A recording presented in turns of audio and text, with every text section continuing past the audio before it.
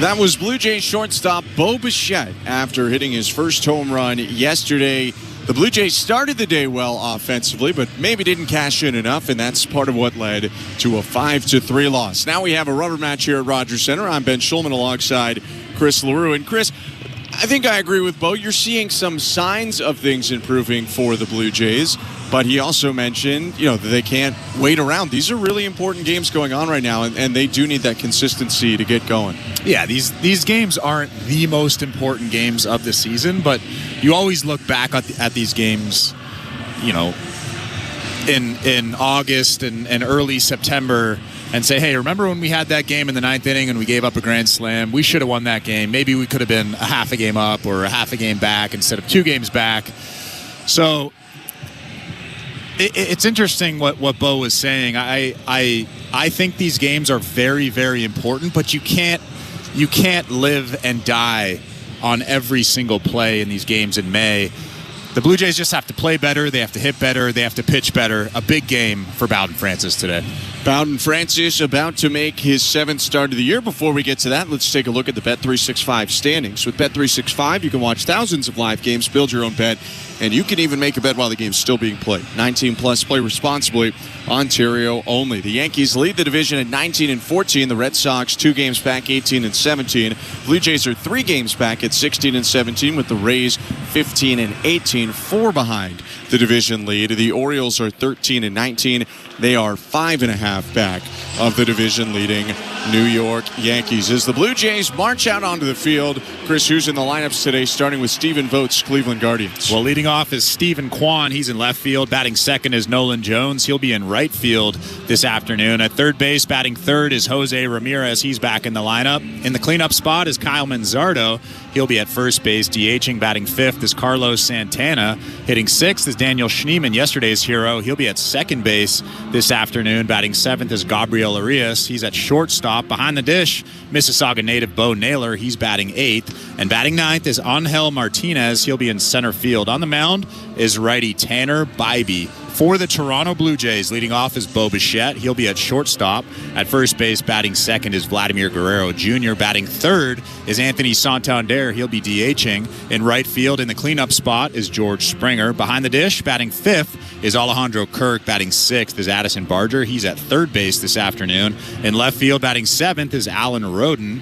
Hitting eighth is Nathan Lucas. He's in center field. And batting ninth at second base is Andres Jimenez. On the mound is righty Bowden Francis. For Francis, his 7th start of the year, 2-4 with a 5.28 ERA. The 29-year-old stands 6'5", 220 pounds, and he is looking for a rebound. A couple starts in a row that have not exactly gone his way, but the last one especially was a tough one for Francis. 3 innings against Boston, 8 hits, 7 earned runs, no walks or strikeout.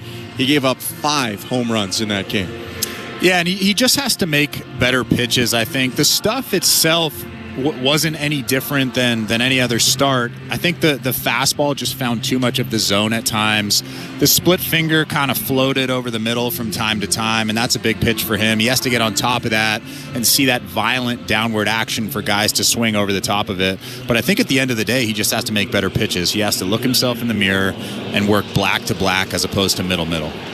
Francis walking up the back of the hill. Blue Jays in their powder blues today, both pants and jersey, with a dark blue cap and a powder blue brim. Guardians counter with their navy jerseys, red logo. Here's Francis in the wind. His pitch to Stephen Kwan is in there to get ahead 0-1. Time of the first pitch today is 1:38 Eastern. The roof closed again at Rogers Center. It's 15 degrees and cloudy outside in downtown Toronto. Left-handed hitting Kwan at the plate. Francis starts diagonal to home. Winds and offers. Outside with a fastball. 1 ball, 1 strike. Mentioned the fastball and splitter for Francis. Also uses a curveball, a slider, occasional sinker. 1-1. First split of the day, misses low. 2 balls, 1 strike. And although that missed down below the strike zone, that's the action that he wants, that downward action as opposed to kind of just floating through that strike zone. 2-1. Kwan hits it high in the air to left field. Alan Roden is out there today. and he'll make the catch, moving a little to his right to make the play. 1 down. And although he's only thrown 4 pitches, I like what I've seen so far. He's locating the fastball. I think the most important thing for me personally is he's not trying to overthrow. Early in his last start, he was 94, 95 with that fastball. You could see that front shoulder really flying open, which means he's trying to throw too hard.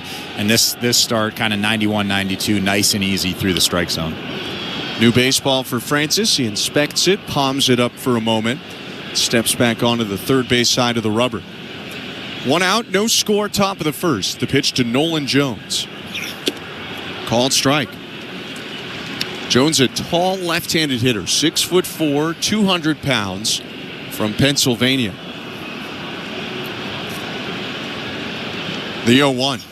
Swing and a miss. Got him to chase the splitter well below the knees. 0-2. That's the one right there. Bottle that thing up, and that's the feeling right there. Getting on top of that thing, downward action.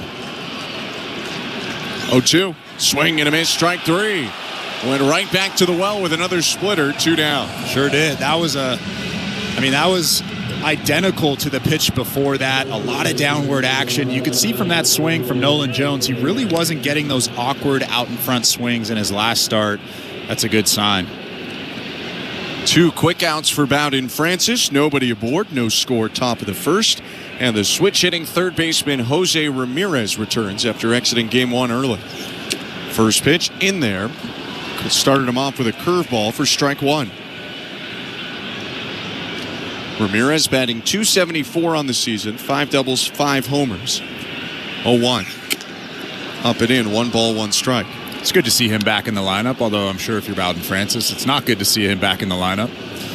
Yeah, he's someone that you'd say, hey, maybe take it another day, rest up before start of next week. But great to see a great player in there. 1-1 is lifted to left again. Alan Roden barely has to move a muscle. Took a step back and steps right back into his initial spot to make the catch and end the inning.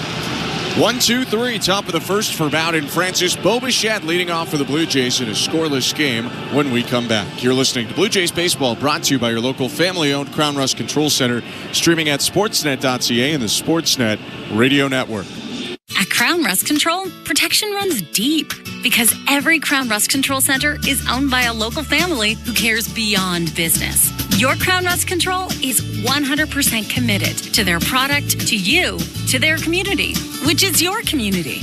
Protecting you and what matters to you is equally important as protecting your vehicle.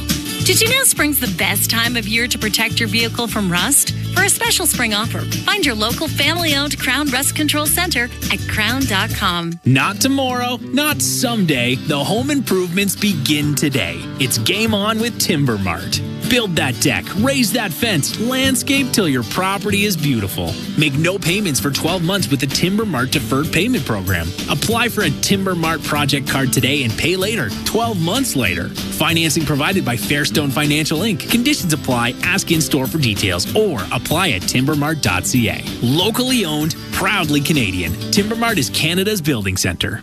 Breaking news coming in from Bet35. Must be 19 or older. Ontario only. Please play responsibly. If you or someone you know has concerns about gambling, visit connectsontario.ca. You know you make me wanna. Hi, this is Ernie Clement, and you're listening to Toronto Blue Jays Baseball on Sportsnet Radio Network. Don't forget to say you will. Bottom of the first in downtown Toronto. No score, Blue Jays and Guardians. And Tanner Bybee, the righty, on the top of the hill.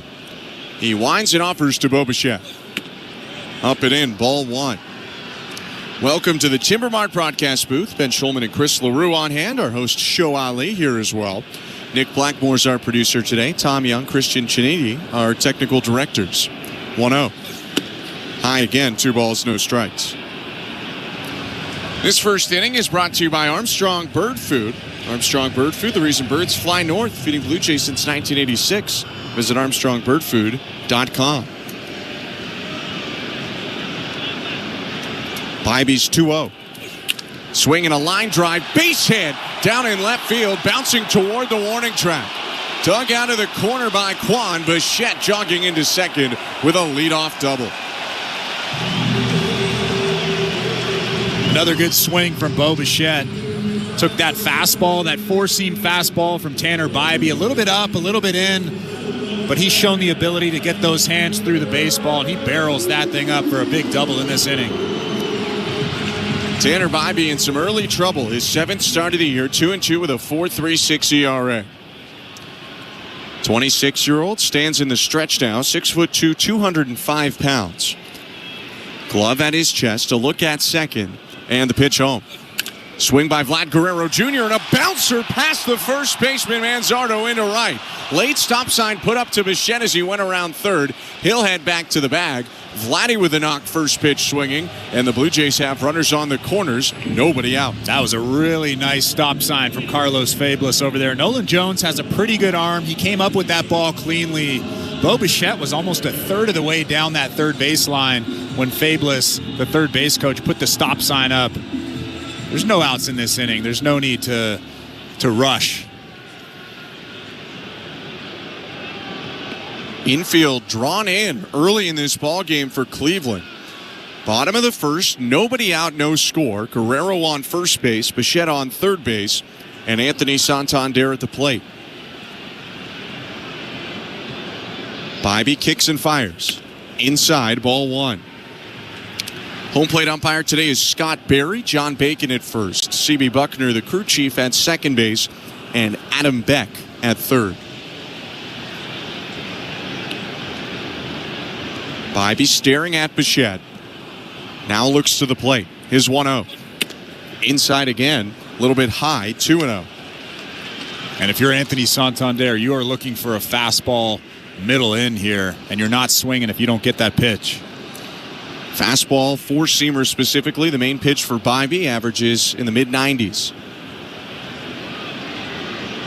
His 2-0.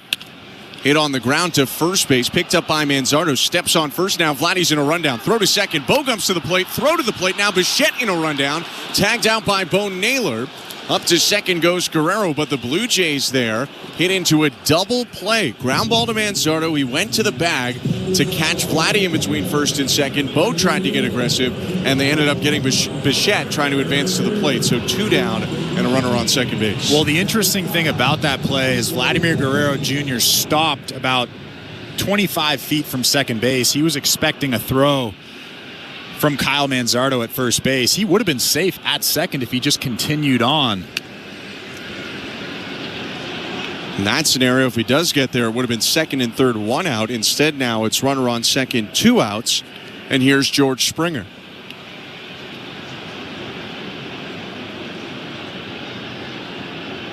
Bybee's pitch. Check swing, called strike, 0-1. For Tanner Bybee, a four-seamer, a cutter, a sinker, a sweeper, a change, and every so often a curveball. Sinkers become a much bigger pitch for him, especially to right-handed hitters like Springer. 0-1. Poked foul down the right field line, fading into the seats. 0-2. And there's still a lot of velo on that sinker as well. A lot of movement, 94, 95, tough to square up. 5th rounder by Cleveland at a Cal State Fullerton in 2021.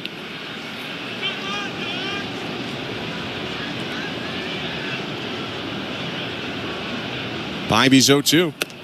High, 1 ball, 2 strikes. 97 miles an hour with that fastball, that four-seamer from Tanner Bybee. He ended up with the Guardians due to a lot of things going on in the baseball world and world at large. Kind of by coincidence. Probably a guy that should have been drafted in 2020, but there were only 5 rounds in that draft. 1-2. High, 2 balls, 2 strikes.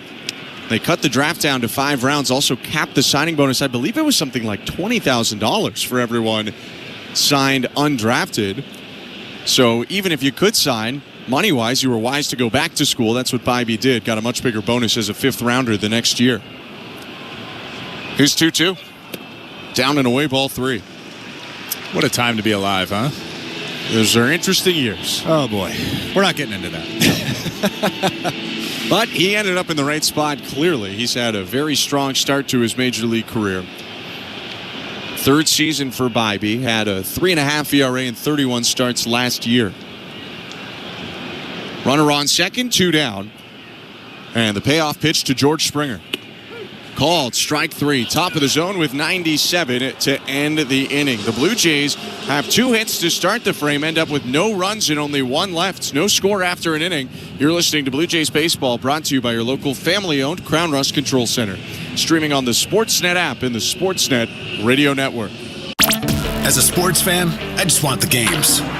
Right now, it's practically a full-time job to figure out which bundle I need. But with the SiriusXM app, it's done the bundling for me. It is gone, a grand slam! I don't have to go anywhere else to get every MLB, NFL, NBA, and NHL game.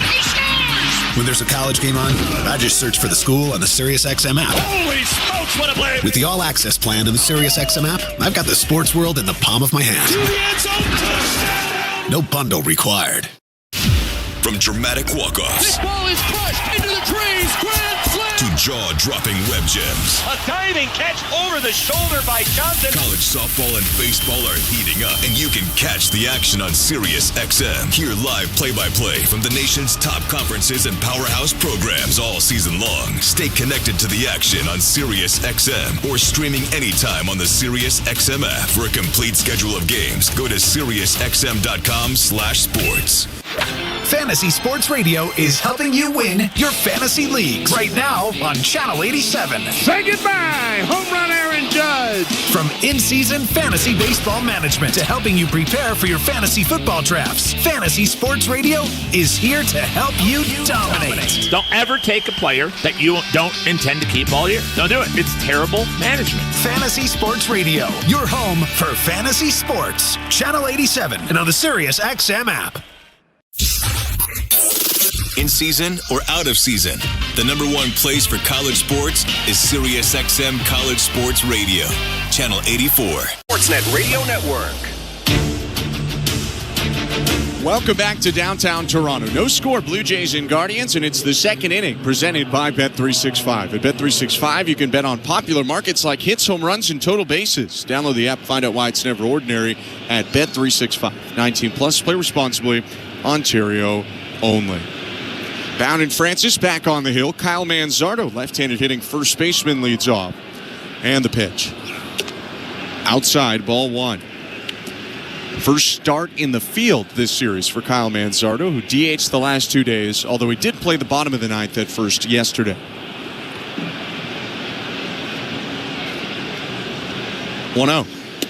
Slow breaking ball for a strike, 1-1.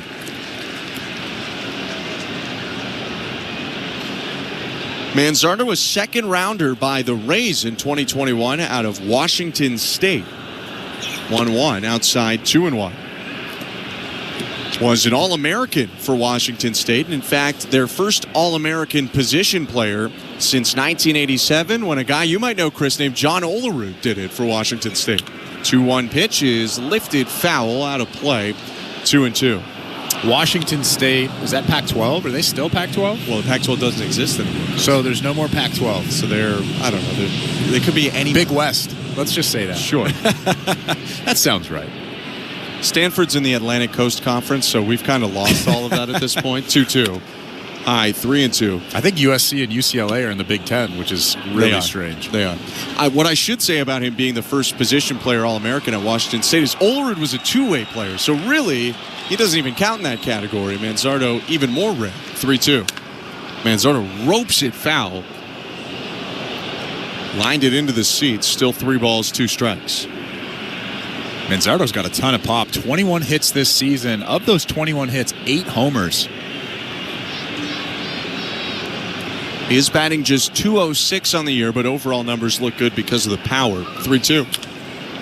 Lifted to third. Addison Barger ranging toward the foul line.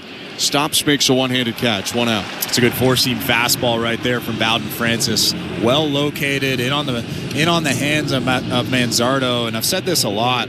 Those big guys with a lot of power. I know it's scary to get inside, but you have to get inside because those big, powerful guys like to get the arms extended. It's easy to tie him up.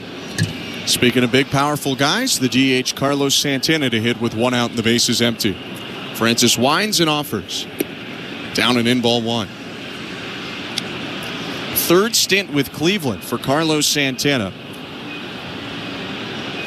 Originally signed by the Dodgers out of the Dominican Republic, he was traded to Cleveland as a minor leaguer. 1-0. Down and away, 2 balls, no strikes. Ended up playing 2010 to 2016 with Cleveland.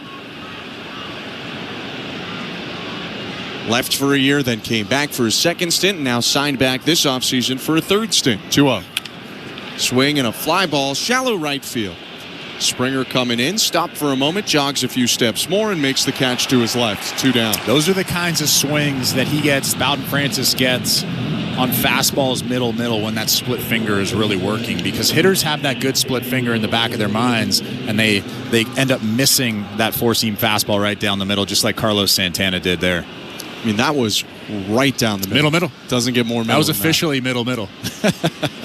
Worked out for Francis, though, who delivers a pitch to Daniel Schneemann. Left-handed hitter pounds it foul to the left into the seats. 0-1. Hero on the Cleveland side, villain on the Toronto side yesterday. Daniel Schneemann drove in all 5 runs in the 5-3 Cleveland win, including the 2-out 9th-inning grand slam. The 0-1. Outside, 1 ball, 1 strike. Almost identical pitches on both of those home runs, too. It was middle in, fastball about thigh high. It almost looked like he was guessing on that last grand slam that he hit. Guessed right. The 1-1. Hit on the ground to second base. Down on a knee. It's picked up by Andres Jimenez, who throws on to first to end the inning. 6 up, 6 down for Bowden Francis. No score in this game, middle of the second. Blue Jays bat against Bybee next. You're listening to Blue Jays Baseball, brought to you by your local family-owned Crown Rust Control Center. Streaming at sportsnet.ca and the Sportsnet Radio Network. Are you ready for some football? On Wednesday, May 21st, gear up for football season with the George Springer Replica Football Jersey Giveaway presented by TD. Rush to the ballpark because this giveaway is available to the first 15,000 fans at Rogers Center. It's Wednesday night. Lights up. Let's go. For tickets, visit BlueJays.com. Of all the things that Timber Mart can lend a hand to build, community ranks among the most important. And with the Timber Mart Local Leaders Initiative, we strive to recognize those dedicated to making their hometowns a better place to live, work, and play. From now to June 25th, you can vote to select our grand prize winner. They'll receive a $10,000 grant to support their outstanding initiative as Timber Mart's Local Leader of the Year. To vote, visit local-leaders.com. Timber Mart, Canada's building center. At Crown Rust Control Center, protection runs deep because every Crown Rust Control Center is owned by a local family who cares beyond business. Your Crown Rust Control Center is 100% committed to their product, to you, to their community, which is your community. Protecting you and what matters to you is equally important as protecting your vehicle. Did you know spring's the best time of year to protect your vehicle from rust? For a special spring offer, find your local family-owned Crown Rust Control Center at crown.com. Saturday, May 17th at Rogers Center is Barbie Game Day. Like Barbie, you can be anything. Just be sure to be at Rogers Center on Saturday, May 17th for Barbie Game Day. Be one of the first 15,000 fans to get your Blue Jays Barbie Hawaiian shirt giveaway. For tickets, visit BlueJays.com. This is Toronto Blue Jays baseball. He's at the track, at the wall. He leaps, and he made the catch. On Sportsnet 590 The Fan and the Sportsnet Radio Network. Welcome back to downtown Toronto. Blue Jays and Guardians in the rubber match of this series alongside Chris LaRue, the former Major League pitcher. I'm Ben Schulman. Tanner Bybee on the hill. Second inning of work for the right-hander, who starts with Alejandro Kirk. The pitch to the Blue Jay catcher. Down and away, ball 1. Kirk hitting .260 on the season. 3 doubles, 2 homers, 12 RBIs.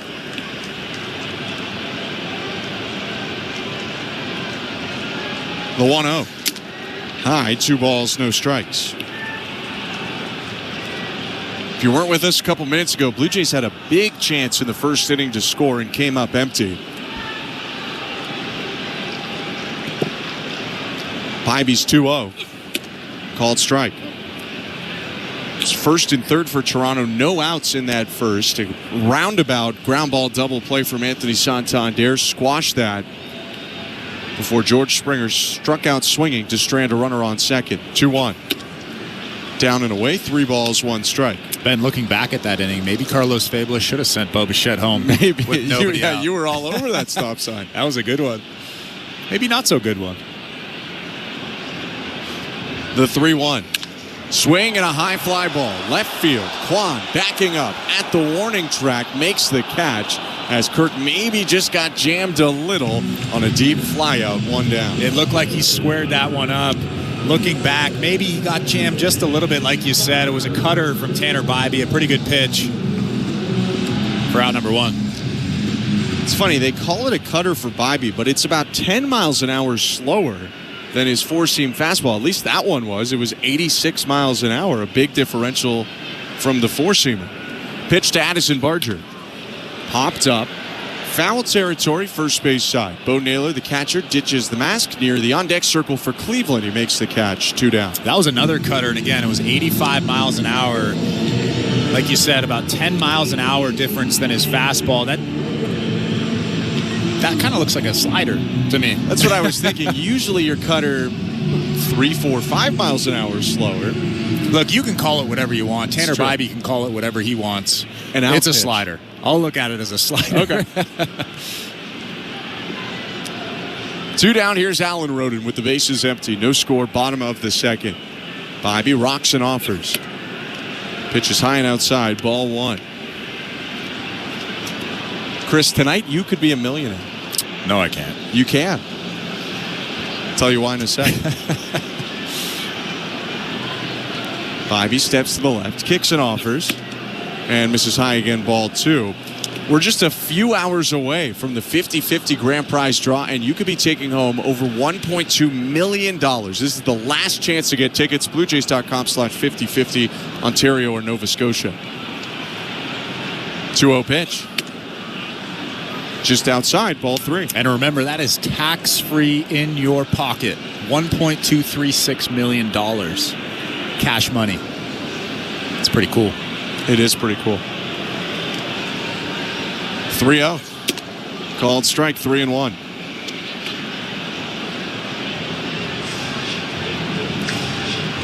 Roden starting in left field today. Left-handed hitter up with 2 outs. The 3-1. Called strike, just clipped the inside edge with a changeup to make it a full count. 81 miles an hour with that changeup. 14 miles an hour slower than his fastball. Roden's going to ask for time. Bybee was about to wind and offer the 3-2. That's huge separation. Yeah. Good separation is about 8 or 9. So 14 is absurd, really. The 3-2.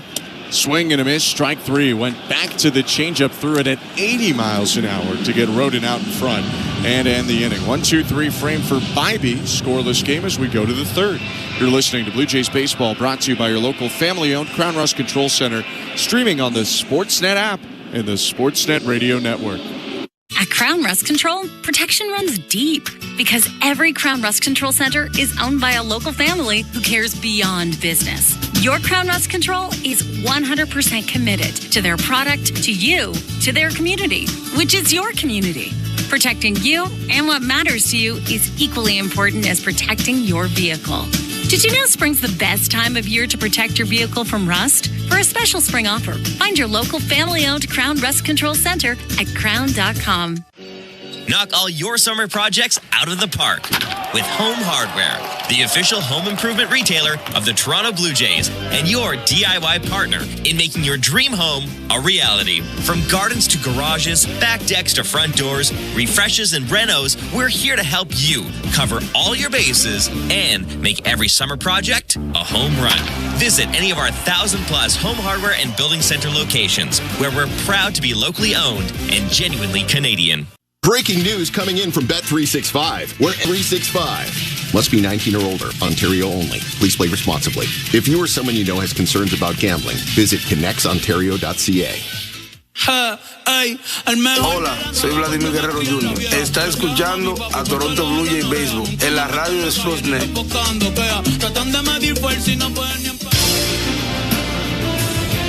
Gabriel Arias walks up to the plate for Cleveland to start off the top of the 3rd inning. No score between the Blue Jays and Guardians at Rogers Center. Bowden Francis back on the hill.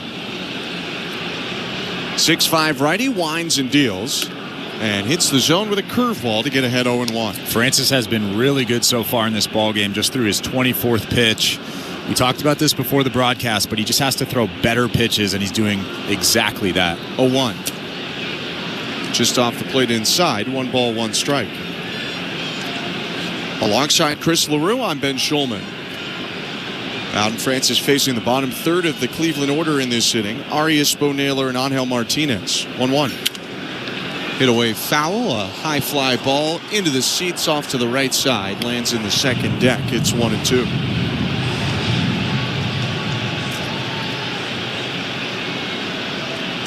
Another strong crowd at Rogers Center today for this Sunday home series finale. Pitch in the dirt on the 1-2 makes it 2 balls and 2 strikes. Blue Jays won the series over Boston. They'd love to take the rubber match today, make it a 4-2 homestand rather than a 3-3 if the Guardians end up taking this rubber match.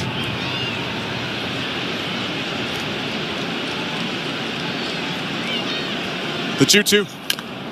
Hit on the ground, foul, third base side. Still 2 balls, 2 strikes. Another really well-located split finger down and in to Arias. Although he fights it off to stay alive, but I'm really impressed at him staying on top of that split finger today and kind of not pushing it like he did in his last start. Right on right, another 2-2 is another foul ball. A pop-up just over the first base dugout into the stands.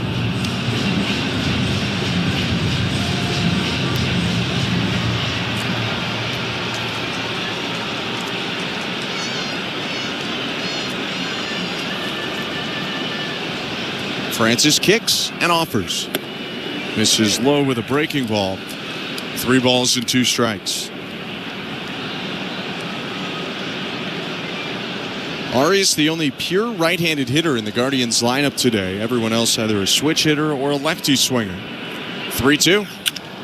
Lined right field. Springer coming in. It's down in front of him for a base hit.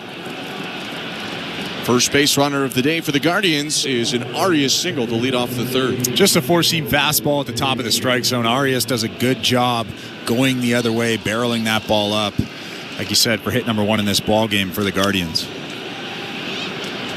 That'll send Francis to the stretch for the first time as Canadian Bo Naylor steps into the lefty box.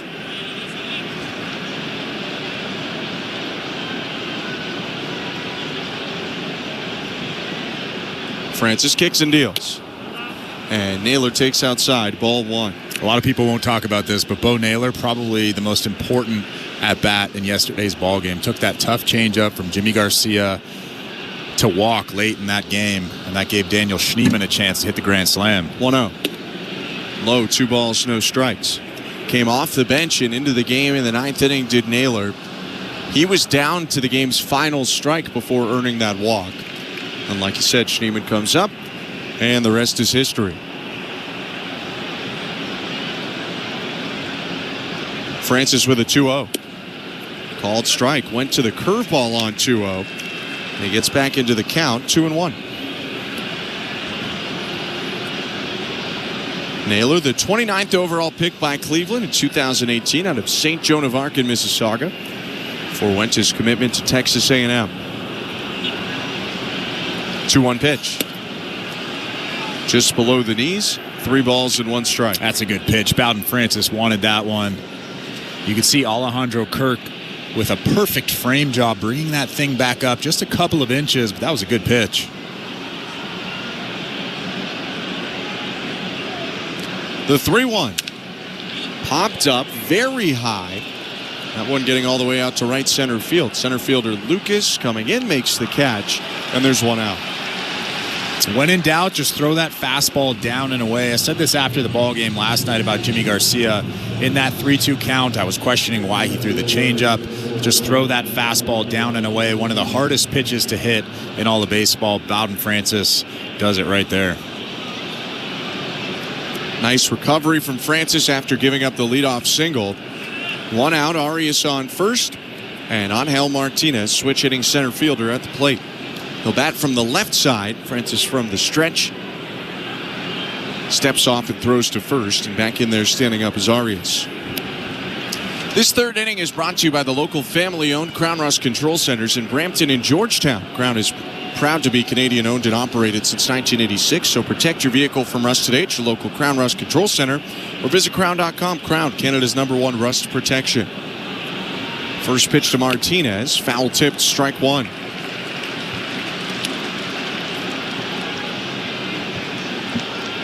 Center fielder is 20 for 64 to begin his year, a .313 average, 4 doubles, a triple, and 6 RBIs.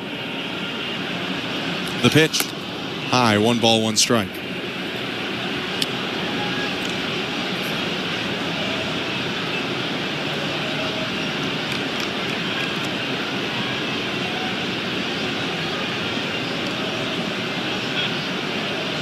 Martinez, a lean outfielder, 6', 186. Swings at a 1-1 and misses. Good curveball there from Francis to get ahead 1-2. Really nice curveball there from Bowden Francis. Started in the strike zone and then broke below the strike zone. That's really important that he gets on top of it. Doesn't have too much of a hump. When it has that hump, hitters can recognize it and lay off it. That one right there was perfect. 40th pitch of the day from Francis. Popped up foul, back into the seats. Still a ball and 2 strikes.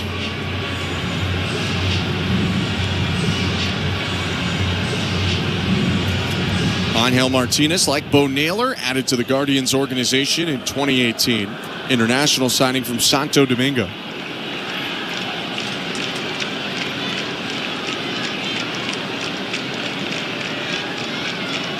The 1-2. Lined right side. That's going to sink down for a base hit. Turning around second, Arias heads to third. Springer's throw from right back into second base to hold up Martinez. It's runners on the corners for Cleveland. Only 1 out. It actually wasn't a bad pitch from Bowden Francis. It was a split finger that maybe just below the strike zone, if not in it. But Angel Martinez doing a good job going down and getting that thing, hitting a line drive into right field. First and third now with 1 out in this inning for Cleveland. And the top of the order up, the almost impossible to retire Stephen Kwan coming to the plate.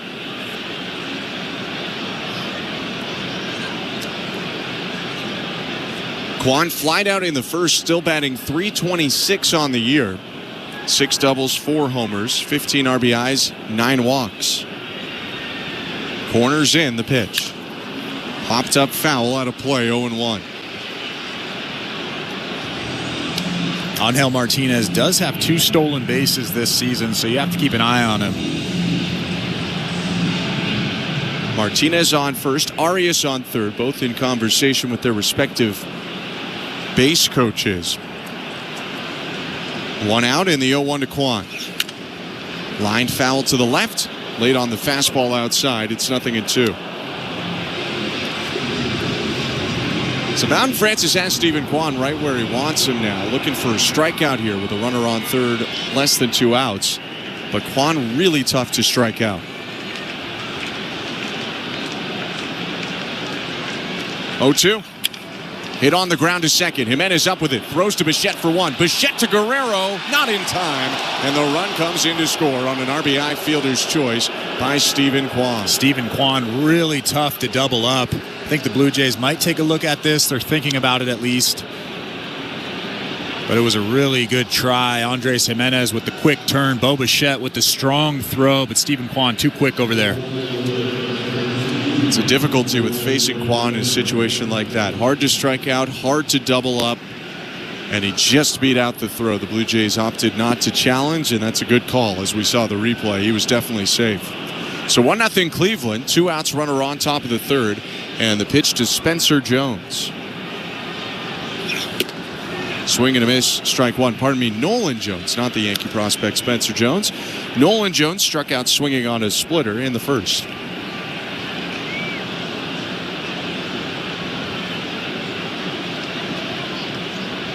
Francis kicks and deals, and it's lifted to center. Lucas froze for a moment, takes 3-4 steps back, angling now to his right to make the catch and end the inning.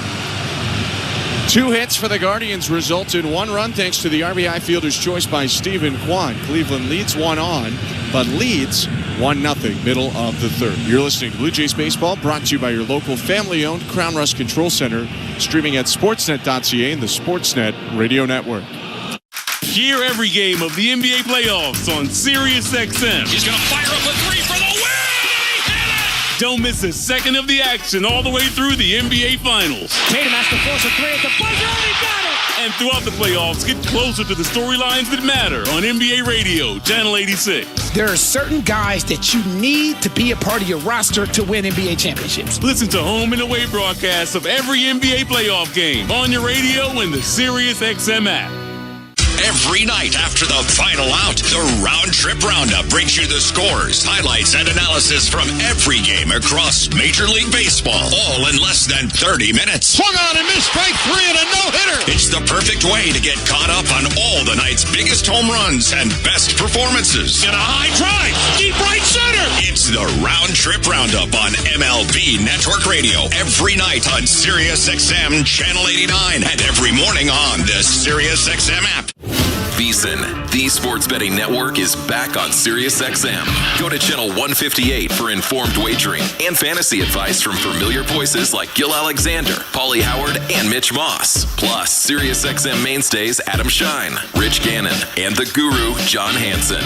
We're getting you ready for the upcoming games with a finger on the pulse of the latest news and the moving lines and odds. VSiN, the sports betting network, is now on SiriusXM 158 and on the SiriusXM app. The Blue Jays are in flight, leading 3-0. Blue Jays fans, this is Ross Atkins, and you're listening to Blue Jays Baseball on Sirius XM. Welcome to the Timbermart broadcast booth. When it comes to home improvements, Timbermart has the expert advice and the right products at the right price, so you won't find yourself out in left field on your next DIY project. Game on, home team. Timbermart, Canada's building center. First pitch at the bottom of the third lands in the zone to Nathan Lucas. Strike one. I'm Ben Schulman alongside Chris LaRue, Show Ali, our host, Nick Blackmore, our producer, Tom Young, Christian Chiniti, our technical directors. 1-0 Guardians in the 0-1. Inside, 1 ball, 1 strike. Nathan Lucas getting the start in center field today. Was the hero in game 1 of this series with the 8th inning go-ahead single. 1-1. Inside, 2-1.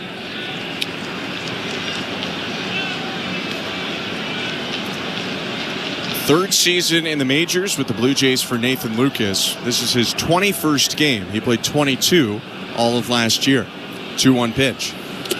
Inside, nearly hit the front foot of Lucas. 3 balls, 1 strike.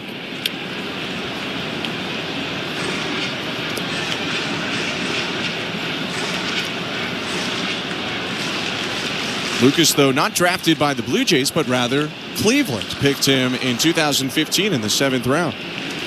3-1. Hit on the ground sharply and picked up at third by Jose Ramirez. He tosses over to first for the out. Jose Ramirez was playing in the hole over there on that left side. They played him perfectly. I think any other day, that's a base hit through the hole, but Jose Ramirez with the nice play, the nice throw across the diamond for out number 1.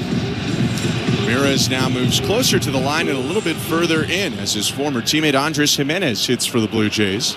Left-handed hitting second baseman. Bybee covering his face with the glove, brings it down in the pitch. Fouled back 0-1. By the way, it's been kind of a weird beginning to the game for Tanner Bybee. He's been good. He hasn't allowed a run. 2 hits to start the game, and no one has reached since.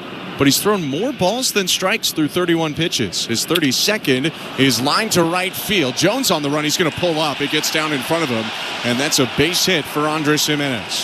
That was a changeup, one of those good changeups from Tanner Bybee. Andres Jimenez does a good job keeping that bat back. Stays right on it. Good line drive. It's kind of an elevated changeup, but still a good job from Andres Jimenez staying right on that thing. Well, again, that pitch from Bybee, his location just doesn't seem as sharp as it can be so far today, but it is early. Second time through the order for the right-hander. Here's Bo Bichette. 1 on, 1 out. Bybee kicks and offers. And Bichette powers the ball to left center field. Kwan racing back at the warning track, reaches up and brings it in before crashing into the fence. Heck of a play on the run by Stephen Kwan to take away extra bases from Bo Bichette. Another good swing from Bo Bichette. Hammered that thing into the gap in left center. But Stephen Kwan, what a play out there up against that wall. Kwan had to run a long way into the gap. And he made it there in time without having to leave his feet. Now 2 down, still a runner on first. And here's Vladimir Guerrero Jr. Step off, throw to first. Jimenez was barely off the bag. He just takes 1 step back. Protected his head as he thought that one was coming high and tight.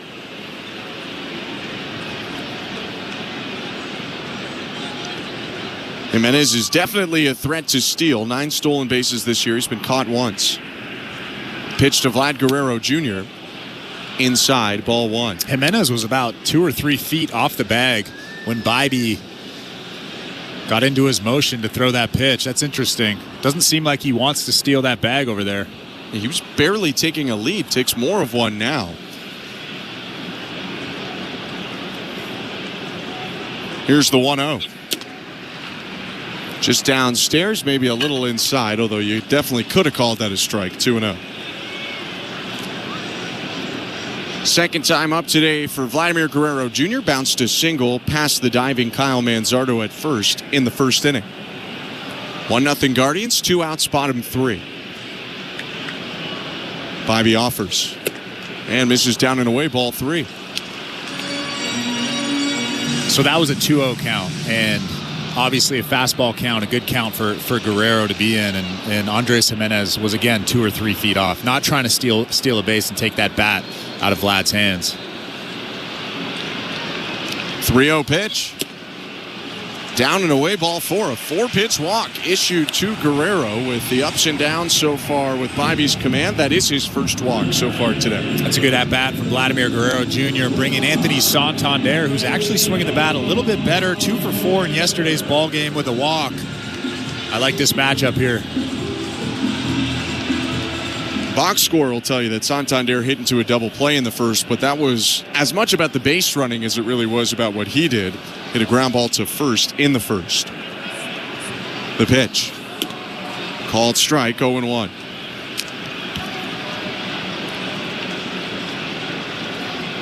Santander probably as happy as anyone to see the calendar flip to May a couple days ago.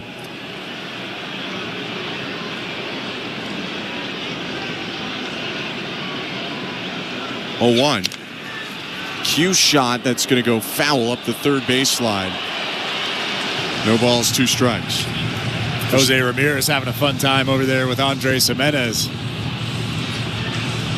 Ramirez going to the bag at one point, but Jimenez, who ran all the way down there, is now going to smack some dirt off of his leg as he walks back to second.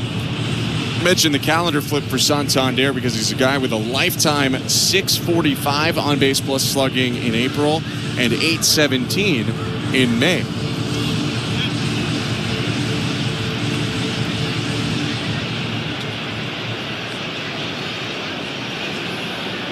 He's in an 0-2 hole, though, with runners on first and second. Guerrero on first, Jimenez on second. 1-0 Guardians.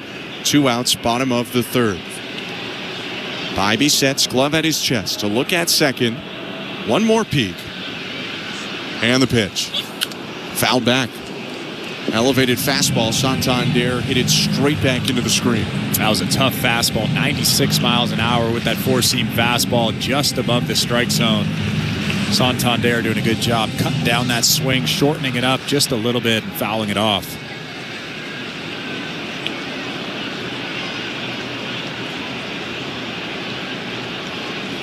The 0-2. Down and in, 1 ball, 2 strikes. Bo Naylor liked that pitch, pointing back out at Bybee, letting him know that was a good pitch. Bybee's thrown 41 pitches so far, 20 strikes, 21 balls.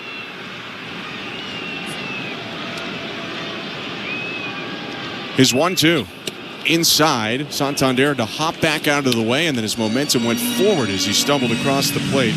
2 balls, 2 strikes.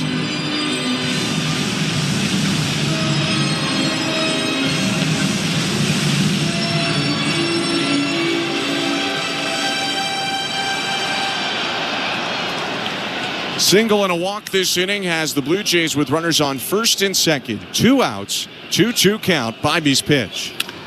Hit on the ground, foul to the right. Santander continuing to battle, has seen 6 pitches so far. I'm surprised he got to that pitch. 97, about 2 balls in off the plate. He was able to get the barrel to it and hit it foul.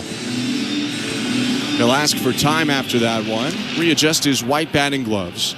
Takes a breath, staring at the barrel of his light-colored bat. And now the big, slugging, switch-hitting DH steps back in.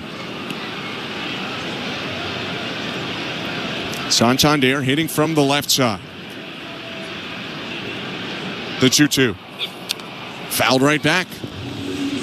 Cutter, bottom of the zone, a little bit on the inner half, and he just tipped it away. Pretty good AB here.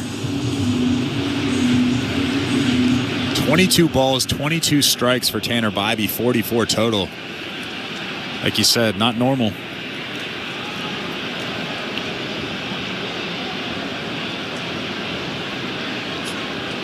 Righties 2-2. Fouled away. Changeup, Santander was so out in front of, he hit that with the top of his bat, but they all count the same. It rolled away to the third base dugout, and he'll live to see a 9th pitch. It's really impressive how different the changeup is in terms of velocity. Yeah, but I think that pitch actually hit off the cup. Yeah, at the top of that bat. Here's pitch number 9. Fouled off of his own foot. Santander will take a walk. Scott Berry's going to give him a second as Santander labors after slamming that ball into the lead right foot.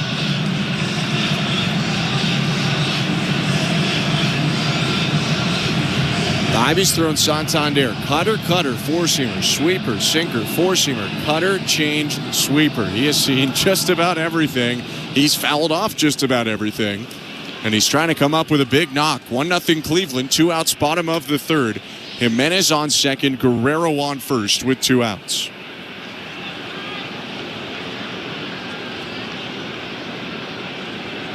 The 10th pitch. Low ball 3. Santander bouncing around after that tick. He's worked it to a full count. Another sweeper, and actually that was the best one of the at-bat. It looked like a strike and kind of just dove down. Good vertical movement to it, but Santander with a great at-bat. Both runners will be off on this pitch with a full count and 2 outs. Bybee's going to step off first.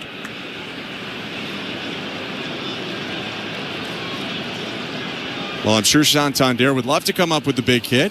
Blue Jays are in good hands. If he takes a walk here as well, it would be bases loaded for the on-deck hitter, George Springer. 3-2, runners off, and the pitch fouled off the mask of the home plate umpire, Scott Berry. Santander continuing to stay up there, and Berry given a second by Bo Naylor, who's going to walk the ball out to his starting pitcher and talk to him for a sec on the mound. Yeah, nice job from Bo Naylor, slowly walking out there. That ball squared him up. Scott Berry, the home plate umpire, right in the center of that mask. He looks all right, though. Bo Naylor still out talking to Tanner Bybee on that mound. I'm sure he'll slowly walk back to home plate, too. Santander chatting with Scott Berry right now, who seems to be all right, although he took the mask off for a second just to get a little bit of air. This is probably good for Tanner Bybee, too, though. He's thrown a lot of pitches in this inning. 11 alone to Anthony Santander. And he's thrown well over 20 pitches in the inning. Up to 48 on the day. Just over half of them are strikes, although Santander has helped him fouling off some pitches out of the zone. Again, Jimenez on second, Guerrero on first.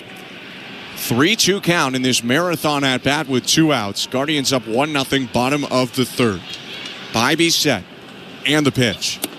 Down and in, ball 4. That is about as well earned of a walk as you're going to find all year. A 12-pitch free pass, and the bases are loaded for the Blue Jays. That was a good take from Santander. It's always a good feeling, though, when you have a guy like George Springer protecting you. You trust the guy behind you. If you take a walk, you think, or trust at least, that the guy behind you can come up with a big knock. And I know Springer's already hit once today, but if you want a good idea of Tanner Bybee's pitches, he just watched 12 of them from the on-deck circle. 1-0 Cleveland. Bases loaded, 2 outs, bottom of the third. Springer struck out looking on an elevated heater in the first inning that left a runner on second. Bybee's pitch. Called a ball. He hunches over. I don't blame him. That looked pretty good on the outside edge, but he'll fall behind 1-0. That was one of those pitches where Bo Naylor, the catcher, is set up inside. The pitch is outside, so it looks a lot worse than it was, but that's a strike. 51st pitch from the right-hander Tanner Bybee. Swing and a fly ball center field. Racing back Martinez, slowing up, makes the catch in front of the warning track and ends the inning. After all that, the Blue Jays with no runs on one hit. They leave the bases loaded and trail 1-0 after 3 innings. You're listening to Blue Jays Baseball, brought to you by your local family-owned Crown Rust Control Center, streaming on the Sportsnet app and the Sportsnet Radio Network. A place in the UEFA Champions League final is on the line, and all the drama is on Sirius XM FC. Here's Lamine Yamal! Outside of this world! After a 6-goal classic in Spain, Barcelona and Inter meet in Milan with the tie level and everything to play for. Varane is there again. He scored again. It's a Champions League semi-final. Inter versus Barca. Tuesday at 3 Eastern on Sirius XM FC, channel 157 in the car and the Sirius XM app. Baseball is back. It's former General Manager Jim Duquette, and every Sunday on the front office, we have you covered on everything happening across Major League Baseball. That's right, Duke. It's former Big League GM Jim Bowden. Injuries, extensions, promotions, demotions, and trades. We'll have you covered on all the news. We'll bring you the front office perspective as the season heats up. Front office with Jim Duquette and Jim Bowden, Sundays at 10 a.m. Eastern on MLB Network Radio, Channel 89, and on the SiriusXM app. From dramatic walk-offs. This ball is crushed into the trees. Grand slam. To jaw-dropping web gems. A diving catch over the shoulder by Johnson. College softball and baseball are heating up, and you can catch the action on Sirius XM. Hear live play-by-play from the nation's top conferences and powerhouse programs all season long. Stay connected to the action on Sirius XM or streaming anytime on the Sirius XM app. For a complete schedule of games, go to SiriusXM.com/sports. You want baseball? The doggy has you covered. Tune in to Mad Dog Unleashed for the best baseball coverage anywhere. Weekdays 3 to 6 Eastern. Sirius XM Mad Dog Sports Radio, Channel 82. Sportsnet Radio Network. It's the 4th inning presented by Bet365. Download the Bet365 app for today's baseball odds and find out why it's never ordinary at Bet365. 19 plus, play responsibly. Ontario only.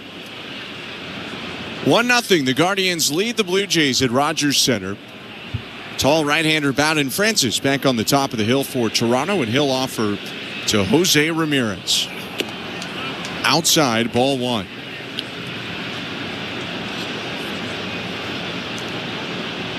Ramirez, one of the great players in the majors right now, faces a 1-0 and takes it high. 2 balls, no strikes. For as great as Jose Ramirez is, do you think he's one of the most under-the-radar players? Of his caliber, probably. Yeah. 2-0. In the dirt, 3-0.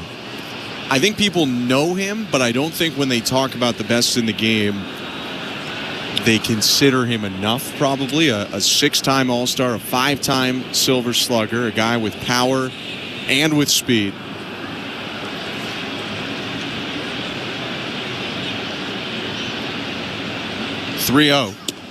Called strike, 3-1. And a guy that he was good as a prospect or when they signed him, when Cleveland signed him, but he wasn't ever supposed to be this. I know it's hard to expect somebody to be this good, but 3-1. Fouled back, 3-2. He turned into a speedster, a guy that can swipe a bag. He turned into a powerful hitter. It's really rare to find guys like that. Cleveland traded away Lindor, kept Jose Ramirez. Not exactly apples to apples, but that is what they did. 3-2. Lifted to left field. Rodin started back. Now he's coming in and towards left center. He'll stop, make the catch to his left, and there's 1 out. I played with Jose Ramirez when he was 18 or 19 years old in the Dominican Winter League, and he's 5'8", 190 now. When I played with him, he was about 5'8", 140. He was a tiny, tiny guy. Never thought that he would be a huge power guy like he is now. I don't think anyone really did. He was supposed to be a shortstop, probably more of a pure speed guy. But his path changed a lot, and it's worked out really well for him and for Cleveland. Kyle Manzardo up the pitch. Called strike.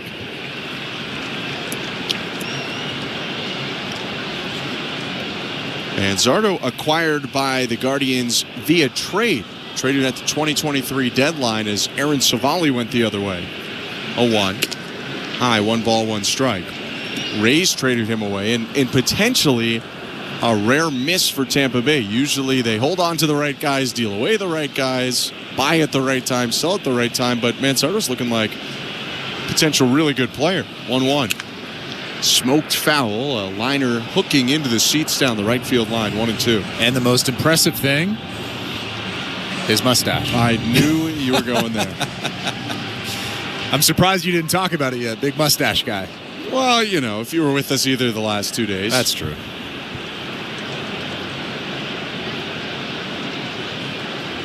The 1-2. Down and in. 2 balls, 2 strikes. Well, the mustache might contribute to an old school look. Stephen Kwan recently called him, quote, a 1960s kind of hitter. Old school, no swag. He's awesome, and that's what we need. I guess that's a compliment. 2-2 is hit on the ground right side past the dive of Andres Jimenez into right field for a base hit. I'm sure Stephen Kwan meant it as a compliment, but saying somebody has no swag, come on, man. It's kind of a neg. Come on, man. Yeah. Well, Manzardo on first. He's got a knock in this game. 3rd one of the day for the Guardians. And with 1 out, Bowden Francis will go into the stretch against Carlos Santana.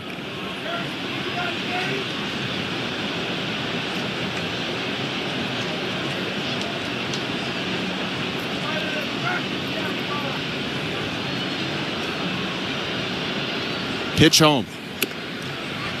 This is outside, ball 1. Pretty impressive to see Carlos Santana still doing it.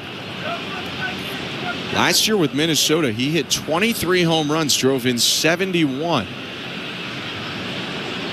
Both of those numbers led the Twins. Next pitch is low, 2-0. That was his age 38 season. Less than a month ago, he turned 39 years old. Birthday April 8th, 1986. 2-0. Called strike, 2-1. I'm sure at the beginning of last season, he probably thought to himself and probably had discussions with his family, this could be the last season. And then he has a great season, decides to play another season, and here he is. Still doing it. Santana faces a 2-1, takes it high, 3 balls, 1 strike.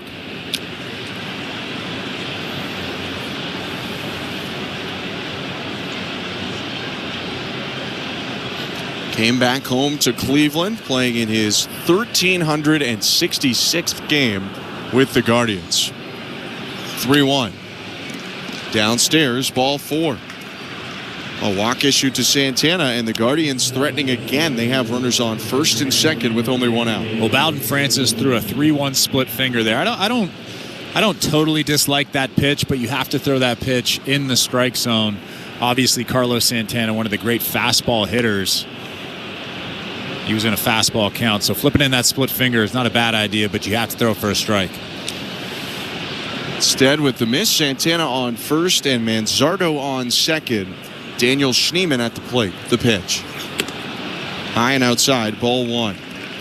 In a second, we'll go to the out-of-town scoreboard, brought to you by St. Louis Bar and Grill, 100% Canadian-owned and operated since 1992. Every Tuesday night, wings are just half price. Visit stlouiswings.com for details. You are welcome. 1-0. Schneemann takes up top again. 2 balls, no strikes.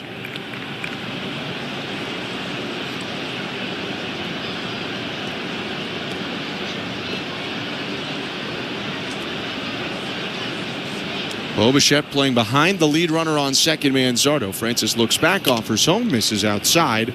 3-0. Bowden's lost the zone just a little bit. Not completely wild, but those last 3 pitches just out of the strike zone. Have to throw a strike here. Don't want to load the bases with 1 out.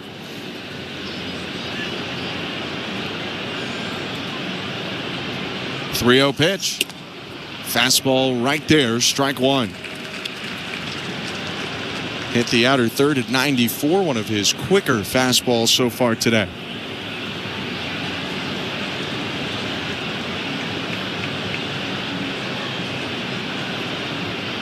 The 3-1. Lined right side, hooking to the corner. That's a fair ball bouncing up against the wall.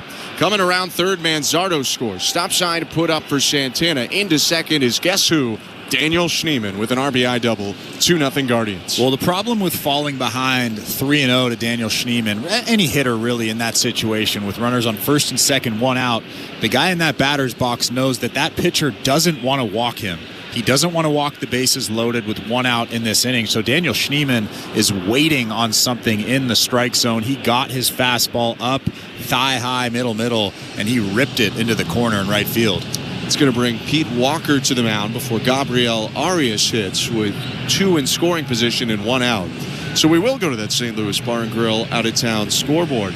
Baltimore Orioles in action against the Kansas City Royals after a rain-delayed night game yesterday.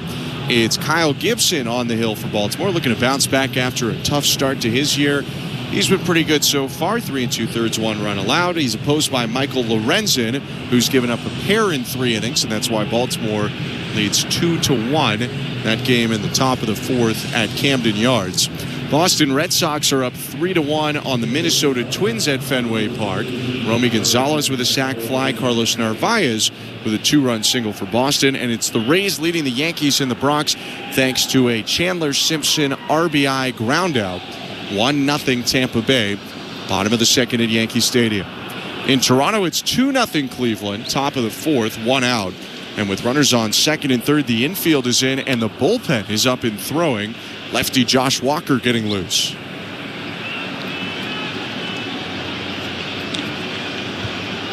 Gabriel Arias, right-handed hitting shortstop, is the batter for Cleveland. The pitch.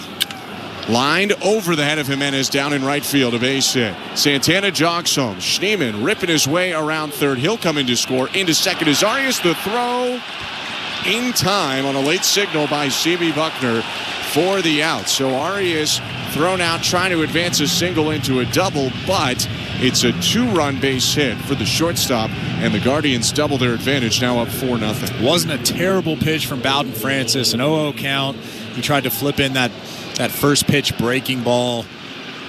It was actually down out of the strike zone, but Arias did a really nice job going down, getting it, and hitting a rocket into the gap in right field. George Springer doing a good job cutting that ball off. So 3 runs in this inning, 4-0 Cleveland. The pitch to Bo Naylor is crushed out to center, but it doesn't have the legs to get out. Nathan Lucas back to make the catch, and that will do it for the top of the 4th. 3 runs on 3 hits. Daniel Schneemann's double set up the 2-run single by Gabriel Arias, and the Guardians lead 4-0. Middle of the 4th. You're listening to Blue Jays Baseball, brought to you by your local family-owned Crown Rust Control Center, streaming at sportsnet.ca and the Sportsnet Radio Network. Knock all your summer projects out of the park with Home Hardware, the official home improvement retailer of the Toronto Blue Jays and your DIY partner in making your dream home a reality. From gardens to garages, back decks to front doors, refreshes and renos, we're here to help you cover all your bases and make every summer project a home run. Visit any of our 1,000+ Home Hardware and Building Center locations, where we're proud to be locally owned and genuinely Canadian. At Crown Rust Control Center, protection runs deep because every Crown Rust Control Center is owned by a local family who cares beyond business. Your Crown Rust Control Center is 100% committed to their product, to you, to their community, which is your community. Protecting you and what matters to you is equally important as protecting your vehicle. Did you know spring's the best time of year to protect your vehicle from rust? For a special spring offer, find your local family-owned Crown Rust Control Center at crown.com. Breaking news coming in from Bet5. Must be 19 or older. Ontario only. Please play responsibly. If you or someone you know has concerns about gambling, visit connectsontario.ca. This is Toronto Blue Jays baseball. He dives, and he made the catch. On Sportsnet 590 The Fan and the Sportsnet Radio Network. Bottom 4 in downtown Toronto. Welcome back to Blue Jays Baseball. I'm Ben Schulman alongside Chris LaRue. Tanner Bybee on the hill. The right-hander offers to Alejandro Kirk. And it's a called for strike, 0-1. Welcome to the Timbermart broadcast booth. Christian Ciannini, Tom Young, our technical directors today. Nick Blackmore, our producer. Show Ali is our host. The 0-1. Hit foul, back behind the plate, out of play. 0-2. Well, the Blue Jays have a bit of a hill to climb now, down 4-0 after a 3-run top of the fourth by the Cleveland Guardians. 0-2. Hit on the ground to third and bobbled by Ramirez, picked up by the shortstop Arias, but there's no throw. That ball hopped up on Ramirez and hit him square below the belt. He's hunched over right now, and Alejandro Kirk is safe at first. Well, that is a play that he probably makes 100 out of 100 times. I thought he took his eye off it for a second, but watching the replay, it looked like he was right on it, just misplayed that ball. That will go as an error on Jose Ramirez. Maybe the break the Blue Jays need to start a rally. Here's Addison Barger as the infield shifts to the pull side for the left-handed hitter. Bybee offers, and Barger takes well upstairs, ball 1. It has felt a little bit like Tanner Bybee has been there for the taking. He has been wild today, and he has stranded a fair amount of runners so far, 4 in 3 innings. 1-0. Called strike, 1-1.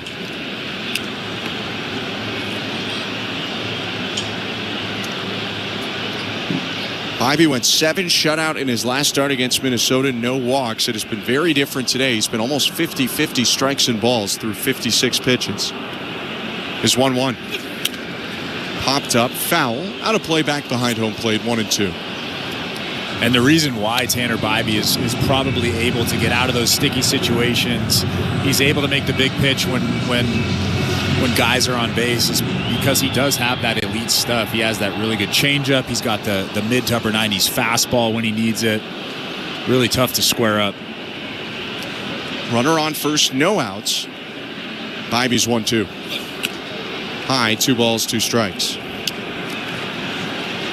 He is, you would think, the ace of the staff for the Guardians. They do have Shane Bieber on their injured list right now.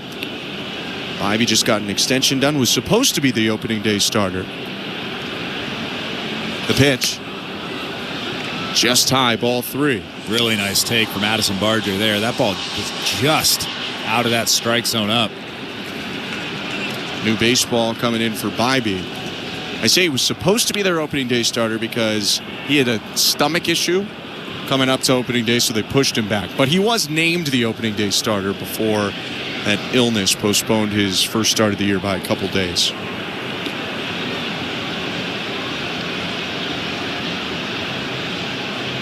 Righty's payoff pitch.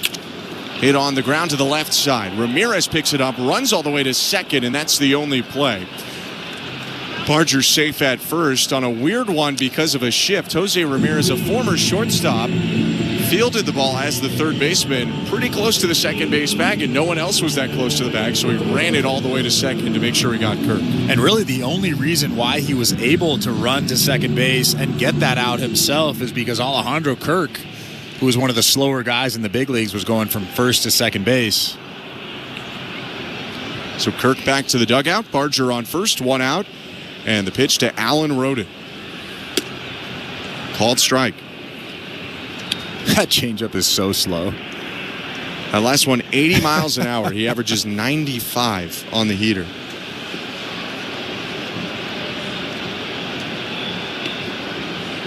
Roden hitting 178 on the year. Mired in an 0-for-26 slump. 0-1. Lined foul off the netting near the third base dugout, 0-2. I've known guys that I've played with that have had really good changeups like that, 15, 16, 17 miles an hour slower than their fastball, and they all tell me the same thing. They just don't push off with their back leg, and that really slows it down. Obviously really hard to do, otherwise more people would do it. Right. 0-2. Down and away, 1-2. It's an interesting way, though, to keep your arm speed the same, because you get so much of your power and velocity from your legs. You can deceive the hitter a little bit. I mean, that's the most important thing. Keep that fastball arm speed. Step off, throw over to first, and Barger back in standing. Looked like Manzardo was not expecting that. He actually was taking a step off the line to get into fielding position with the left-handed hitter up, and then had to dart back towards the bag to make sure that that ball didn't get away. Now the 1-2. Inside. 2 balls, 2 strikes.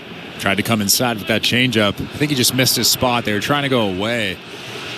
But Tanner Bybee is really relying on that changeup today. Must have a good feel for it. Only throws it 13% of the time usually. He does have a lot of left-handed hitting opponents. Maybe that ticks it up a little. It's also been very good for him today. 2-2. High ball 3. I mean, the fastball has not been reliable. He just threw another one high. Almost all of his misses have been above the zone, and a lot of them well above the zone. It's another full count. Just got Barger to hit into a fielder's choice in a full count. Barger's on first, 1 out. 3-2 to Rodin. And he hit him. Plunked him with, I think, another changeup off the right side of his lead front leg, kind of in between the shin and the calf. And for Alan Rodin, he's going to go down to first with a hit by pitch. Actually kind of got him right on the calf. Up to second base goes Barger. It seemed to me like Alan Rodin forgot that he had 3 balls on him. He let that ball hit him in a 3-ball count. Right, he just jump out of the way. Yeah. You got ball 4, buddy. First and second, 1 out. Here's Nathan Lucas. Infield at double play depth, the pitch. Upstairs, ball 1. 33 balls, 34 strikes for Tanner Bybee in 67 pitches, yet he's pitched the Guardians to a 4-0 lead.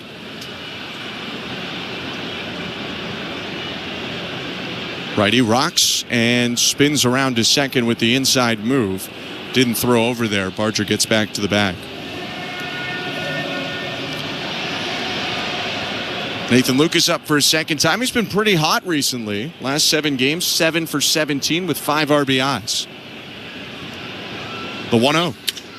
Lined left field, down in fair territory, a base hit. That ball rolling into the corner. Barger around third, he scores. Stop sign for Rodin at third. Lucas into second with an RBI double, and the Blue Jays are on the board. It's 4-1 for Cleveland over Toronto. Well, I've mentioned this a lot this season. Nathan Lucas is a professional hitter, a very good approach up there. Hit .366 at AAA in 2023. He hit .335 last year at AAA. He knows what he's doing up there. He takes that fastball away from Tanner Bybee, and he hammers it the other way on a line. A huge hit for Nathan Lucas in this ball club. Blue Jays now have second and third, 1 out. Lucas on second, Rodin on third, and the pitch to Andres Jimenez. Lined off the glove of Bybee, up the middle into center field. In to score Rodin. Lucas gets the wave. The throw from Martinez goes all the way to the backstop. Jimenez late to react. He'll stay at first, but it's a 2-run single for Andres Jimenez, and the Blue Jays have 3 in the inning. It's now 4-3 for Cleveland. Well, the Blue Jays got lucky there at home plate. I think Bo Naylor actually had a chance to get Nathan Lucas sliding in, but that throw skipped past him to the backstop. A big play in this inning. Carl Willis out to the mound to talk to Tanner Bybee, who finally, after flirting with danger so many times, got burned. Although speaking of flirting with danger, that was also a very scary play up the middle. 99 miles an hour off the bat from Jimenez. Bybee kind of folded out of the way as he reached his glove up, got a piece of it, but luckily it didn't get hit with the baseball, so he's all right. And now the top of the order is up. Bo Bichette is walking to the plate. This seems like a big spot in this ball game, although it is pretty early still. Bottom of the 4th, 1 out, runner on first. 4-3. The Blue Jays trailing the Guardians.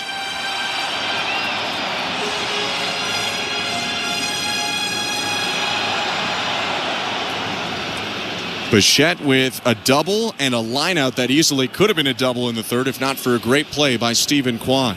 Step off by Bybee, check on first. Jimenez back in with a head-first dive. So Bichette will wait an extra second.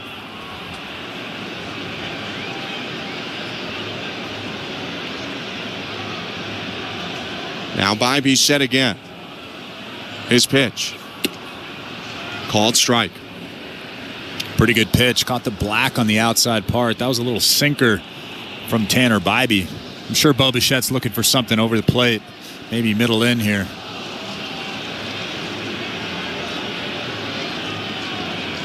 A 1.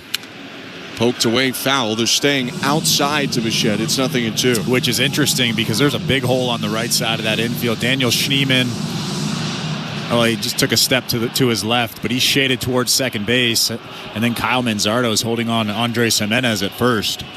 Has almost the full 90 feet to work with between first and second. 0-2. Rolled over to shortstop. Picked up there Arias. Over to Schneemann for one throw to first, not in time. It was stuck in Arias' glove for a moment. So it's a fielder's choice. Bichette replaces Jimenez at first, and there are 2 down. That's actually a big play because Arias should have gotten that ball out of his glove cleanly to second base. They probably would have doubled up Bo Bichette at first base. But now it gives the Blue Jays a chance to score another run here with 2 outs and Vladimir Guerrero Jr. coming to the plate. Vladdy with a nice start to his day. A single and a walk so far. 4-3 Cleveland. 2 outs, bottom of the 4th. And the pitch. Called strike. I want that one back. That was a sweeper hung right over the middle of the plate.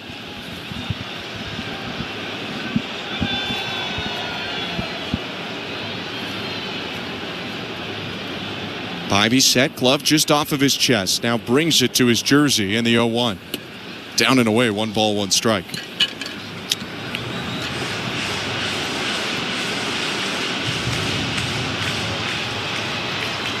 Vladdy hitting .278 on the year. Team leading 17 RBIs.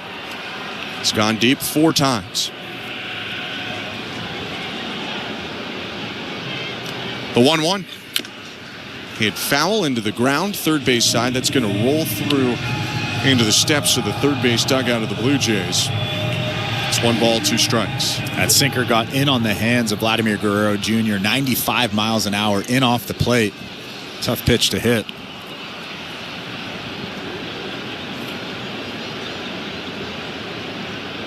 The 1-2. Swing and a foul tip, strike 3. Blue Jays get 3 in the inning. Nathan Lucas with a double before a 2-run Andres Jimenez single. And it's a close game again, 4-3 for the Guardians as we head to the 5th. You're listening to Blue Jays Baseball, brought to you by your local family-owned Crown Rust Control Center. Streaming at the Sportsnet app and the Sportsnet Radio Network. I'ma need some whiskey glasses. Why you gotta be so hard? Morgan Wallen's musical universe just got bigger. I can't wait for people to hear the new concepts and new things that we were able to say on here. Dive into the brand new album, I'm the Problem, plus hand-picked music from friends and influences. Morgan Wallen Radio, my very own channel. Now for a limited time on Channel 57 and at home with the SiriusXM app on your phone, computer, Alexa, TV, or other internet-connected devices. From dramatic walk-offs. This ball is crushed into the trees. Grand slam. To jaw-dropping web gems. A diving catch over the shoulder by Johnson. College softball and baseball are heating up, and you can catch the action on SiriusXM. Hear live play-by-play from the nation's top conferences and powerhouse programs all season long. Stay connected to the action on SiriusXM or streaming anytime on the SiriusXM app. For a complete schedule of games, go to SiriusXM.com/sports. Fantasy Sports Radio is helping you win your fantasy leagues right now on Channel 87. Say goodbye, home run Aaron Judge. From in-season fantasy baseball management to helping you prepare for your fantasy football drafts, Fantasy Sports Radio is here to help you dominate. Don't ever take a player that you don't intend to keep all year. Don't do it. It's terrible management. Fantasy Sports Radio, your home for fantasy sports. Channel 87 and on the SiriusXM app.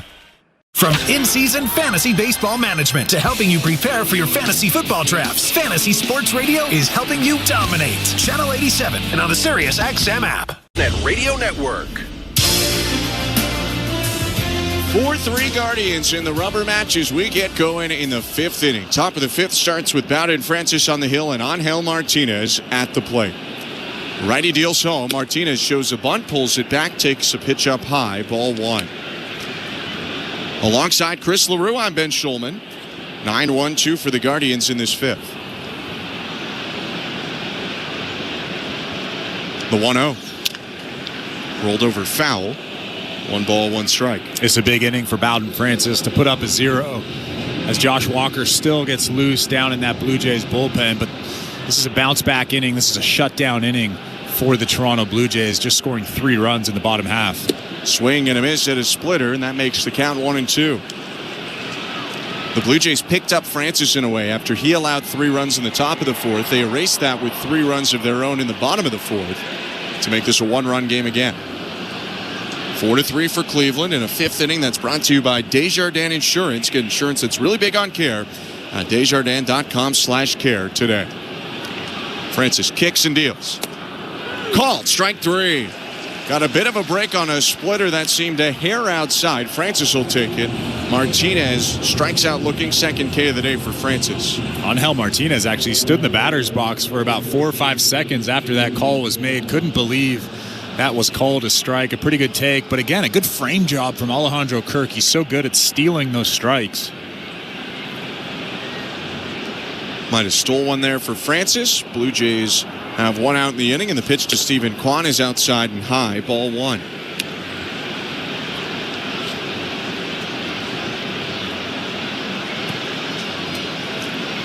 Kwan 0 for 2, a fly out and a fielder's choice. 1-0. Low, 2 balls, no strikes. This fielder's choice did bring in a run, and in a way is the difference in the game right now. It was the first run of the game for Cleveland back in the 3rd. 2-0 pitch. Called strike. Landed the curve at the top of the zone to get back in the count.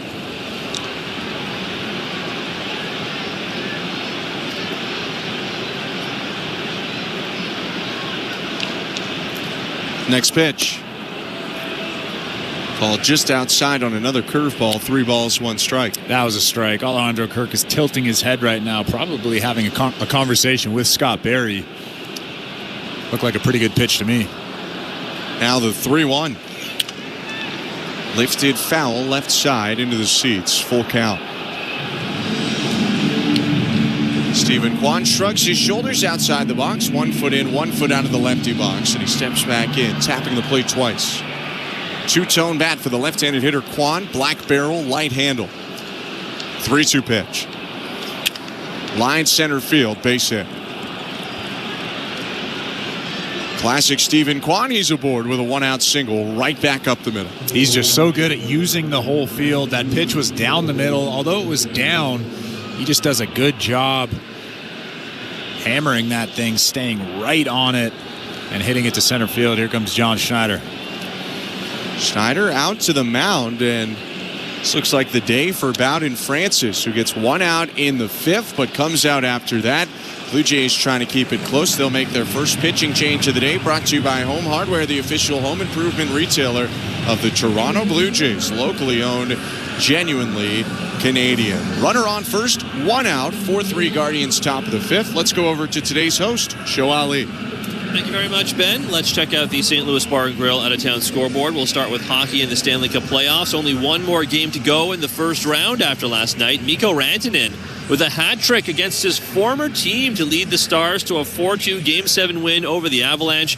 Dallas will play the winner of Blues-Jets later tonight. Speaking of which, that is the final game of the first round. Game 7 goes tonight in Winnipeg. Puck drop goes just after 7 Eastern, 4 Pacific. Connor Hellebuck looking to bounce back. He hasn't had a save percentage over 900 in 4 straight games, and he actually hasn't had a save percentage over 800 in more than 1 of those 4 games. So we'll see how he fares tonight. You can watch that game on Sportsnet. The second round is also set to begin on Monday. For those curious, it will kick off tomorrow night with the Leafs hosting the Panthers at Scotiabank Arena. Game 1 will be at 8 Eastern, 5 Pacific. You can watch it on Sportsnet and the CBC. The NHL also saying that Game 1 of Capitals Hurricanes will be in Washington on Tuesday. That's May 6th. Puck drop of that game will go at 7 Eastern, 4 Pacific. We also have some contract news to get to as well from yesterday. The Calgary Flames signing Matt Coronado to a 7-year extension, an AAV of $6.5 million. This past year was his 3rd year in the NHL, his first full campaign. He had 47 points, including 24 goals, was 3rd on the team in both points and goals. And we can't forget about the PWHL playoffs. Both Toronto and Montreal will play host to teams in the first round. Toronto will begin their playoff quest on Wednesday. Montreal on Thursday. We'll find out their opponents in the first round later today. as the team that finishes first in the standings, in this case Montreal, gets to choose their opponent in the first round, and that will happen around 6 p.m. Eastern, 3 Pacific. And over in the NBA, we'll have one more Game 7 tonight. It'll be Rockets-Warriors. Game 7 will be on Sportsnet 1, tip-off just after 8:30 p.m. Eastern, 5:30 Pacific. The second round will begin today as well. Pacers at Cavaliers, 6 Eastern, 3 Pacific, also on Sportsnet 1. Blue Jays baseball is brought to you by Crown Rust Protection. Let's get you back to the action here at the Rogers Center. Here's Ben Schulman and Chris LaRue. Thank you, Show. New pitcher and new hitter. John Kenzie Noel hitting for Nolan Jones, and Josh Walker, the lefty, in. 1 on, 1 out. The pitch. Outside, ball 1.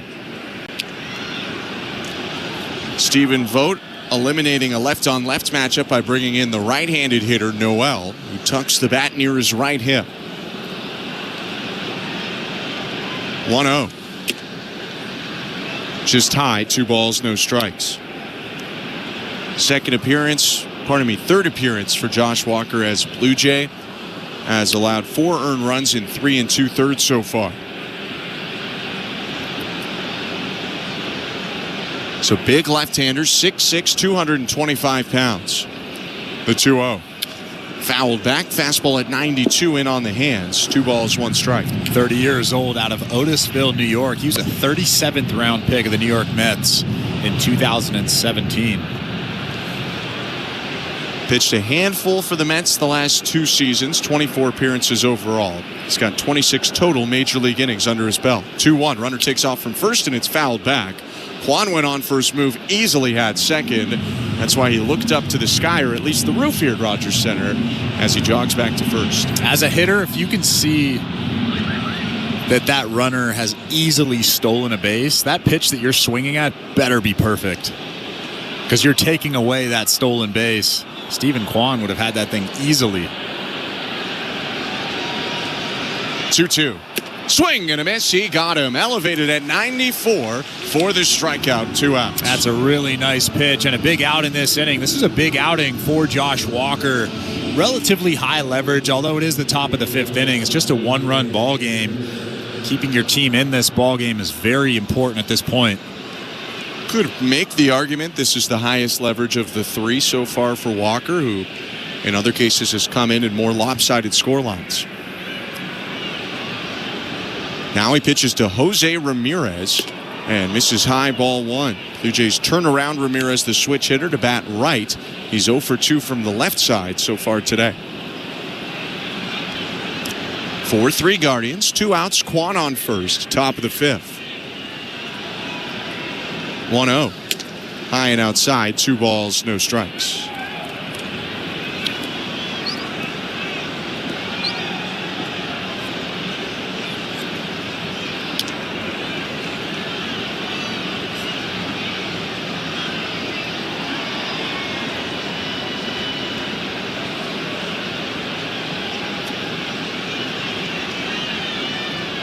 Two-0 pitch.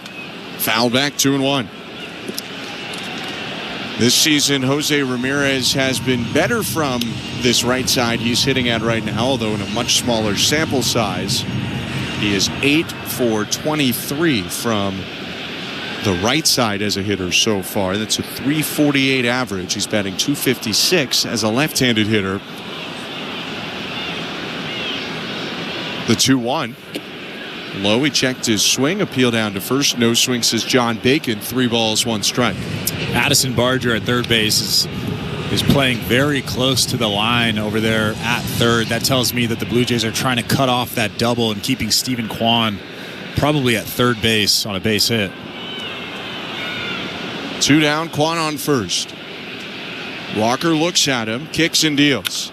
And the pitch fouled off to the right. Fastball right on the outside edge. Good pitch to make it 3-2.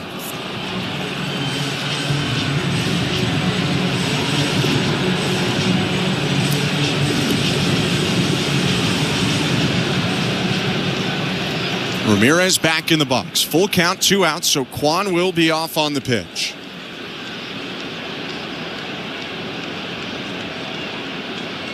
Walker's 3-2. Hit on the ground to third. Softly, it's going to hook foul. Barger picks it up just before the bag. 3 balls and 2 strikes still.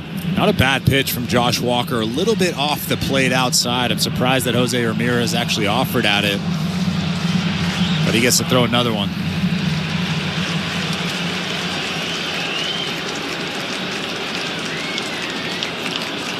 Walker's 7th pitch to Jose Ramirez. Hit on the ground to third. Backhanded deep. Barger, long throw to first. Skips over. Picked by Guerrero for the out. Big play at third by Addison Barger. We'll see if Stephen Vogt and the Guardians want to look at it. But for now, it stands as a really nice throw for the out. And Vogt will not challenge. That's how the top of the 5th comes to a close. The rocket arm of Barger shown off again. The Blue Jays strand the lone hit. No runs for the Guardians. Still 4-3 Cleveland. Now the middle of the 5th. You're listening to Blue Jays Baseball, brought to you by your local family-owned Crown Rust Control Center, streaming at sportsnet.ca and the Sportsnet Radio Network. Don't miss a moment of baseball season with MLB Network Radio, including daily interviews with the decision makers from across the league on SiriusXM Channel 89. This is Terry Francona. This is Rocco Baldelli. This is Torey Lovullo. This is Ron Washington. It's Managers at the Mic on MLB Network Radio, SiriusXM 89. And if you miss any of our Manager at the Mic interviews throughout the week, you can find them on the SiriusXM app. Search MLB. The NASCAR Cup Series is on SiriusXM. We're back on the track Sunday, 2:30 p.m. Eastern. It's the Worth 400 from Texas Motor Speedway on SiriusXM NASCAR Radio Channel 90, in the car and on the SiriusXM app. For up-to-date betting lines, fantasy plays, and the latest NASCAR news, catch the pre-race show before every Cup Series race. Plus, 2 hours of post-race coverage on SiriusXM NASCAR Radio Channel 90. PGA Championship moments on SiriusXM. At the 2024 PGA Championship at Valhalla, Xander Schauffele's opening round 62 tied a major championship record, and he never looked back. Xander Schauffele, the winner of the 106th PGA Championship. Colin Morikawa and Bryson DeChambeau made furious charges, but Xander secured his first major win 2 months before claiming his second. PGA Championship Week begins May 12th on Channel 92 in the car and on the SiriusXM app. The Blue Jays are in flight, leading 3-0. Blue Jays fans, this is Ross Atkins, and you're listening to Blue Jays Baseball on SiriusXM.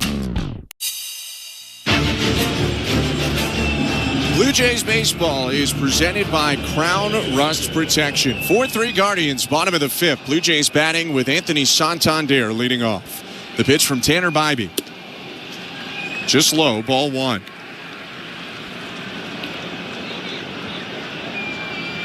Santander, Springer, Kirk to hit for the Blue Jays after Toronto scored 3 in the 4th.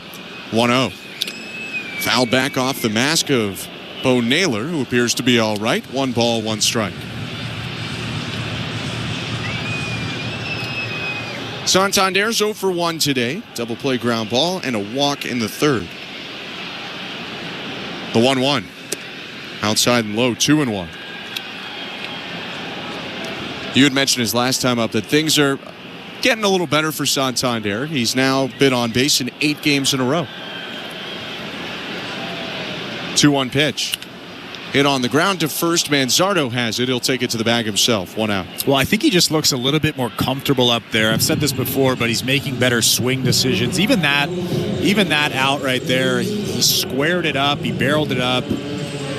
The front shoulder wasn't flying open. Those are all little things that hitters try to work on when they're struggling, and he's slowly starting to get out of that slump that he was in. He's retired for the first out of the inning, and here's George Springer in a 4-3 game in favor of Cleveland. Bybee winds and offers. Swing and a miss by Springer, 0-1. Welcome to the Timber Mart broadcast booth. I'm Ben Schulman alongside former Major League pitcher Chris LaRue. Show Ali, our host, Nick Blackmore, producer, Tom Young, Christian Chiniti, our technical directors. 0-1. Down and away, 1 ball, 1 strike. Bybee now at 82 pitches on the ball game here in the bottom of the 5th inning with 1 out.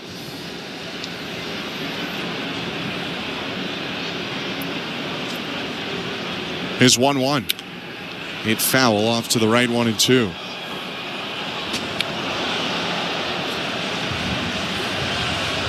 After a busy week, the Guardians' pen hasn't been incredibly active in this series. A large reason for that is that Colby Allard pitched 4 really strong innings yesterday to help save the pen. 1-2.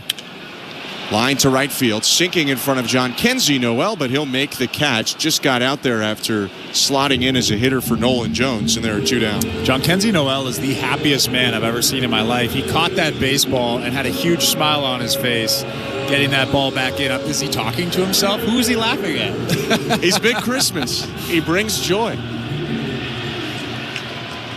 And hey, he's basically in his first full season in the big leagues, so that's got to be a happy time. Alejandro Kirk is up. 2 outs, bases empty. Bybee offers. Called strike.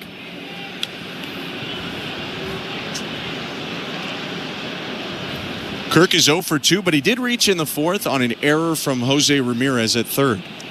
The 0-1. Popped up. Playable in foul territory, first base side. Manzardo near the first base coach's box makes the catch to end a 1-2-3 inning. We roll on to the 6th. Blue Jays still trailing by 1. It's 4-3 for Cleveland at Rogers Center. You're listening to Blue Jays Baseball, brought to you by your local family-owned Crown Rust Control Center. Streaming on the Sportsnet app and the Sportsnet Radio Network. A team's defense is as precious as gold. Great catch by Dalton Varsho. Brilliant displays of athleticism, pure talent, instinct, and ability. And it's caught. An invaluable defensive presence. He is simply the best outfielder in baseball. On Wednesday, May 14th, celebrate this golden honor with the Dalton Varsho Gold Glove bobblehead. Available for the first 15,000 fans in attendance. Your golden chance for tickets awaits at BlueJays.com. Lights up, let's go. Timber Mart. Locally owned, proudly Canadian.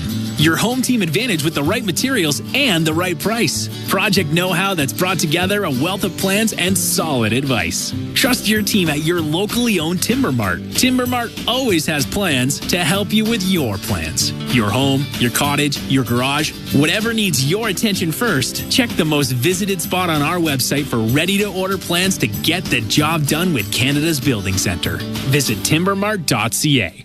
CGT this Tuesday. It's going to be a battle. The top 14 acts put it all on the line.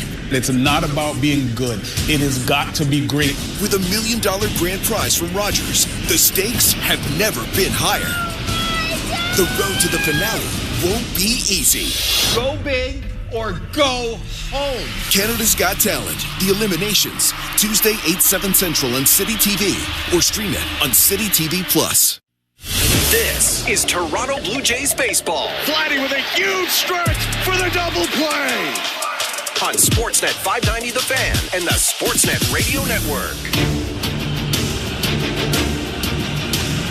6th inning of the rubber match between the Blue Jays and Guardians, and it's been a close one so far. 4-3 for the visiting Cleveland Guardians. They'll bat in this inning against Josh Walker, the lefty reliever, coming out for his 2nd inning of work.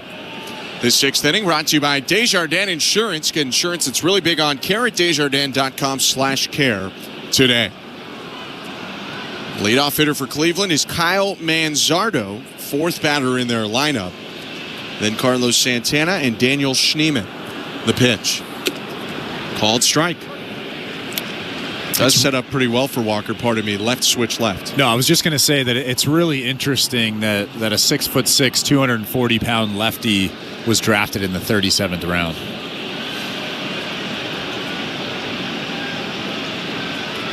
The 0-1. Lined out to left center field. Charging in Lucas. He pulls up and takes it on a hop. It's a leadoff single for Manzardo. A nice job from Manzardo, taking that tough fastball kind of on the outside part of the plate, just going with it, hammering that ball into center field. Usually more of a boomer bust power hitter. Came into today batting .206, but Manzardo's 2 for 3 with a pair of singles. Walker continues to work as Dylan Tate starts to get loose in left. Runner on first, no outs. The pitch to the switch hitter Carlos Santana. Called strike.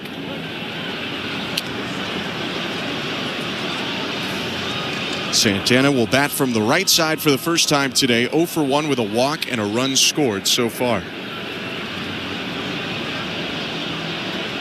Walker peeks at first. The pitch. Swing and a miss. That's the power curve, the signature pitch for Walker, and he dropped it below the knees to get the swing and miss from Santana. Pretty good pitch. Carlos Santana was way out in front of it. Obviously expecting something hard in that situation there. Santana batting .222 as a right-handed hitter this year. No extra base hits. 0-2. Swing and a miss. He got him. Elevated heater at 94, and that's the second Walker strikeout today. That was a really nice at-bat from Josh Walker with that guy standing at first base. Manzardo is a big run in this ball game. You're down by 1. You don't want to be down by 2. So Josh Walker striking out Carlos Santana is huge for him. Now we'll face off left on left with Daniel Schneemann. Kicks and pitches. Curveball for a strike.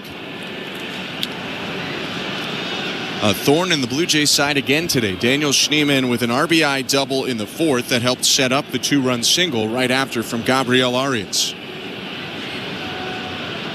0-1. Runner takes off from first, pitch is down and away a ball. Throw down to second, not in time. That bag was stolen almost right away when Manzardo left. And for him, it's his first stolen base of the year. Manzardo went first movement. As soon as Josh Walker lifts that leg, he took off. That bag is stolen on the pitcher, not the catcher. The long-levered Walker does take a little bit of time to get to the plate, too. So a stolen base for Manzardo in his first attempt of the year. He's in scoring position with 1 out. 1-1 to Schneemann. Up and in, ball 2. And that, I imagine, Chris, now a runner on second changes the way that Josh Walker's going to pitch. Yeah, obviously, you like the left-on-left matchup, but Daniel Schneemann is seeing the ball incredibly well right now, so you don't want to give him something that he can hit. 2-1. Swing and a miss. Elevated curve. Tied up Schneemann on a big hack. It's 2-2. And obviously getting 2 strikes, it changes the approach just a little bit. But like you said, there is an open base over there at first base. Still have to be careful.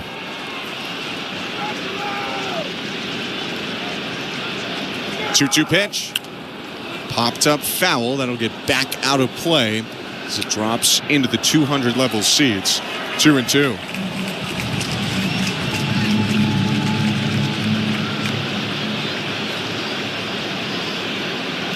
Manzardo leading off second. 4-3 Guardians. Top of the 6th. The pitch.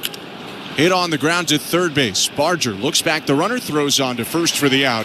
There are 2 down. That was the one right there. They were trying to hit that spot down and away 3 separate times to Daniel Schneemann.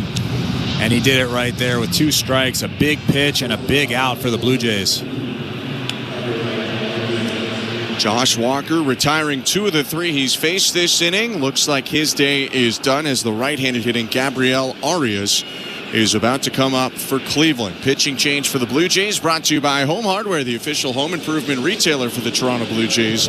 Locally owned, genuinely Canadian. As Dylan Tate walks in from the Blue Jay bullpen, we'll go back to today's host, Show Ali. Thanks very much, guys. Let's check out the St. Louis Bar and Grill out-of-town scoreboard in the NBA. The playoffs in full swing. We only await one more result after last night in the first round as the Nuggets routing the Clippers 120-101 in Denver. They win Game 7 and earn a matchup against the Oklahoma City Thunder and Shai Gilgeous-Alexander in the second round. On Friday, the Rockets had forced a Game 7 against the Warriors with a 115-107 win in Game 6, and a familiar face helping to shoot the Rockets out of a jam, NBA champion Fred VanVleet with 29 points, 8 rebounds, 8 assists in the win. He was 6 of 9 from three-point range. Here's something crazy. Fred VanVleet has now made 18 threes over the last 3 games. That is the most in any 3-game span in Rockets postseason history. Game 7 will be tonight on Sportsnet 1. Tip-off just after 8:30 p.m. Eastern, 5:30 Pacific. The second round will begin in about 2.5 hours as well, Sunday afternoon. The first game of the second round will be Pacers at Cavaliers. Tip-off for Pascal Siakam and company will go at 6 p.m. Eastern, 3 Pacific on Sportsnet 1 as well. We also have some CanCon for you in case you haven't heard. The Canadian men's national basketball team has officially chosen a new head coach after Jordi Fernandez stepped down. They put out a release saying Gordie Herbert is the team's new bench boss. He is a native of Penticton, BC. He is head coach of the EuroLeague's Bayern Munich and had previously led Germany to a gold medal at the 2023 FIBA World Cup. He will be the head of the men's program through the 2028 Summer Olympics. And with the NFL draft in the rear view, the CFL draft went on this past week. The Stampeder is selecting Canadian receiver Damien Alford number 1 overall, the Montreal native, having played his first 4 years for Ben Schulman's Syracuse, though in 2024 he did play 4 games at the University of Utah. Blue Jays baseball brought to you by Crown Rust Protection. Back to Ben and Chris. Thank you very much, Joe. Dylan Tate is on the hill for the Blue Jays. 4th appearance with Toronto this year for the right-hander. And his pitch to Gabriel Arias is a slow roller headed towards third. Barehanded Barger, and he'll eat it wisely. An infield hit for Arias. Up to third goes Manzardo, but a throw could have spelled trouble for the Blue Jays. That's a tough break for Dylan Tate. Obviously made a good pitch there. A little bit of weak contact, but you got to give it to Addison Barger with the heads-up play, not trying to make the wild throw to first base. There's a big run standing at third base. Kyle Manzardo went from second to third on that hit, so smart play over there at third. Now Dylan Tate will not have that platoon advantage. Left-handed hitter Bo Naylor up. Runners on the corners. 2 outs. The pitch. Outside, ball 1. And this is looking like a case where you might make a decision that makes sense, but you don't get the result. You bring in a righty to face a righty, you get weak contact, and all of a sudden you're in a tough spot facing a left-handed hitter with a lot of power. 1-0. Grounded foul, 1 ball, 1 strike. For Tate, it's a 3-pitch mix: sinker, sweeper, changeup. Right-hander spent some time at the end of the season last year with the Blue Jays, back with Toronto on a 1-year deal this season. All of his previous Major League outings came with the division rival Baltimore Orioles.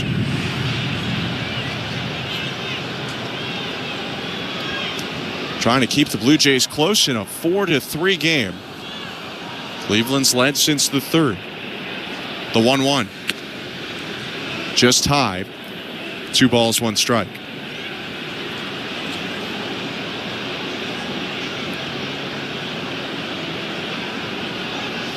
Tate at his peak with the Orioles averaged 95.5 on the sinker. This season he's averaged 92 so far. Next pitch, cut and a miss. 2 balls, 2 strikes. That's a pretty good change up there. The important thing about Dylan Tate, it's not so much the velocity anymore. He has a ton of movement on all of his pitches. That changeup right there had a lot of downward action on it. Bo Naylor was way out in front of it. There was a bit of a deke steal attempt from first by Gabriel Arias, so Alejandro Kirk steps out from in front of the plate just to let the Blue Jays infield know what they'll do on any sort of first and third steal play. Arias on first, Manzardo on third, 4-3 Guardians, 2 outs, top of the 6th. The 2-2.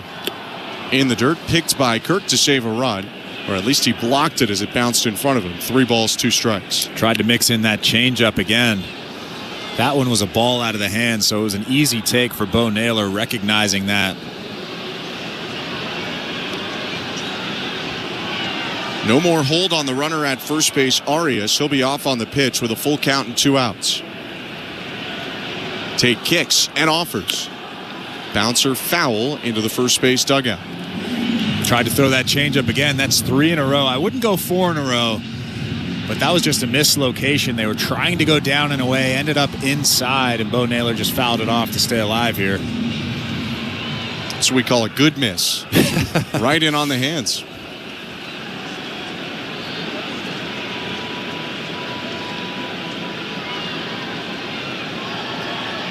Another 3-2.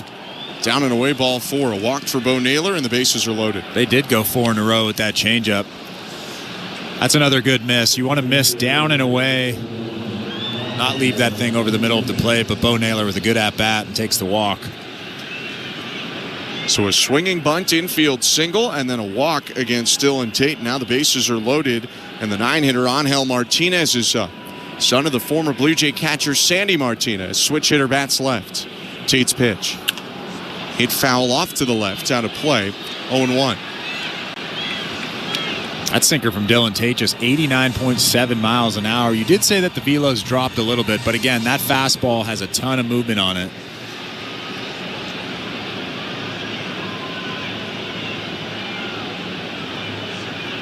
Righty's 0-1 is lofted foul to the right side.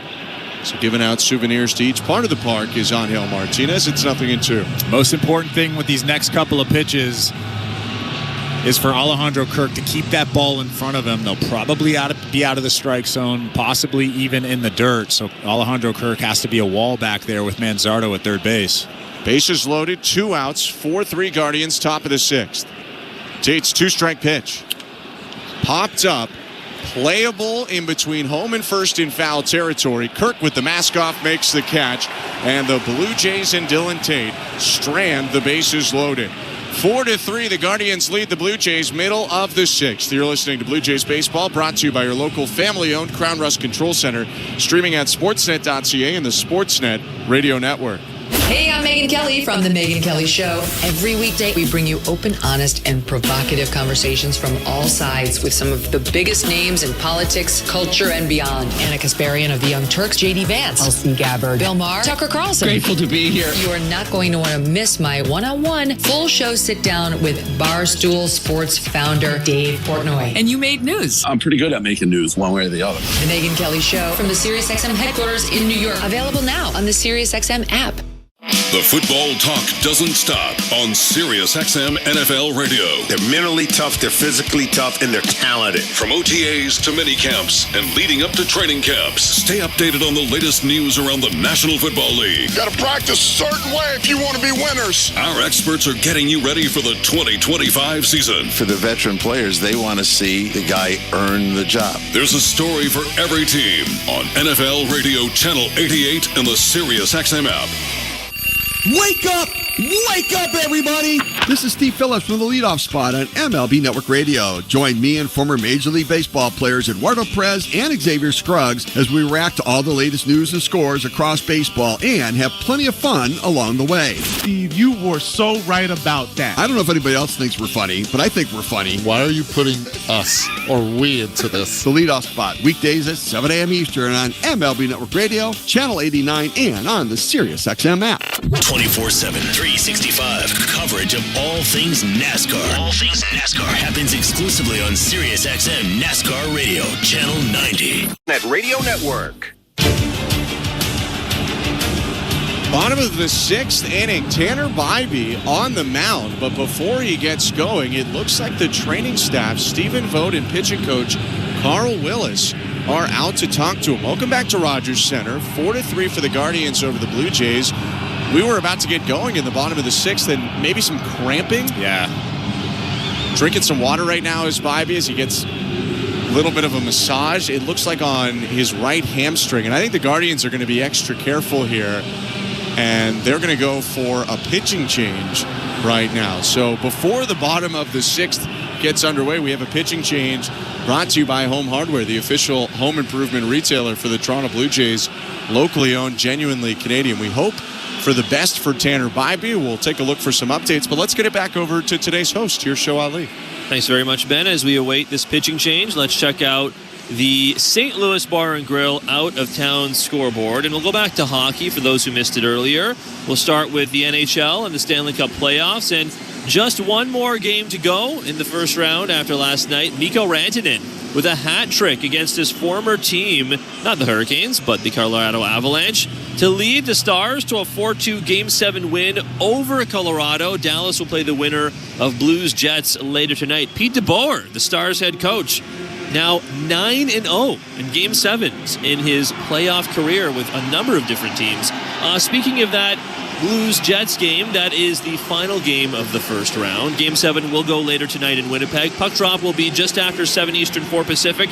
Connor Hellebuyck has not had a great last couple of games. He is looking to bounce back after not having his save percentage over 900 in 4 straight, including in Game 6 where he gave up 4 second-period goals. He actually hasn't had a save percentage over 800 in more than one of those 4 previous games. So we'll see how he fares tonight. But either way, 7 Eastern, 4 Pacific is the time of puck drop on Sportsnet. The second round also set to begin Monday. For those curious, it will kick off on Monday night, tomorrow night, with the Leafs hosting the Panthers at Scotiabank Arena. Game 1 will be 8 p.m. Eastern, 5 Pacific, which of course you can watch on Sportsnet and the CBC. The NHL has also said that Game 1 of Hurricanes Capitals will be in Washington on Tuesday. That is May 6th. Puck drop of that game will go at 7 p.m. Eastern, 4 Pacific, again on Sportsnet and the CBC on Tuesday. We do have another series that is set to begin on Tuesday as well. 9:30 p.m. Eastern, 6:30 p.m. Pacific is the time of puck drop for the Oilers taking on the Golden Knights. Of course, Game 1 will be in Vegas on Tuesday evening. We do have some contract news, some rare off-season contract news, albeit for a non-playoff team to get to as well. The Flames signing Matt Coronado to a 7-year extension with an AAV of $6.5 million. This past season was his 3rd year, but his first full NHL campaign. In his first full season, Coronado had 47 points, including 24 goals. He was 3rd on the team in both points and goals. And of course, we can't forget about the PWHL playoffs. Both Toronto and Montreal will play host to teams in the first round. Toronto will begin their playoff quest on Wednesday, Montreal on Thursday. We will find out who they play in the first round later today, as the team that finishes first in the standings, in this case Montreal, gets to choose their opponent in the first round, and that will happen today around 6 p.m. Eastern, 3 Pacific. Blue Jays baseball, as always, is brought to you by Crown Rust Protection. Let's get it back to the action. Here's Ben Schulman and Chris LaRue. Thank you very much, Joe. After cramping, we think, caused Tanner Bybee to exit his start while warming up for this 6th, the Guardians have made a pitching change. Left-hander Tim Herron is brought into the game. The Blue Jays scheduled to have 4 consecutive left-handed hitters, 6 through 9 in their order, come up. But with Herron coming in, the Blue Jays look like they're making a change as well. Ernie Clement getting prepared to pinch hit for Toronto. Tim Herron this year, 14 appearances, a perfect 3-0 record, and a 3.09 ERA. The Indiana native was a 29th rounder by Cleveland out of Indiana in 2018. He's been pretty good over the course of his short career. 112 ball games, 3 ERA, 9-2 record. It's pretty solid. Faces Ernie Clement pinch hitting, though, and Clement a lifetime .419 batter as a pinch hitter, 13 for 31. Pitch from Herron. Called strike. Ernie actually came off the bench yesterday and doubled in the 5th inning, pinch hitting. Came around to score.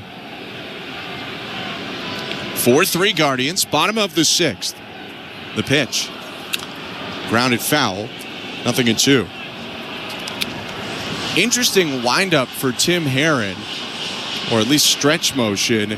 He turns back towards second base and almost kicks his leg out to second before twisting around 180 degrees to the plate. 0-2.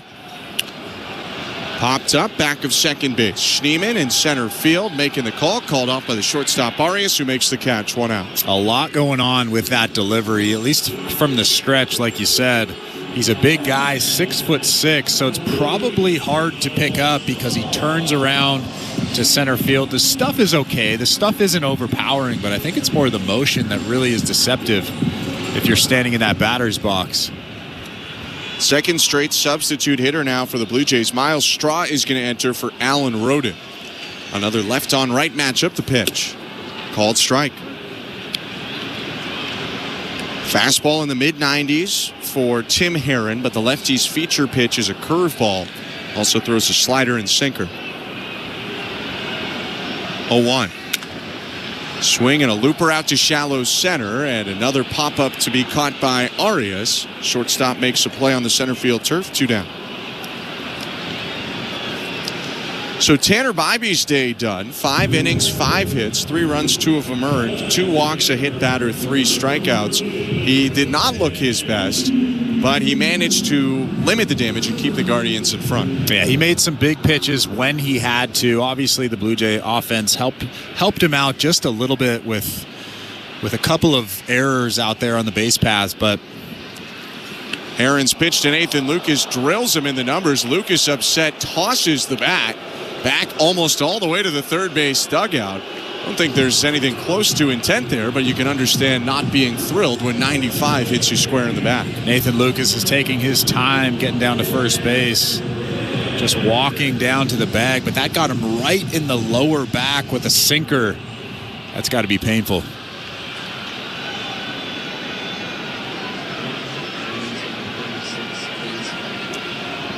So Lucas aboard, Andres Jimenez up to the plate. 4-3 Guardians, 2 outs, bottom of the 6th.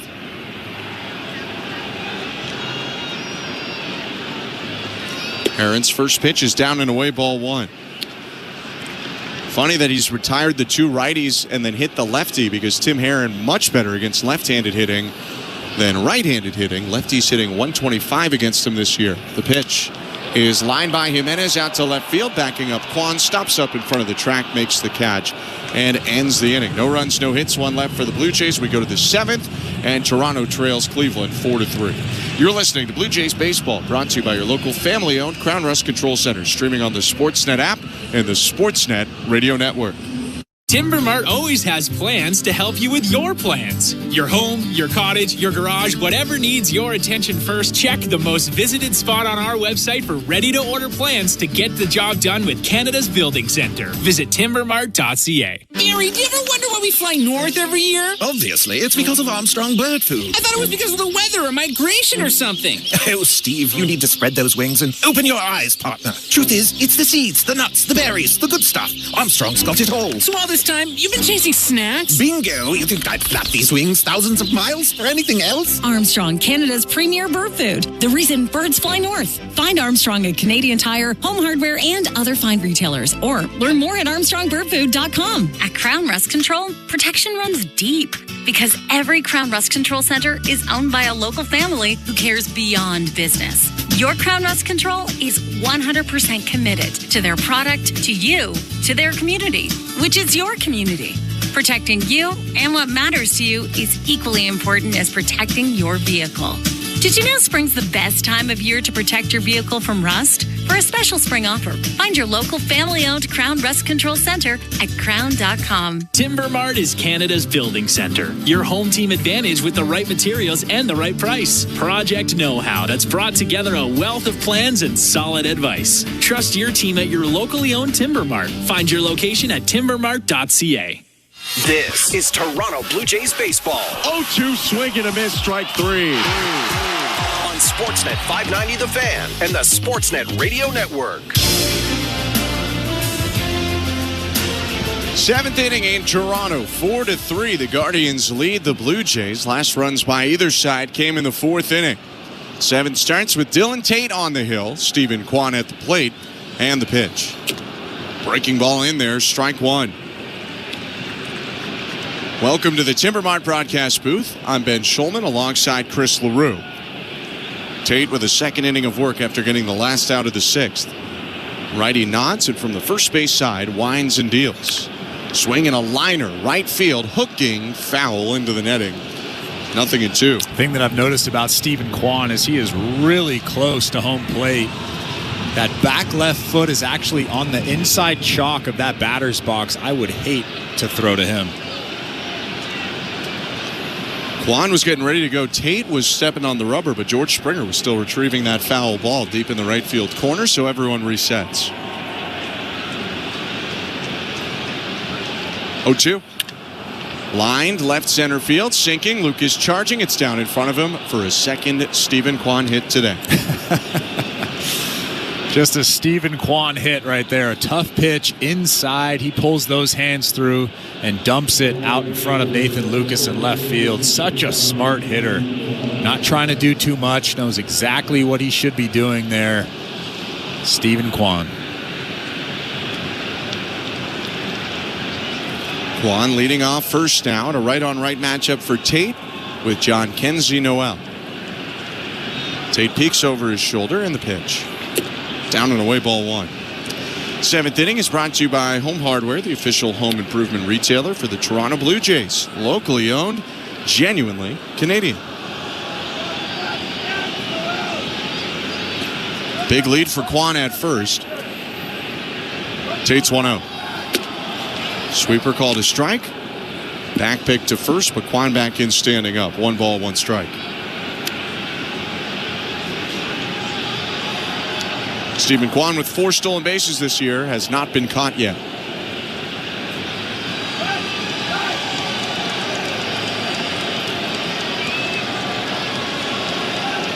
The 1-1. Breaking ball hit on the ground too short. Bichette over to second one. Jimenez options to first for a double play. 6-4-3. The Blue Jays turn it. Wipe away the Kwan single. 2 down. Big couple of outs there for Dylan Tate. Pretty good sweeper on the outside part of the plate. Got Jhonkensy Noel way out in front. He mishits it. I didn't think Bo Bichette was actually going to go to second base, but he decides to do it. Gets that out. And then Andres Jimenez with the perfect turn to first base for the double play. Tate trying to finish off the top of the 7th. His pitch to Jose Ramirez is outside, ball 1. Ramirez 0 for 3 today. He was robbed of a base hit deep at third by Addison Barger in the 5th. Now it's Ernie Clemente at third. Here's the 1-0. Hit on the ground, sharply foul, wide of the first base back. Blue Jays also have Nathan Lucas in left now and Miles Straw in center. In the bottom of the 6th, Barger and Rodin were lifted for Clement and Straw. So again, Clement at third, Lucas now in left, Straw in center, Rodin and Barger out. The 1-1. Low, 2 balls, 1 strike. Canadian Cade Smith is warming up in that Cleveland bullpen right now in right field. If you were looking to come back in a game, Cade Smith is just about the last guy you want to see loosening up. He is nasty. 4-3 Guardians, the 2-1 to Ramirez outside, 3 balls, 1 strike. I met him at the Baseball Canada banquet this offseason, and he's one of the few guys that I look up to. He is a gigantic human. Funny, I look up to a lot of people. 3-1 outside, ball 4. Jose Ramirez with a 2-out walk.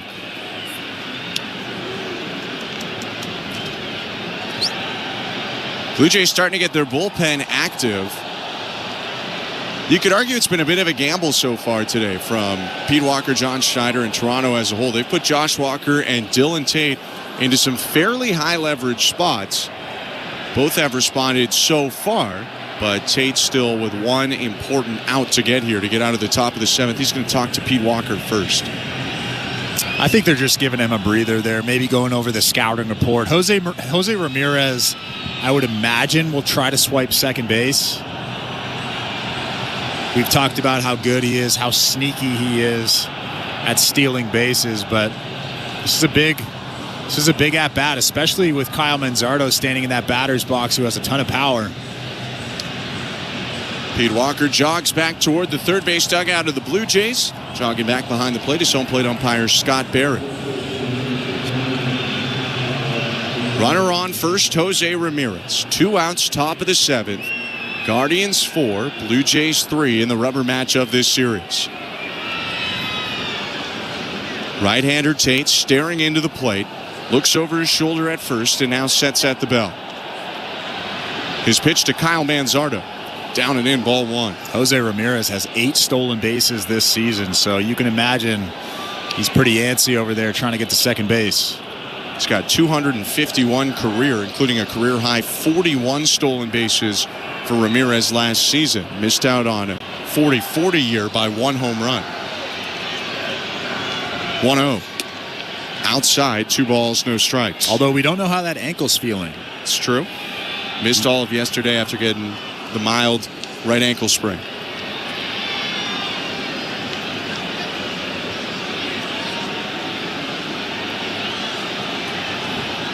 Two-0 pitch.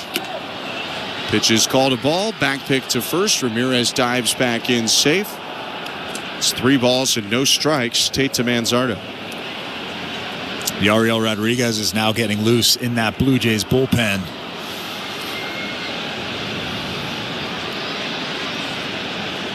This inning had a single, then a ground ball double play, then a walk. Right on left, the 3-0. Called strike. Jose Ramirez actually bluffed like he was stealing, but I think he's just having fun over there with Vladimir Guerrero Jr.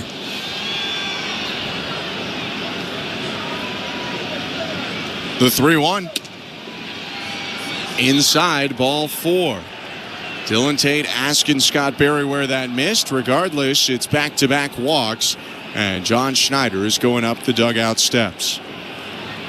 Pitching change brought to you by Home Hardware, the official home improvement retailer for the Toronto Blue Jays.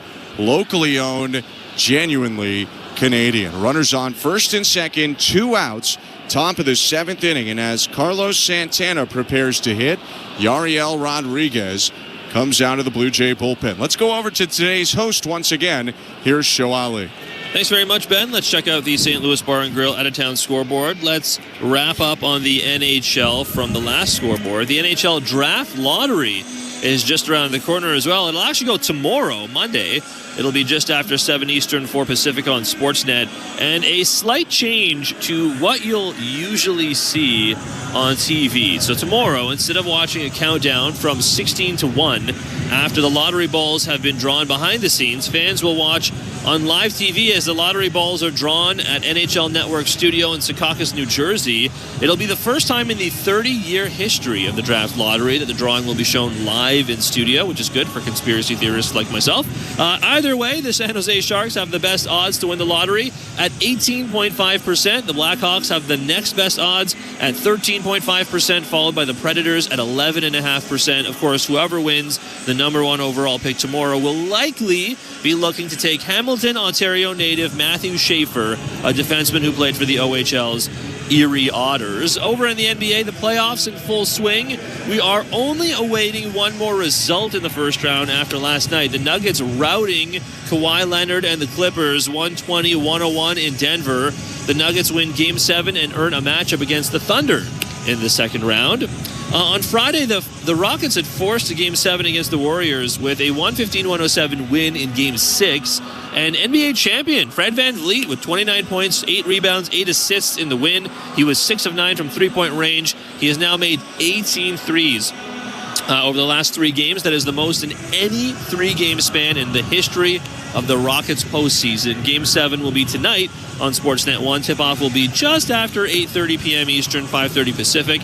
The second round will actually begin before that game. In about 2 hours and 10 minutes, we'll get the first game of the second round. Pacers at Cavaliers. Tip-off for Pascal Siakam and company, 6 p.m. Eastern, 3 Pacific on Sportsnet 1. Blue Jays Baseball brought to you by Crown Rust Protection. With the call, here's Ben Schulman and Chris LaRue. Thank you, Show. Yariel Rodriguez on the hill. 2 on, 2 out. 4-3 Guardians, top of the 7th. He pitches to Carlos Santana, switch hitter batting left. First pitch popped up. Back behind the plate. Kirk searching for it. Ditches the mask in the dirt circle. Backs up and makes the catch. And a big job done by Yariel Rodriguez. 1 pitch, 1 out. He strands a pair and keeps it a 1-run game. 4-3 Cleveland at the 7th inning stretch. Okay, Blue Jays about to ring out as Canadian Cade Smith heads into the game for Cleveland. You're listening to Blue Jays Baseball, brought to you by your local family-owned Crown Rust Control Center. Streaming at sportsnet.ca and the Sportsnet Radio Network. Buck Martinez here to tell you about the huge Double XL 3-topping pizza from Pizza Pizza, just $19.99. That's a whopping 18-inch 3-topping thing of beauty for only $19.99. So hurry into Pizza Pizza today and bring a big appetite for a hot and fresh Double XL pizza. I'm loving this big voice. I may just call the game this way. Go to pizzapizza.ca. At Crown Rust Control Center, protection runs deep because every Crown Rust Control Center is owned by a local family who cares beyond business. Your Crown Rust Control Center is 100% committed to their product, to you, to their community, which is your community. Protecting you and what matters to you is equally important as protecting your vehicle. Did you know spring's the best time of year to protect your vehicle from rust? For a special spring offer, find your local family-owned Crown Rust Control Center at crown.com. Guess who just bundled their home and auto with Desjardins Insurance? Well, look at you, all grown up and saving money. Yes, I am. Mom told you to do it, didn't she? Yes, she did. Get insurance that's really big on care. Switch and you could save up to 35% on home insurance when you bundle home and auto. Desjardins Insurance. Here for your home, auto, life, and business needs. Certain conditions apply. This is Toronto Blue Jays baseball. Swing and a miss. Strike 3. Another screaming flex from Hoffman. On Sportsnet 590 The Fan and the Sportsnet Radio Network. Bottom 7 at Rogers Center and a pitching change brought to you by Home Hardware, the official home improvement retailer for the Toronto Blue Jays, locally owned, genuinely Canadian. Cade Smith deals inside to Bo Bichette, the new pitcher for Cleveland, and we're underway in the bottom of the 7th. 4-3 Guardians, 1-0 count on Bichette, who's 1 for 3 with a double. The pitch. Fouled back, 1-1. Mid to high 90s four-seamer for Smith. He's going to throw that about 3/4 of the time, but he'll mix in a splitter and a sweeper as well. More sweepers to a right-handed hitter like Bo. 1-1. High, 2 balls, 1 strike. Cade Smith has really long arms, so that 97, 98 mile-an-hour fastball sometimes seems probably closer to 100.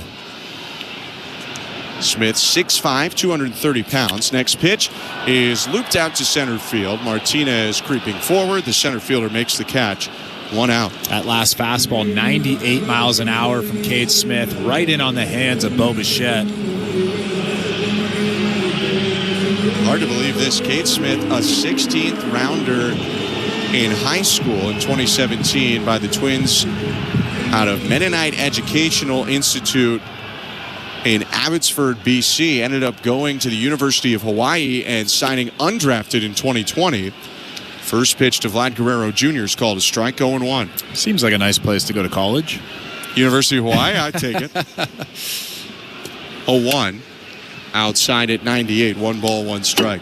He does strike me, and I don't know him really at all, but he does strike me as the type of guy that would enjoy the University of Hawaii. Really laid back, quiet kid.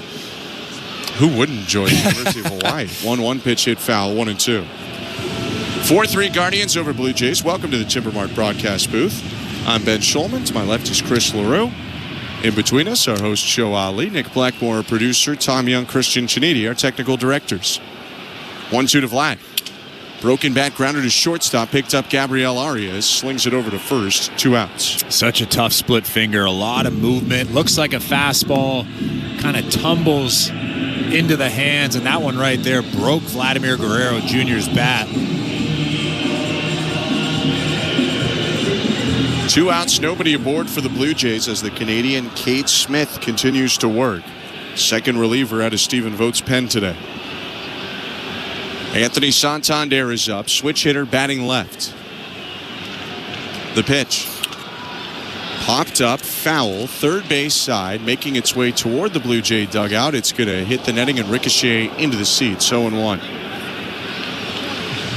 Quick peek at the St. Louis Bar and Grill out-of-town scoreboard in the division. The Twins are beating the Red Sox right now, 5-4 in the 8th. The Royals are beating the Orioles right now, 7-5 in the 8th. So Central, 3 different teams leading East teams right now. All of our out-of-town scores brought to you by St. Louis Bar and Grill. Also the Rays up 5-0 on the Yankees. Next pitch to Santander outside, 1-1. 4-3 Guardians here in Toronto. Rubber match of this series after the Guardians stole a win late yesterday with a 9th inning grand slam. 1-1. Fouled back 1-2. I know I was wondering earlier how Josh Walker went in the 37th round, but how does a guy like Cade Smith go undrafted? Now only 5 rounds, I'll say. But it was 2020. Even still. Okay, all right. Yeah, it was 2020, but even still, with the electric stuff he has. 1-2. Fouled back again. You mentioned seeing him at the Baseball Canada banquet. He pitched for Canada in the 2023 World Baseball Classic. If he's available to pitch for Canada at the next WBC, he's their closer. No doubt about it.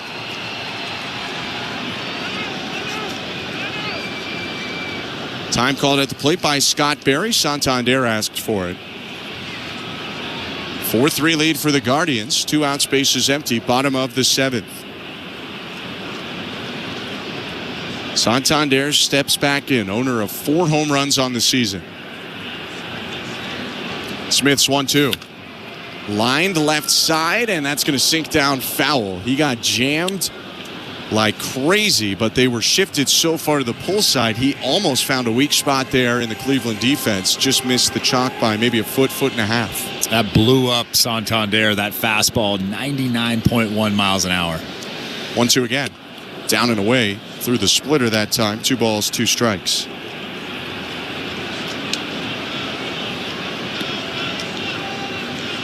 Over 100 strikeouts as a reliever last year for Smith. His 2-2 swing and a miss, strike 3. Cade Smith with a 1-2-3 top of the 7th, and we go to the 8th with the Blue Jays still trailing 4-3. You're listening to Blue Jays Baseball, brought to you by your local family-owned Crown Rust Control Center. Streaming on the Sportsnet app and the Sportsnet Radio Network. Hear every game of the NBA playoffs on SiriusXM. He's going to fire up a three for the win! Don't miss a second of the action all the way through the NBA Finals. Tatum has to force a three at the buzzer, and he got it! And throughout the playoffs, get closer to the storylines that matter on NBA Radio, Channel 86. There are certain guys that you need to be a part of your roster to win NBA championships. Listen to home and away broadcasts of every NBA playoff game on your radio and the SiriusXM app. Every night after the final out, the Round Trip Roundup brings you the scores, highlights, and analysis from every game across Major League Baseball, all in less than 30 minutes. Swung on and missed strike three and a no-hitter. It's the perfect way to get caught up on all the night's biggest home runs and best performances. And a high drive, deep right center. It's the Round Trip Roundup on MLB Network Radio every night on SiriusXM Channel 89 and every morning on the SiriusXM app. VSiN, the sports betting network, is back on SiriusXM. Go to channel 158 for informed wagering and fantasy advice from familiar voices like Gil Alexander, Paulie Howard, and Mitch Moss. Plus, SiriusXM mainstays Adam Shine, Rich Gannon, and the guru, John Hansen. We're getting you ready for the upcoming games with a finger on the pulse of the latest news and the moving lines and odds. VSiN, the sports betting network, is now on SiriusXM 158 and on the SiriusXM app. In season or out of season, the number one place for college sports is SiriusXM College Sports Radio, Channel 84.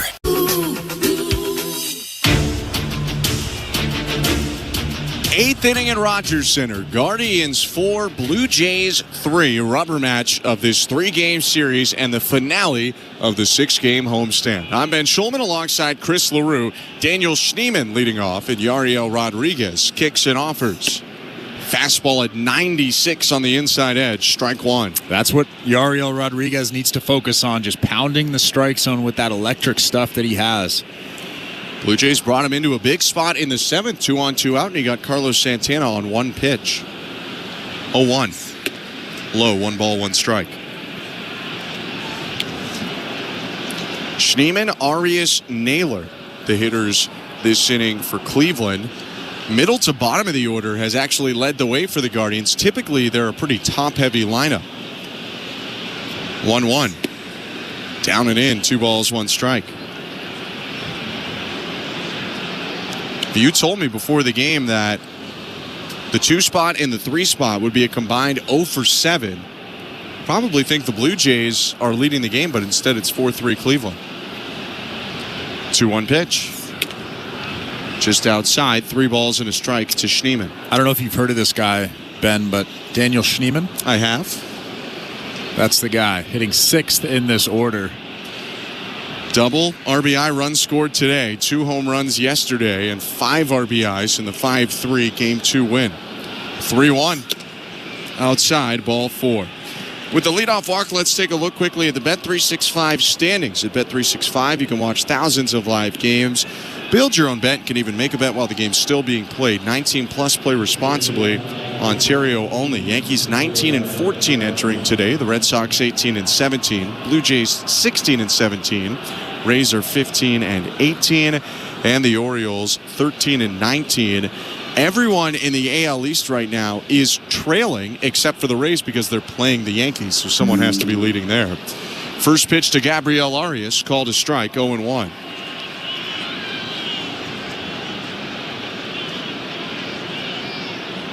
Arias, a right-handed hitter, 3 for 3. Got a little fortunate on an infield single his last time. Takes the 0-1, down and away, 1 ball, 1 strike.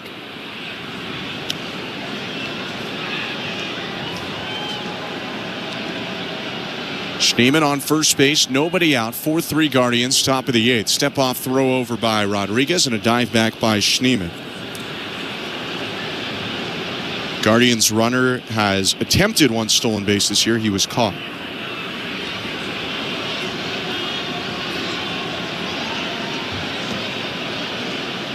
The 1-1. Down and away, 2-1. Got to throw a strike here in this situation. You don't want to fall behind 3-1 to Arias.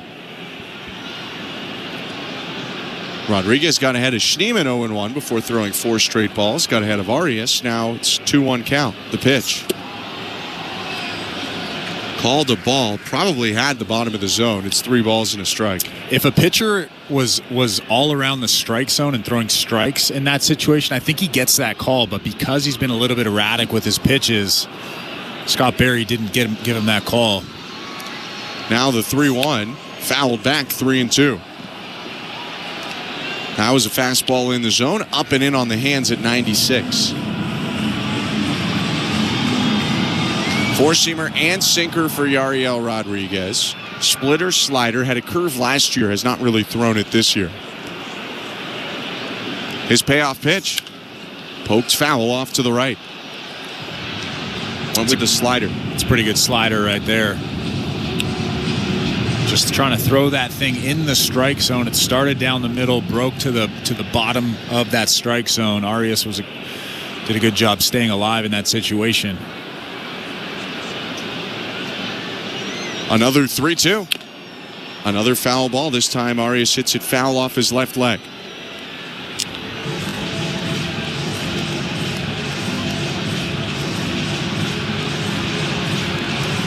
Schneemann with a brief word with Sandy Alomar, the first base coach. Now he'll take his lead.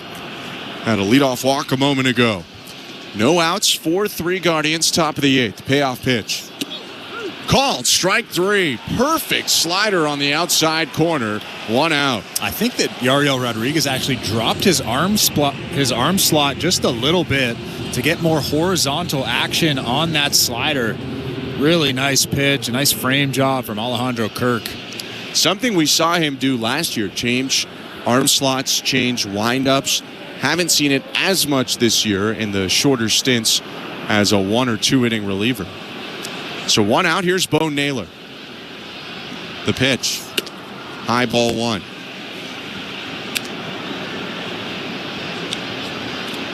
Rodriguez is the 3rd Blue Jays reliever in the game today. Bowden Francis for 4 1/3 as a starter. Then Josh Walker and Dylan Tate.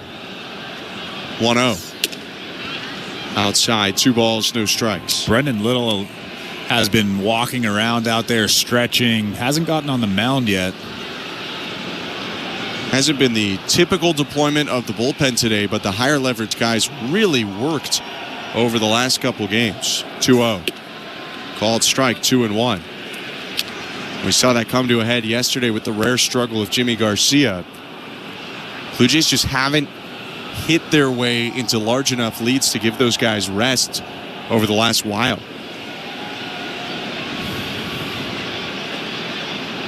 The 2-1. Swinging a grounder to first. Backhanded Guerrero. Gets up. Throws to second one. Bichette back to first. 3-6-3. Double play. Beautiful from Vlad and Bo. And Yariel Rodriguez will face the minimum after a leadoff walk. Middle of the 8th. 4-3 Guardians. You're listening to Blue Jays Baseball. Brought to you by your local family-owned Crown Rust Control Center. Streaming at sportsnet.ca and the Sportsnet Radio Network.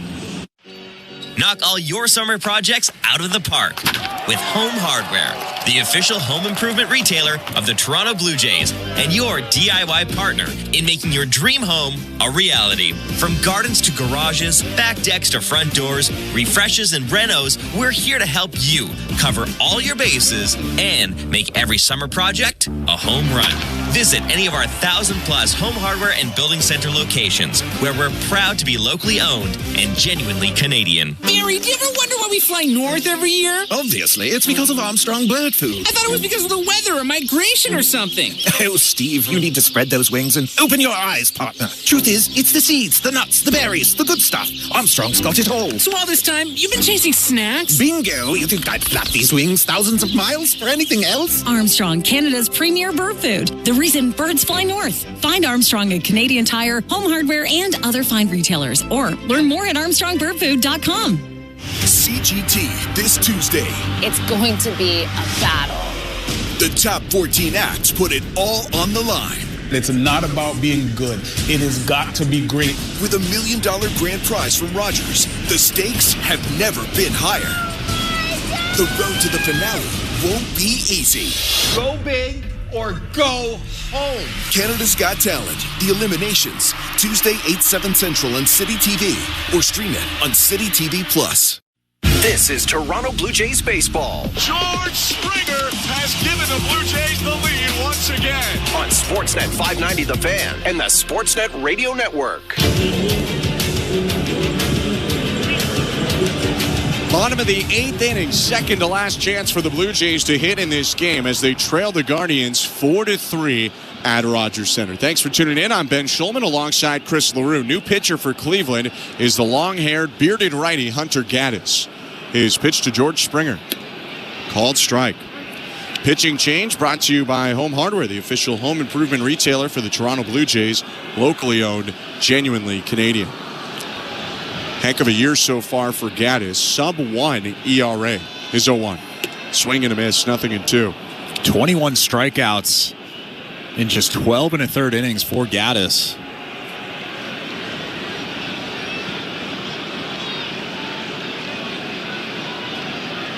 Righty winds and the 0-2. Popped up foul back into the seats off to the right. Springer sees another pitch. Ben, I also think we need some bigger guys to come out of that Cleveland Guardians bullpen. Last couple of guys haven't been big enough. Hunter Gaddis, 6'6", 260 pounds. Ooh. After the 6'5", Cade Smith, 0-2 in the dirt. 1 ball, 2 strikes. Gaddis, another guy with pretty good velocity. Mid-90s with the four-seamer. There's a 90-mile-per-hour slider most often. Also has a changeup that's mostly for lefties. Through 74 and 2/3 innings last year to a 1.5 ERA. The 1-2. Outside, 2 balls, 2 strikes. He had more appearances than anyone in the Cleveland pen last year, Gaddis. And the best ERA of anyone not named Emmanuel Clase. His 2-2. Outside, good check swing from Springer on a heater at 95. 3 balls, 2 strikes. Gaddis was actually a starter in 2023 and 2022 for Cleveland. 7 starts to a 4.5 ERA in 23, and then that was all she wrote. 3-2. Inside, ball 4. George Springer fired up. He's got a leadoff walk on an errant changeup. And the Blue Jays have the tying run on first. George Springer actually screaming to himself. That's how pumped he was about that walk. A big walk in this situation against a really, really tough reliever. He's having a long conversation now with Mark Budzinski at first base. It's risky, but I wonder if they think about sending him with Alejandro Kirk at the plate. Gaddis' pitch. Outside and low, ball 1. It's risky because that's the tying run, not to mention a long ball could give the Blue Jays the lead. At the same time, if he makes it, you eliminate a double play chance, and you got the tying run in scoring position. 1-0. Down and away 2-0, and probably at this point, any threat of running is out of the question with Kirk in such a hitter-friendly count. Right. And Gaddis only gave up 4 home runs last year, just 1 home run this year so far. Right-hander with a breath in the 2-0. Called strike. He gets a big break. That is just not a good call in a huge spot. That pitch way off the plate outside. And you rarely see frustration from Alejandro Kirk like that. He took about 5 or 6 steps out of the dugout, talking to himself, really frustrated by that call. Instead of 3-0, now the 2-1 pitch from the right-hander. No, he's going to step off, throw to first, Springer back in with a dive.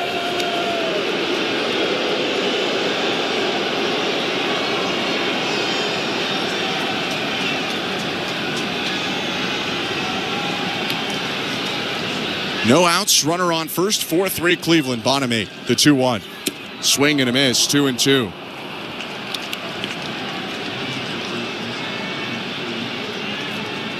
Pitch a little off the plate outside. If it's 3-0, probably no swing there from Kirk and a walk, but instead, now a 2-2 count.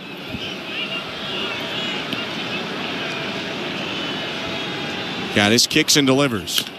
Swinging bunt hits Kirk while he's still in the batter's box, although he had taken a step or 2 towards first, but Scott Berry clear that he was still in the box when it hit him.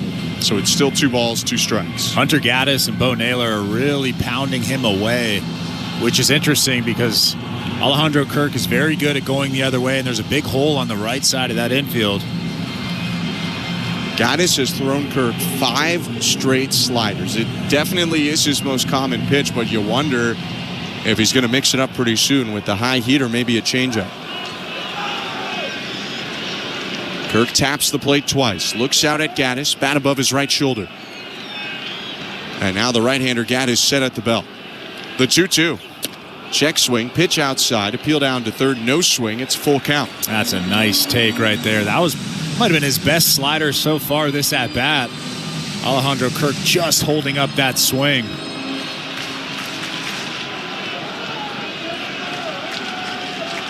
Springer on first is the tying run.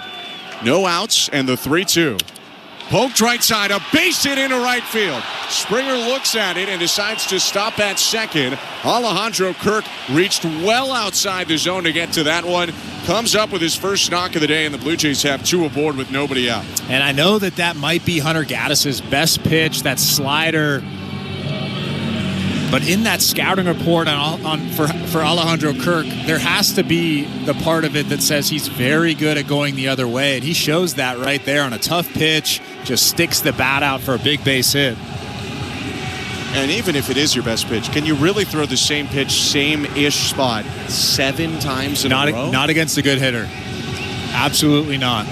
Kirk lifted for a pinch runner, Tyler Heineman. Carl Willis out to the mound to talk to his pitcher. We'll quickly check at the St. Louis Bar and Grill out-of-town scoreboard. Potentially a big day for the Blue Jays if they can come back, because almost everyone in the AL East is losing. Kansas City is leading Baltimore 9-6 in the 8th. The Rays are leading the Yankees 7-2 in the 7th. And the Red Sox just lost 5-4 final for Minnesota. So the Blue Jays move half a game back right now of the Boston Red Sox.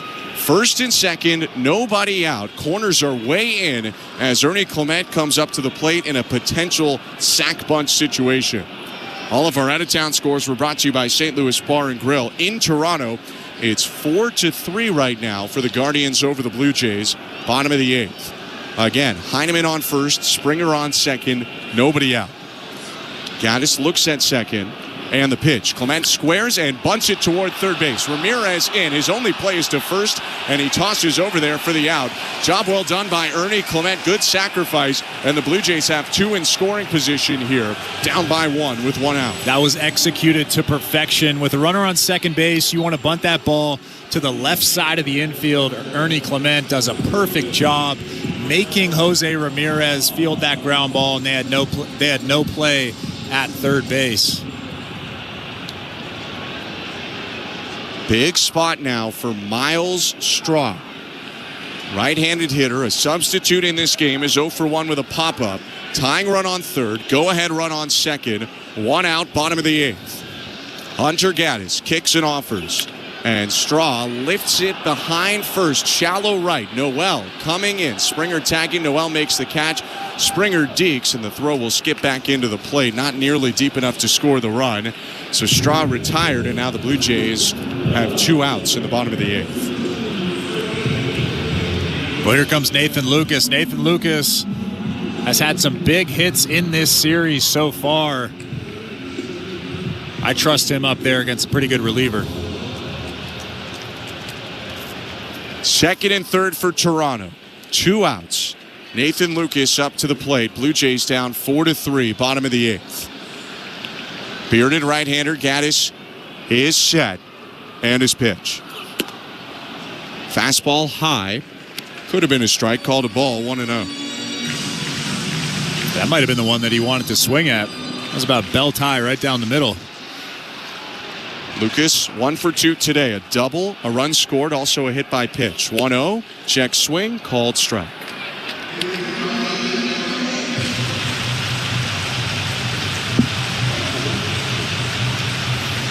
See a little more of the Hunter Gaddis changeup with a left-handed hitter up like Lucas. Still a lot of sliders and fastballs. The 1-1. High, 2 balls, 1 strike. It was Nathan Lucas that hit the 2-run go-ahead single in Game 1 of this series. Similar spot, 2 outs in the bottom of the 8th.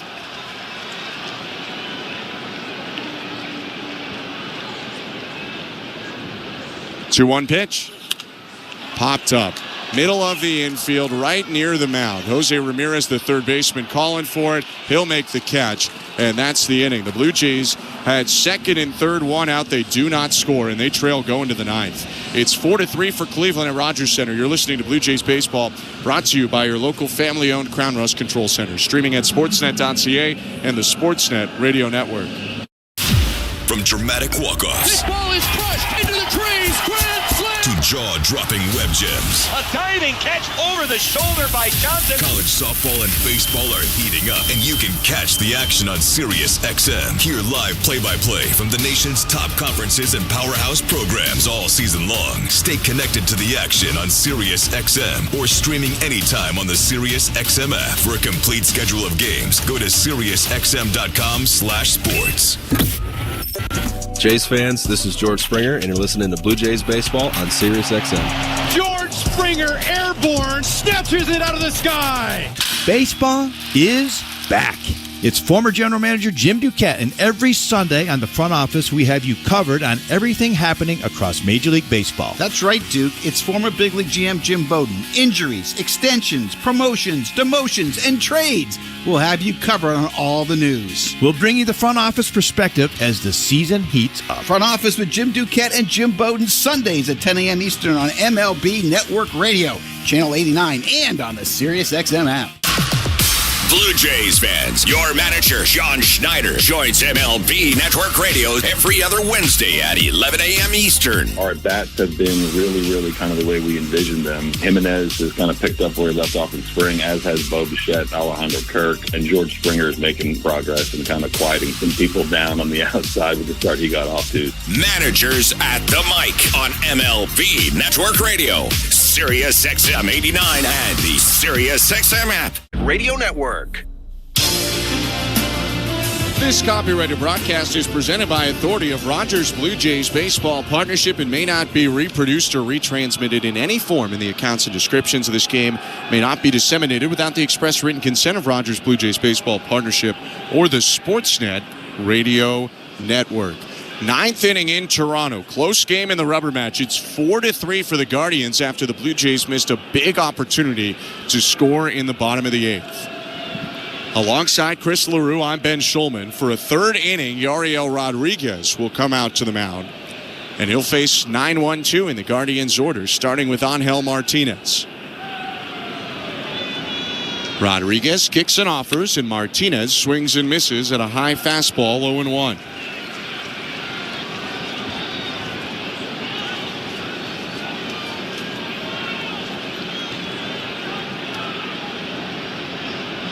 Now the 0-1.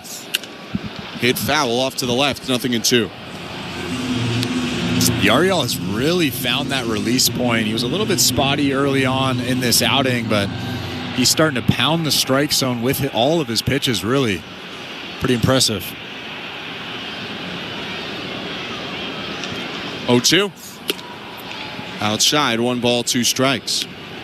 Interesting as the count went to 0-2. Ernie Clement and Bo Bichette on the left side of the infield both shifted even more to the pull side for Martinez, moving closer to the second base pad. 1-2 pitch. Outside at 97, 2 balls, 2 strikes.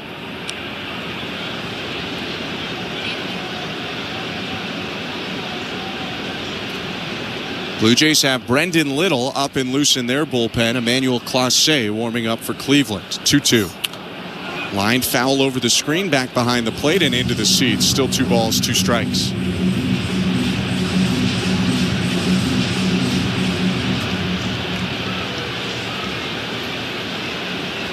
Martinez, a speedy, lanky center fielder, faces a 2-2 and hits it on the ground foul to the right. Battling off a tough slider in on the hands.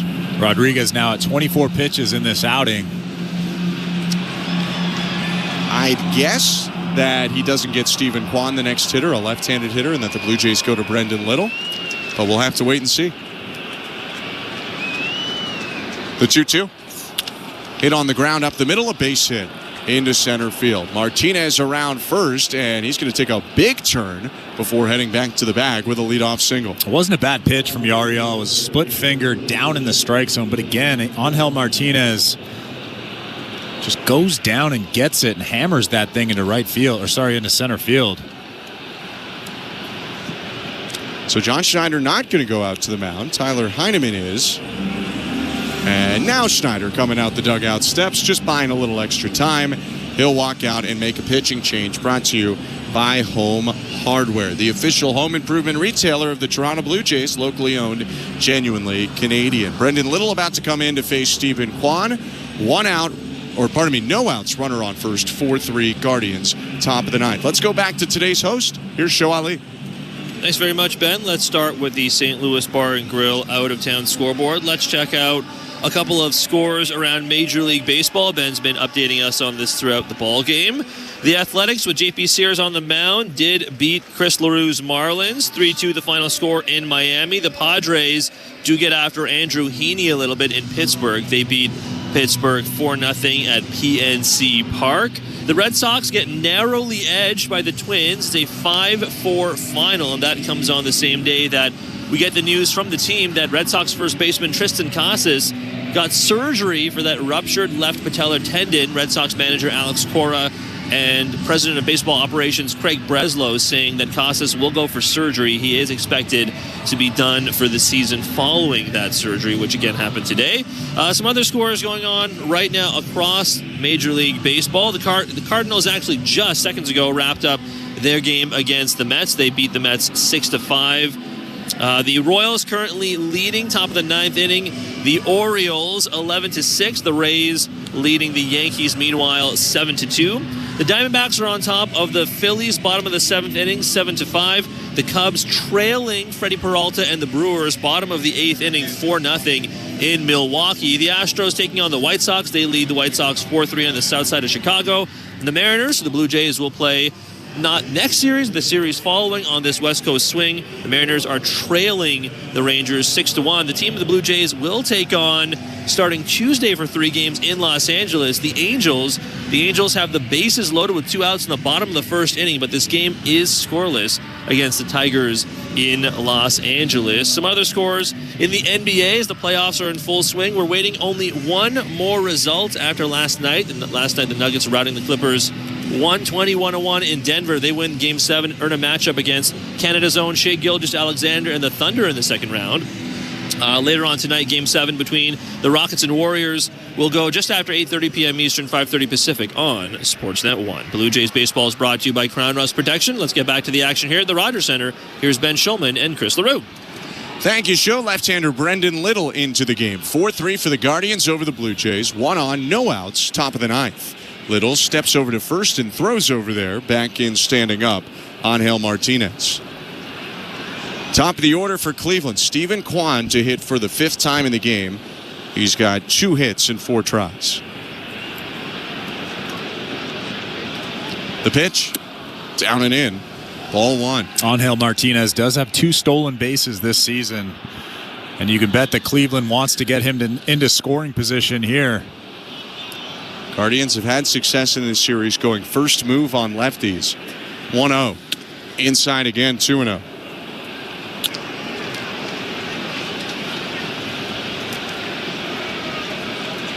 Kwan 45 for 135 this year, a .333 average.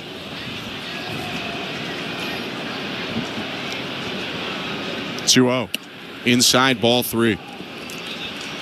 Got to throw a strike here. You don't want to put Stephen Kwan on and move Angel Martinez into scoring position. Sinker, cutter, curve for Brendan Little. Lefty's 3-0. Inside, ball 4. 4-pitch walk. And that's something that we really haven't seen from Brendan Little recently. He's struggled with that in the past, coming into tight ball games like this and struggling to find the strike zone. But that one right there was pretty rare, at least for this season so far. Little in 14 2/3 innings has punched out 22, walked only 6 so far this year. One thing to note, though, this is his 18th appearance of the season already. He's been good. That's why they've used him a lot. But I mentioned a little earlier in the game, they also haven't had that many big leads, so they've needed to use him a lot. Pete Walker's going to go out to the mound now as a pinch hitter enters. John Kenzie Noel is out. Brian Rocchio, the switch hitter and often the shortstop for the Guardians, enters the game. Pete Walker just ran out to the mound, and I'm sure he was just trying to slow down the heart rate of Brendan Little. Maybe he's sped himself up a little bit. If I'm Pete Walker, I run out there, I say, hey, don't worry about the runners on base right now. Just throw strikes and get this guy standing in that batter's box. Big bunt situation. First and second, no outs. Corners are way in. The pitch to Rocchio. He squares and he bunts it foul. 0-1. Little can be a tough guy to bunt because all three pitches he throws have a ton of movement.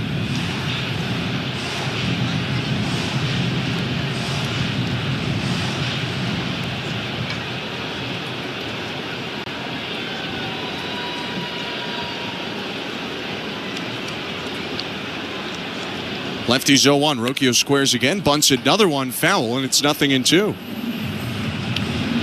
Unless the Guardians want to take a big risk here, the bunt no longer in play. I would imagine that they don't try to bunt here with two strikes, but like you said, Brendan Little's so hard to bunt against because all of his pitches have so much movement. Those are the hardest guys to bunt.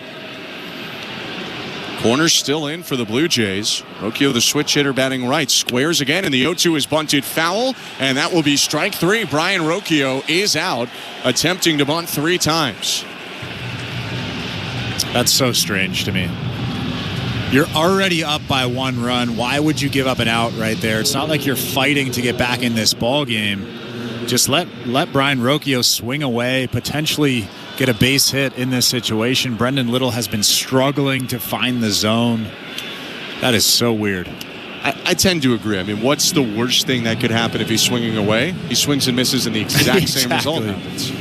Exactly. And the first 2 bunts, they weren't near misses rolling up the line and then hooked foul. He missed him by a lot, and that ball never was fair. It went straight to the right. Yeah, if you're in that Cleveland Guardians dugout, I'm sure you're not thinking, man, he's looked really good so far these last 2 pitches. Let's try to bunt again. I mean, that's probably one of my least favorite things about baseball when something like that happens. Like, why are we bunting with 2 strikes? So big out for the Blue Jays. Rocchio retired. First and second, 1 out. 4-3 Cleveland. Jose Ramirez, the switch hitter, will bat from the right side. The pitch. Sinker low, ball 1. It's been more of a strikeout guy this year, but last season Little got a ton of hitters on the ground. Would love to do that here. The 1-0. Bounce to the plate, sliding block to the right by Heineman. 2 balls, no strikes. Nice job from Tyler Heineman.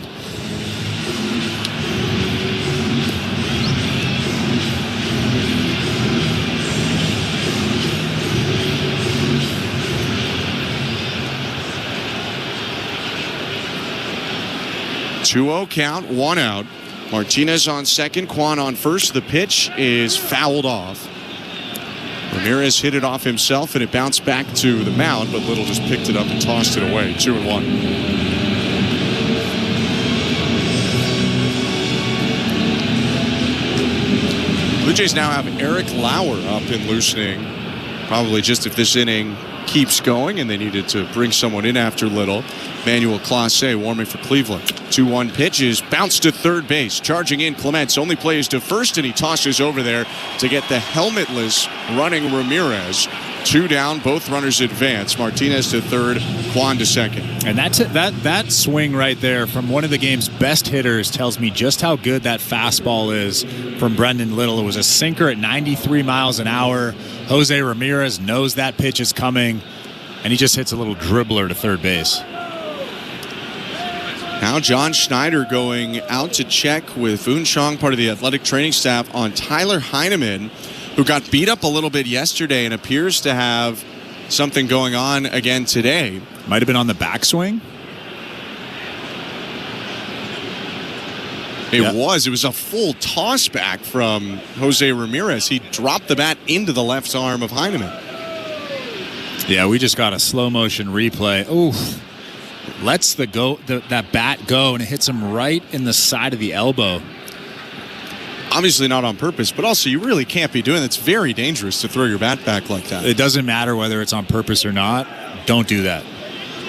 I mean, I don't care how good the player is, if it's Jose Ramirez or Joe Blow. Don't throw your bat like that. Heineman, all right. Blue Jays don't have other options. Kirk has been lifted from this game. Pitch to Kyle Manzardo, down and away, ball 1. And I can guarantee you that any catcher will tell you the exact same thing. Good news is Heineman appears to be all right enough to stay in the game for now. Second and third for the Guardians. 2 outs. Kyle Manzardo at the plate with Cleveland up 4-3 in the top of the 9th.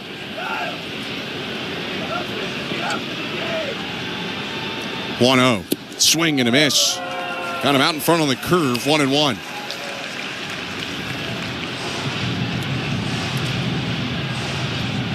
Infield back for the Blue Jays. Shifted toward the right side, the pull side for the left-handed hitting Manzardo. The 1-1. Called a ball. Had the outside corner. But not according to Scott Berry. 2 balls, 1 strike. Tyler Heineman was really frustrated. Framed that pitch, held it in place, and then kind of dropped the shoulders. That was a strike. The 2-1. Low 3-1. That's a big pitch in this ball game because it goes from 2-1, or sorry, from 1-2 to 2-1, and it really changes the at bat. First base is open if Little wants to be careful. It's second and third, 2 outs. 4-3 for Cleveland, top of the 9th with Carlos Santana on deck. 3-1 pitch to Manzardo. Swing and a miss. Who needs to be careful? He just pounded the sinker inside on the hands. It's a full count. I always say that about Brendan Little. Just throw that thing right down the middle and let it work. So much movement on that sinker. Little to the back of the hill for the rosin bag. Now walks up to the rubber and leans in, dangling his left arm. Standing up tall now, he's set at the belt. The 3-2. In the dirt, ball 4. Manzardo takes a walk to load the bases. I don't mind that pitch right there. It's a big run standing at third base. You have the open base at first. Why not try to throw a breaking ball out of the zone? See if you get a big swing and a miss. Does also set up forces everywhere for the Blue Jays, although its bases loaded for the Guardians. 2 outs, and the switch hitter batting right, Carlos Santana, up to the plate. 4-3 Cleveland, top of the 9th. Little's pitch. Down and away, ball 1. But because you walk the bases loaded, now you have to pound the strike zone. You have to throw strikes in this situation. Santana, not a hitter that chases often. He has a walk today and 14 on the year. The pitch. High, ball 2.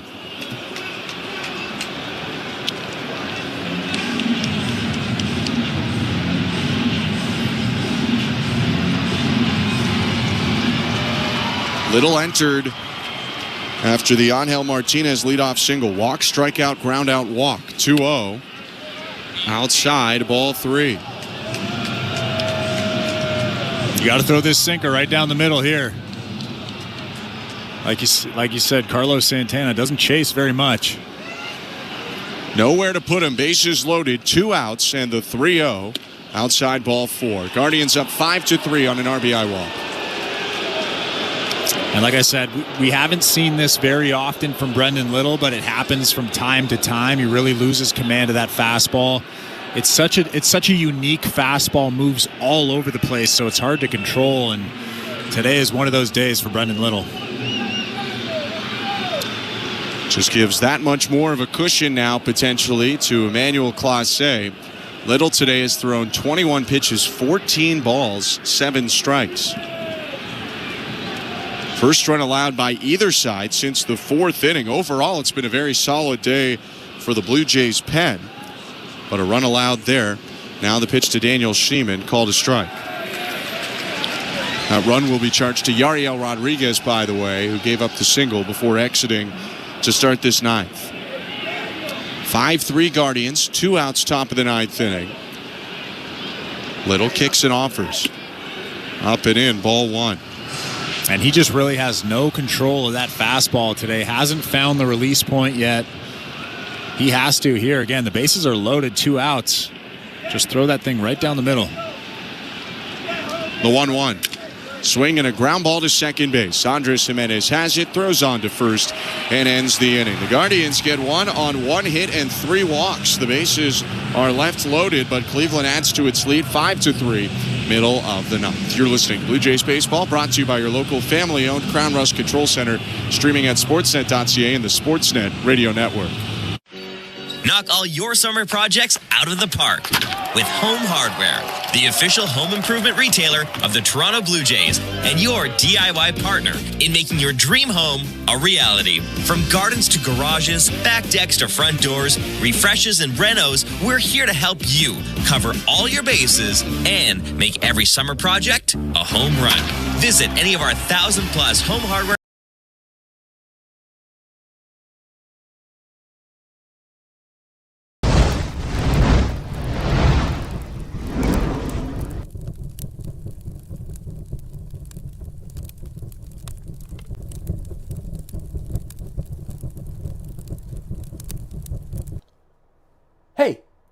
Hey, you. Yeah, you. I'm talking to you, the baseball fan that's hanging out with us here on TSI during the Blue Jays game. We appreciate you being here, and now that we've got your attention, what are you waiting for? Please hit that subscribe button and turn on the bell so you don't miss it when we go live for every single Blue Jays game this season. Oh yeah, the TFC games and the Argos games all summer long as well. We appreciate you being here. Thank you for joining our awesome community. We're so close to 100K. Let's get there. Thank you for helping us make a difference. We really appreciate you taking a second from listening to the Jays game and hitting that subscribe button. It really, really, really makes a difference with our channel and with SickKids Hospital in Toronto. Go Blue Jays, go. Let's make a run at the playoffs this year. We have the talent. We'll see you back in the chat. In the bottom of the ninth inning, Blue Jays trail the Guardians 5-3 as we head to bottom 9. Blue Jays baseball, as always, brought to you by Crown Rust Protection. With the call here at the Rogers Center, here's Ben Shulman and Chris LaRue. Thank you, Show. Pitching change for the Guardians, brought to you by Home Hardware, the official home improvement retailer for the Toronto Blue Jays, locally owned, genuinely Canadian. For a second straight day, closer Emmanuel Clase is on for Cleveland. His 15th appearance, 16th of the year. In 14 and a third innings so far, he's allowed 10 earned runs to a 6.28 ERA, but he sure looked like the good old Emmanuel Clase yesterday, Chris. Yeah, it doesn't quite have the numbers that he has had in the past, but his stuff is still pretty electric. Fastball up to 100 miles an hour, and it's a cutter too. It's not just a fastball. Clase will face 9-1-2 this inning with the Guardians up 5-3 on the Blue Jays. It starts with the bottom of the order hitter, Andres Jimenez. Right on left, the pitch. Inside, ball 1. The Blue Jays want to look at it optimistically. Clase has been in a lot of trouble this year when he has pitched back-to-back days. This will be the 5th time that he pitches on consecutive days. 1-0. Check swing, called strike. I'll take that, Ben. So you have April 9th. He pitched on consecutive days, gave up 3 hits and a run in an inning. Got a scoreless one on the 19th doing that, but then on the 20th gave up 3 in an inning. 1-1. Inside 2-1, and then the last time he pitched on consecutive days was April 30th against Cleveland. He got the save, but he gave up 2 hits and a run to the Twins. Righties 2-1. Fouled back 2-2. 99-mile-per-hour cutter over the heart of the plate, but it's never easy to hit a 99-mile-per-hour cutter. He's still got that good stuff. I know the numbers are inflated just a little bit, but it's hard to think that he's not going to get those numbers back down with the stuff that he has currently. Last year, he allowed only 5 earned runs in 74 and a third innings pitched for an 0.61 ERA. His 2-2. Called low. I mean, that's a strike 100%, but the Blue Jays will take it. That pitch clearly had the knees at 100. It's full count. Well, I don't know if Andres Jimenez was fooled or not, but that was 100 miles an hour right at the bottom of the strike zone. A perfect pitch from Clase. Called a ball. The 3-2. Bouncer right side of the mound. Clase fumbles with it, throws to first and sails it wide. Jimenez taken off for second base, and he will get there as the throw skips in. Someone looking out for the Blue Jays right now after the missed ball strike call. A little swinging bunt back to the mound lands Andres Jimenez on second with a two-base error by the pitcher, Clase. Well, it almost looked like Clase's body was moving towards first base, and he almost forgot to squeeze that glove. It bounced out of it, and then really no reason to throw that baseball to first base, throws it away, and Andres Jimenez ends up at second base. Although that run at second base doesn't mean much, it's still a good start to this inning. Bo Naylor out to talk to his pitcher, Clase. By the way, some defensive changes. Brian Rocchio at short now for the Guardians. Daniel Schneemann into right field. And Gabriel Arias moves from short to second. Nobody out. Tying run to the plate. 5-3 for the Guardians. Runner on second. And the pitch to Bo Bichette. High, ball one.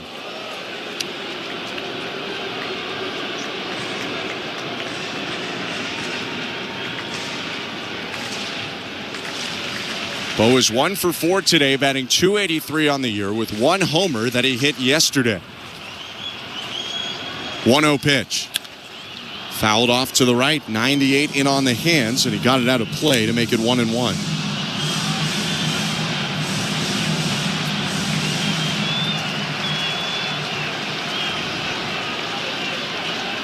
Clase staring in, now sets. Big right-handed reliever with a look at second and the pitch.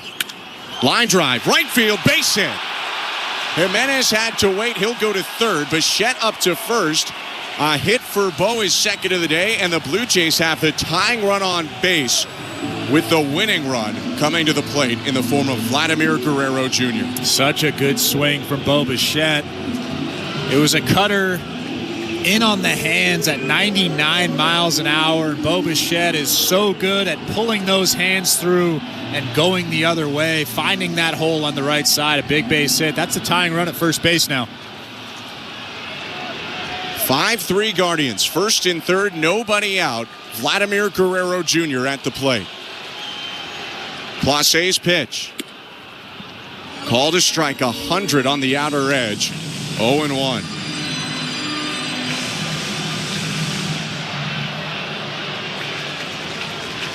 These two have faced 8 times. Guerrero with no hits off Clase. 0-1. Swing and a miss. He was looking for the ball game there. 0-2. That was a hanging slider, a little spinner from Clase. That was the mistake that he was looking for right there, right over the heart of the plate, thigh high, just missed it. Bichette on first, Jimenez on third, no outs. The 0-2. Hit to right field in the air. Backing up, Schneemann makes the catch. Jimenez will tag from third and jog home. So it's a sac fly for Guerrero. And it's 5-4. The Guardians leading the Blue Jays with still the tying run on first. This is what you pay Santander for, isn't it? Coming up in big situations like this against big arms like Emmanuel Clase. Go-ahead run, standing in that batter's box now. And an extra base hit should be enough to tie the game or even more. Fourth time that these two face off, Clase and Santander. Santander 0 for 3 with a hit by pitch. And he takes the first pitch from Clase up high. Ball one. 5-4. The Blue Jays trailing the Guardians. Bottom of the ninth. Bichette on first with one out. Righties 1-0. Outside. 2 balls, no strikes. And if you're Santander, you're looking for that cutter, something hard over the middle of the plate. Don't get fooled.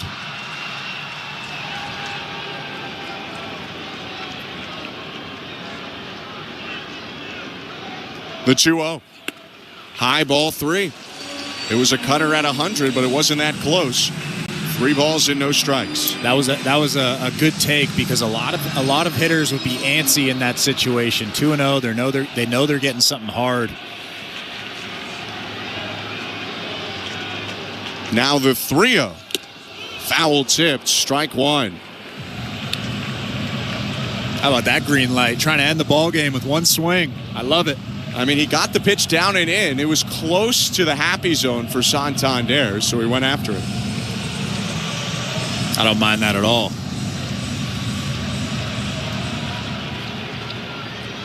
Bichette on first is the tying run. 1 out, bottom of the 9th. Santander steps in, taps the plate twice, twirls around the bat and brings it up to his left shoulder. The 3-1. Bichette off from first. Swing and a miss. Throw down to second. And it's not in time. Boy, C.B. Buckner wanted to keep everyone waiting for that call. My goodness. But Bo Bichette steals second, and the Blue Jays have the tying run in scoring position. Well, I'm not sure if Brian Rocchio caught that ball cleanly. The ball might have fell out of his glove. We're getting a second look at it. Yeah, I don't think he caught that baseball. He tried to make it look like he did, but he never had it for the tag. So Bichette on second. Full count, 1 out, and now a single to the outfield could tie the game. Clase offers. Broken bat bouncer to second base. Picked up there by Arias. Throw to first in time. And there are 2 down. Bichette advances to third. And the Blue Jays down to their last hope in George Springer.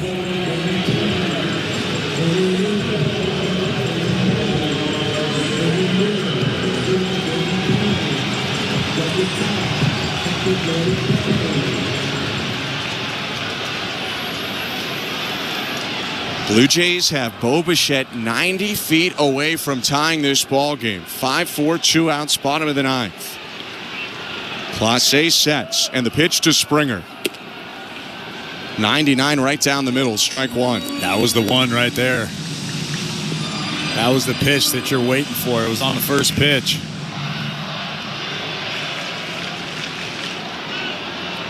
Springer 0 for 3 today with a walk. The 0-1. Inside at 100. 1 ball, 1 strike.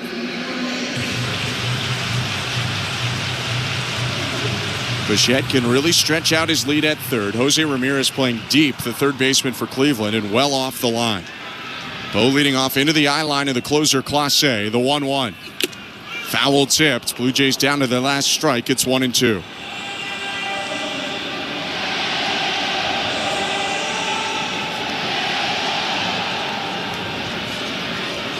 (5-4) Cleveland. Runner on third, 2 outs, bottom of the 9th. Clase sets. The 1-2.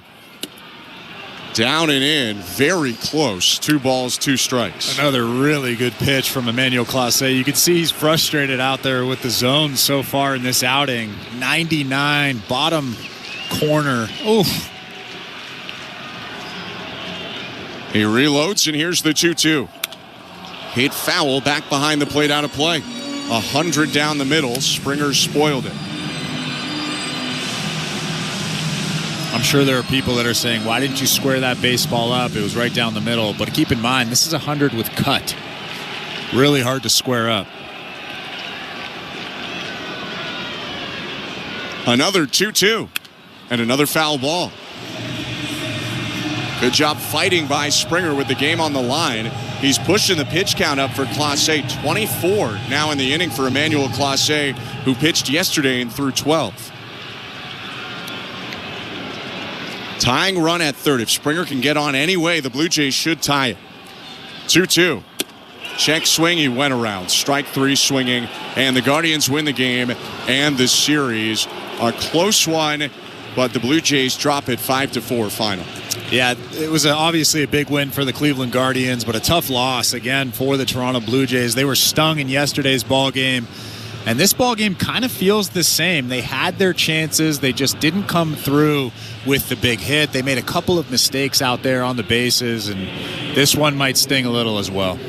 Blue Jays lose 5-4. We'll take a quick step aside, wrap it up, and get you over to Blue Jays Talk. You're listening to Blue Jays Baseball, brought to you by your local family-owned Crown Rust Control Center, streaming on the Sportsnet app and the Sportsnet Radio Network. If you're looking for a fun day, did you know the day before Monday? Junior J Sunday. You can paint your face, come and meet Ace and run base to base. On Junior J Sunday. So many things to do. You could bring your crew and even mom and dad too. Junior J Sunday. Lights up, let's go to Junior J Sundays. It's family fun throughout the ballpark with games and activities that your squad will never forget. Feeling the song, grab your dad or mom, visit BlueJays.com. Junior J Sunday.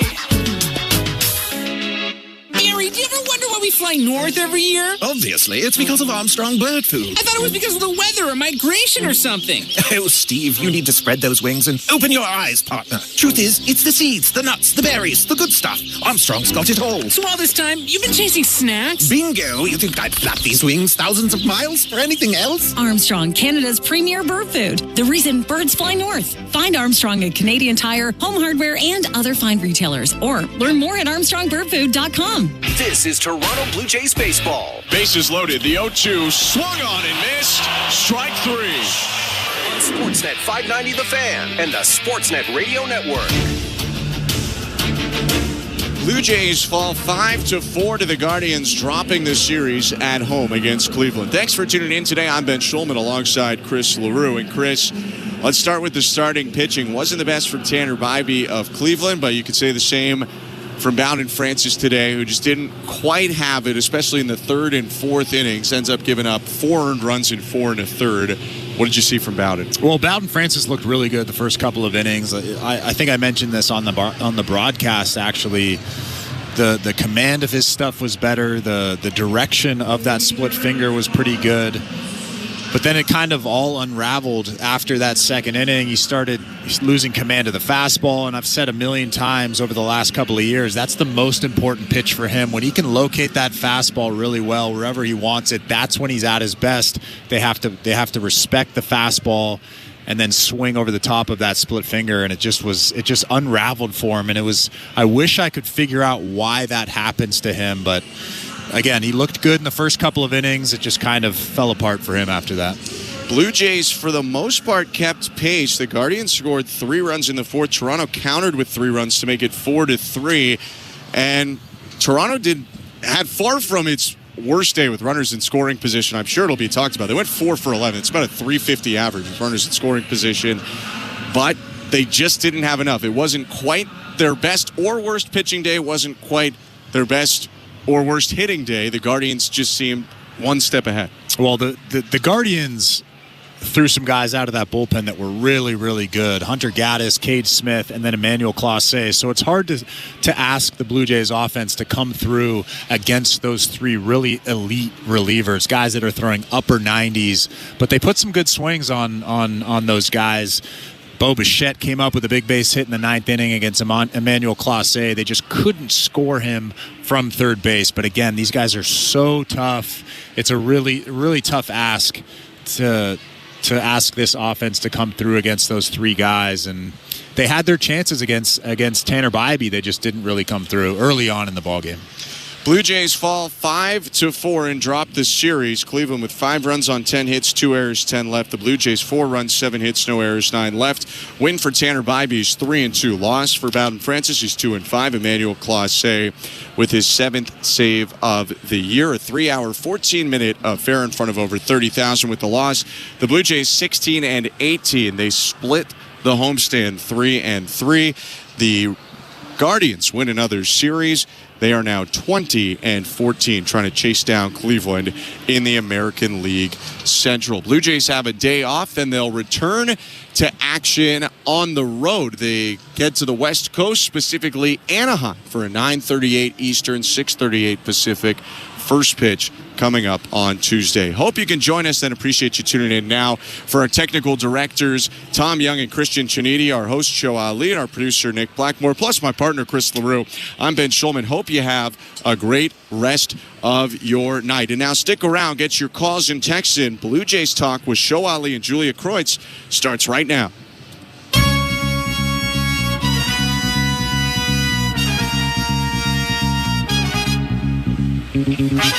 Well, Jules, the 4th was not with the Jays offense today. Another quiet day for the Bats. The Jays offense seemingly finding another way to achieve futility. They did make it interesting in the 4th inning, I guess, but late in this one, more stranded runners with 1 out.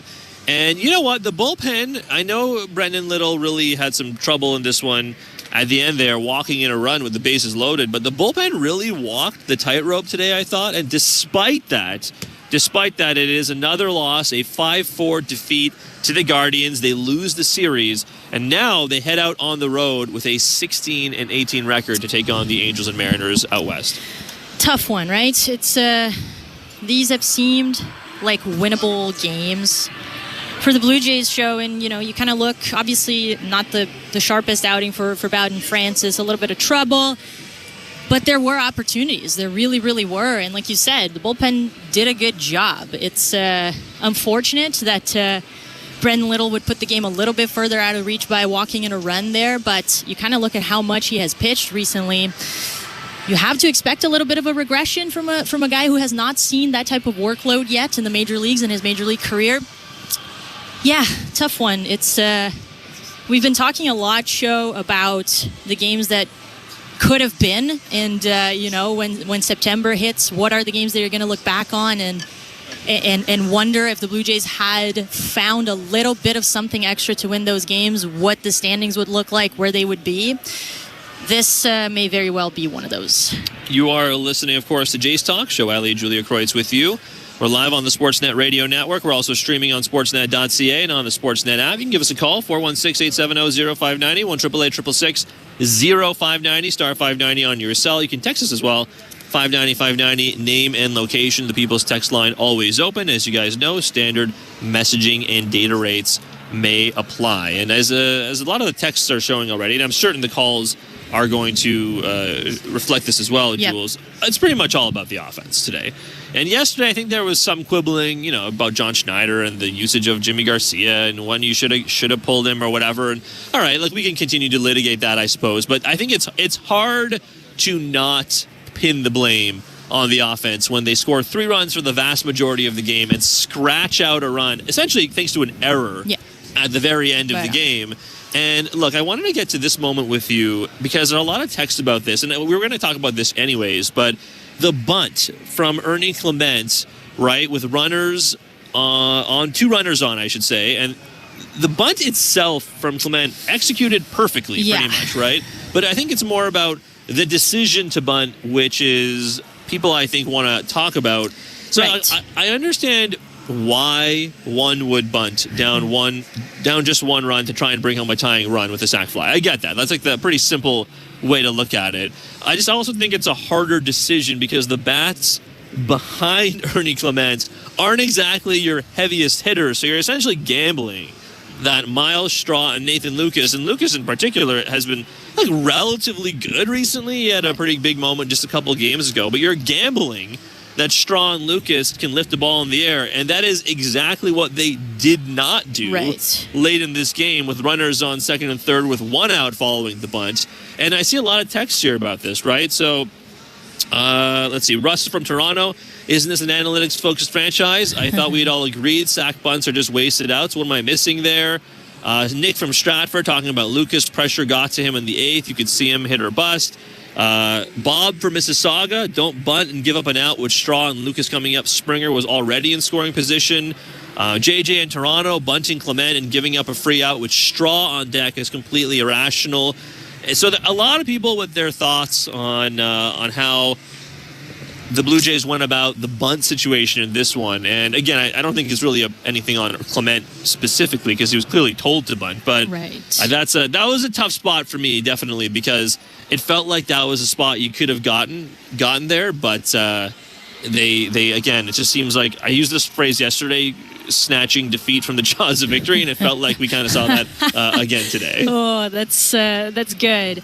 I have to agree. I mean, that's exactly it, right? When you have those guys behind you, and no disrespect, obviously Nathan Lucas again with a big game today. They he keeps producing, but Ernie Clement is supposed to be one of your contact guys. He is supposed to be a guy that you trust to put the bat on the ball. And I know that hasn't come with any type of consistency this year, Show, but this is still Ernie Clement. And so in that moment, in that situation, down by 1 run, I wonder even what that does to a player's mentality, right? Because it is, in my mind, and obviously there's a million things between what I'm saying and what's actually going down in the dugout and in the conversations that they're having, but it does show a little bit of a lack of trust, right? When you're in that situation and you ask someone like Ernie Clement to bunt. And when you consider how important he was for the Blue Jays last year, he was one of the catalysts of that of that offense, which, neither here nor there. You can make your own judgment there, but he was an important piece for the Blue Jays last year. Hasn't been exactly that consistent this year, but the trust still needs to exist if these are your guys. I just that's not what we saw there, and I 100% agree. I don't really understand what the decision is. We'll see if John Schneider speaks about it in his media availability now post-game, but yeah, down 1 run in that moment with those guys coming up behind him, trust him. Trust that he can swing the bat and figure it out for himself in that moment. There was also the just really bizarre double play that happened in the very first inning with Bo and Vladdy, seemingly with strange decision making on the base paths. That you have, they're the two runners, but you have the runners on first and third with nobody out, essentially right away against Tanner Bybee, who was a little wild today, by the way. Just generally speaking, if there was a day to take advantage of Tanner Bybee not being super sharp, it was probably today, and it felt like they were on the cusp so many times, including right away in this ballgame, and they didn't end up taking advantage of him. But again, that was just a strange double play in the first inning. No, I mean, runners on the corners again with nobody out. Santander hits a ground ball to first. Vladdy stops running to second, and then Bo kind of hesitates as he's going home from third. And I just can't help but think that there are two ways you could look at this, right? That had Vladdy just kept never stopped running to second. Because Manzardo, I think, was the first baseman today. It looked like he couldn't quite decide what to do with the ball initially with everyone in motion. Now, he made the right play, just stepped on the bag at first base to get 1 out at the very least. But had Vladdy kept running to second, or had he not stopped at the very least, because he started and then stopped, I can't help but think instead of this really strange double play, you might have had runners on second and third with 1 out instead of a single runner on second with 2 outs. Or at the very least, had Bo decided to just go on contact from third, they probably could have maybe scored a run and still have the only 1 out be at first base. But it's just the hesitation on that play was what killed them on both sides with both Bo and Vladdy, and it's just another avoidable mistake, which is why I think, and of course it comes in the first inning, so you have that hanging over you. But gosh, that's just something that is eminently easy to not do, and they got it done in the very first inning, which is, I understand a lot of fans being annoyed about that. It's tough to even pinpoint who is to blame. I think that you can look at both Vladdy and Bo, because it looked like at first Bo was not going to go, and this was just going to be a regular double play in which you get 2 outs and you have a runner on third, and at that point, with the way that things transpired, the Blue Jays would be pretty happy with that, right? But obviously you don't know what you don't know. But I agree with you that there was some hesitation on Vladdy's part, and then he very clearly looks back at what Bo is doing, and Bo is also sort of hesitant there. He goes, he doesn't go, and then he goes.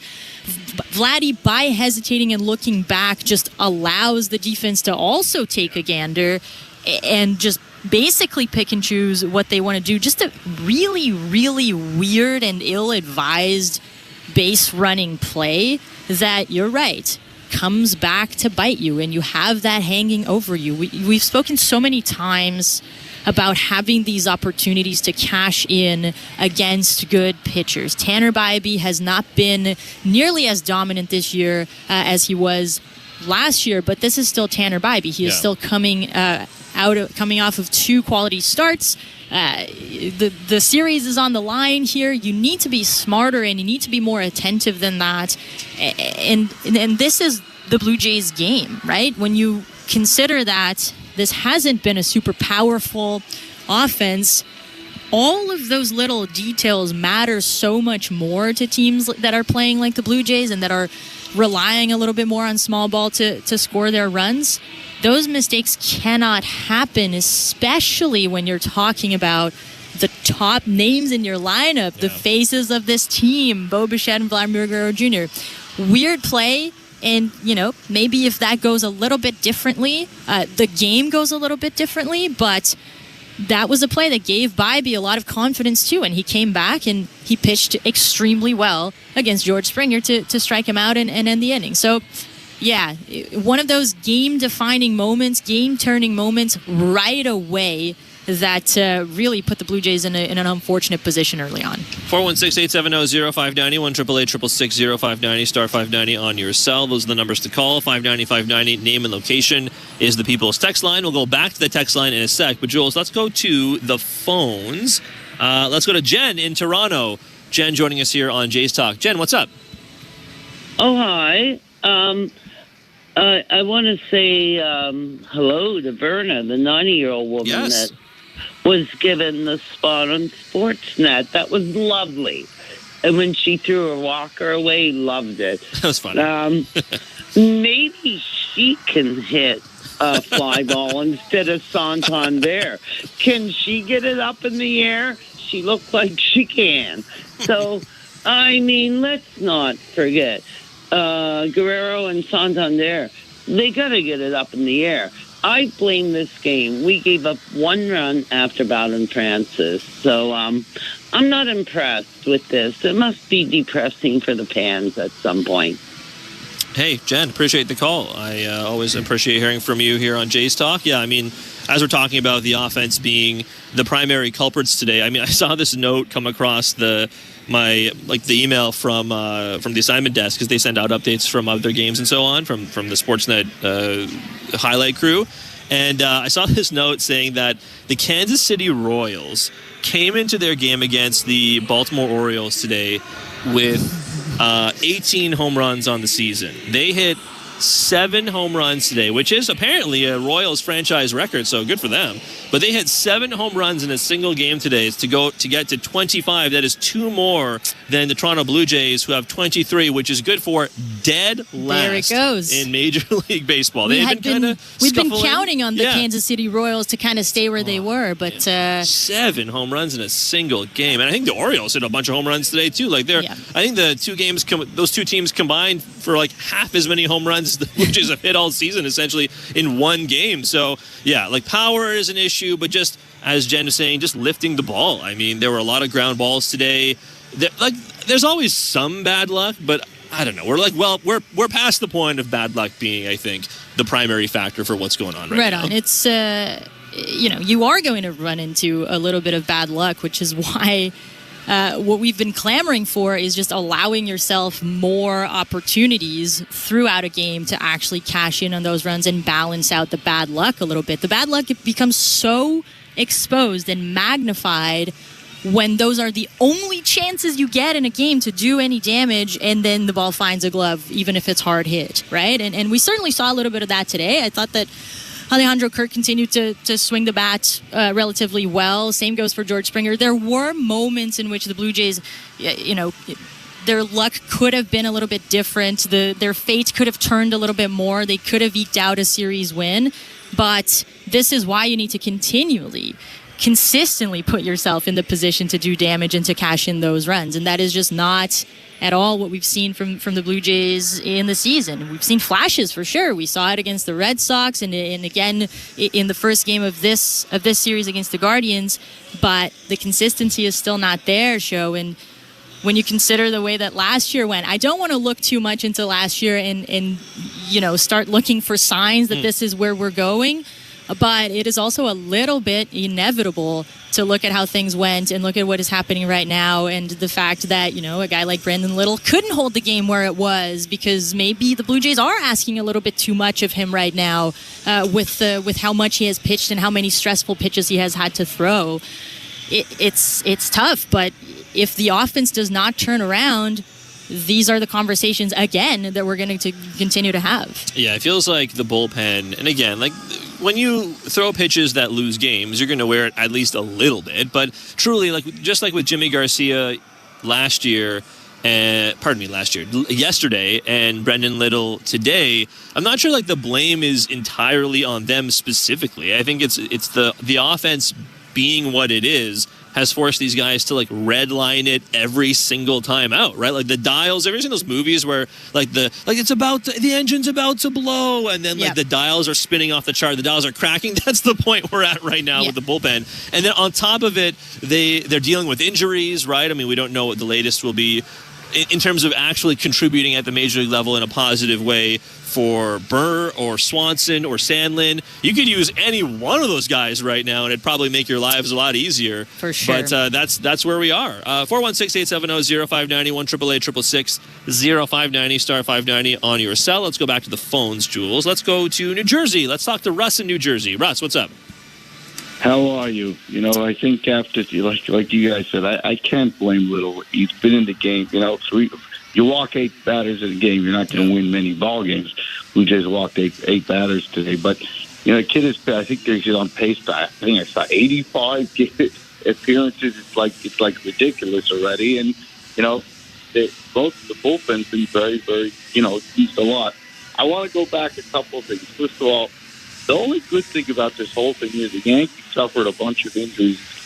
It doesn't look like anybody's running away with it in the American League. We all thought Baltimore and Baltimore is just right now a disaster. The Yankees have suffered, Chisholm, and then you have Volpe. I don't know what's with him, but he didn't play today. I don't think Tampa's very good, and I'm not a big Red Sox guy. I know a lot of people think that can be this great team. I'm not convinced. But I want to go to the Ernie Clement play because I had no problem with it. Remember, they bring the infield in there. So it's not only getting a fly ball, but if you hit a ground ball not right at somebody, it could be up the middle, it could be 2 runs. So, he obviously Monstro didn't get the job done, and he popped up the first pitch. But it's been the same thing with this team. They get chances, and they work the count. They were into a bunch of 3-ball counts. If you look today, how many of the strikes, those guys threw, they were throwing a lot of balls on Cleveland, and the Blue Jays were getting into hitters' counts, but they just couldn't, the frustrating part is they couldn't make them pay. I will say, go out on the West Coast, win, sweep the Angels. I know it's tough to sweep anybody, especially on the road. Even if you lose 2 out of 3 in Seattle, you're 20-20, you're at the quarter mark, 500. And like I said, the American League East is not like it's been in the past. It doesn't look like anybody's going to run away with it. Maybe you have some kind of chance, this season, even if you're off to the slow start that the Blue Jays are. So that's my comments for today. Hey, Russ, appreciate hearing from you, man. Thanks for the call and joining us here on Jays Talk. Yeah, I think when it comes to the division, certainly, I'm certainly with Russ. I mean, I think every team, and we'll do the out-of-town scoreboard, the Bet365 standings update. I did so many of the scoreboards today.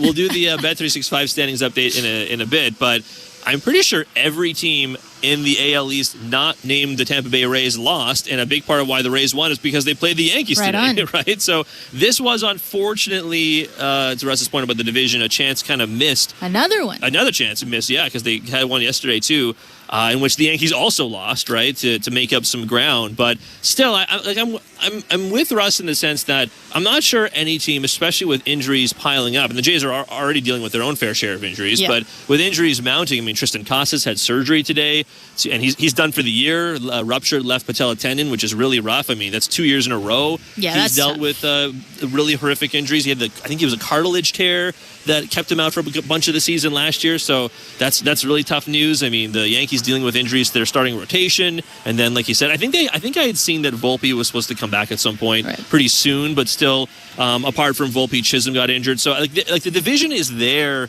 for the Blue Jays taking. It's just they have to take advantage of either mistakes made by the other team or when they have their own runners in scoring position. They just haven't done that particularly consistently for most of this season. Yeah, there's been a lot of, optimistic. If you want to be optimistic about it, you can find something each day or each night to be optimistic about, but you are not really seeing many moments in which everything clicks. And those moments are going to be rare regardless, right, Joe? It is a long season. Guys go through good stretches, bad stretches. We know that there are some streaky things involved on both sides of the ball, but good teams find a way to keep holding on to those leads and to give everyone around them maybe a little bit of reprieve as well. And, there's a reason why Brendan Little has pitched as much as he has. There's a reason why Jimmy Garcia, Jeff Hoffman, all of those guys have pitched as much as they have, and that is because the Blue Jays are playing in a lot of very, very close games. Now, if you get a couple of laughers and you just, you don't even need to hit 7 home runs, Joe. I'm not even asking for 7. I'm asking for maybe 2 in a game or 3. I take 1 at this point. Yeah, sure. Then you put yourself in a little bit of a better position to allow maybe the manager to make easier choices about the bullpen and rest these guys a little bit more.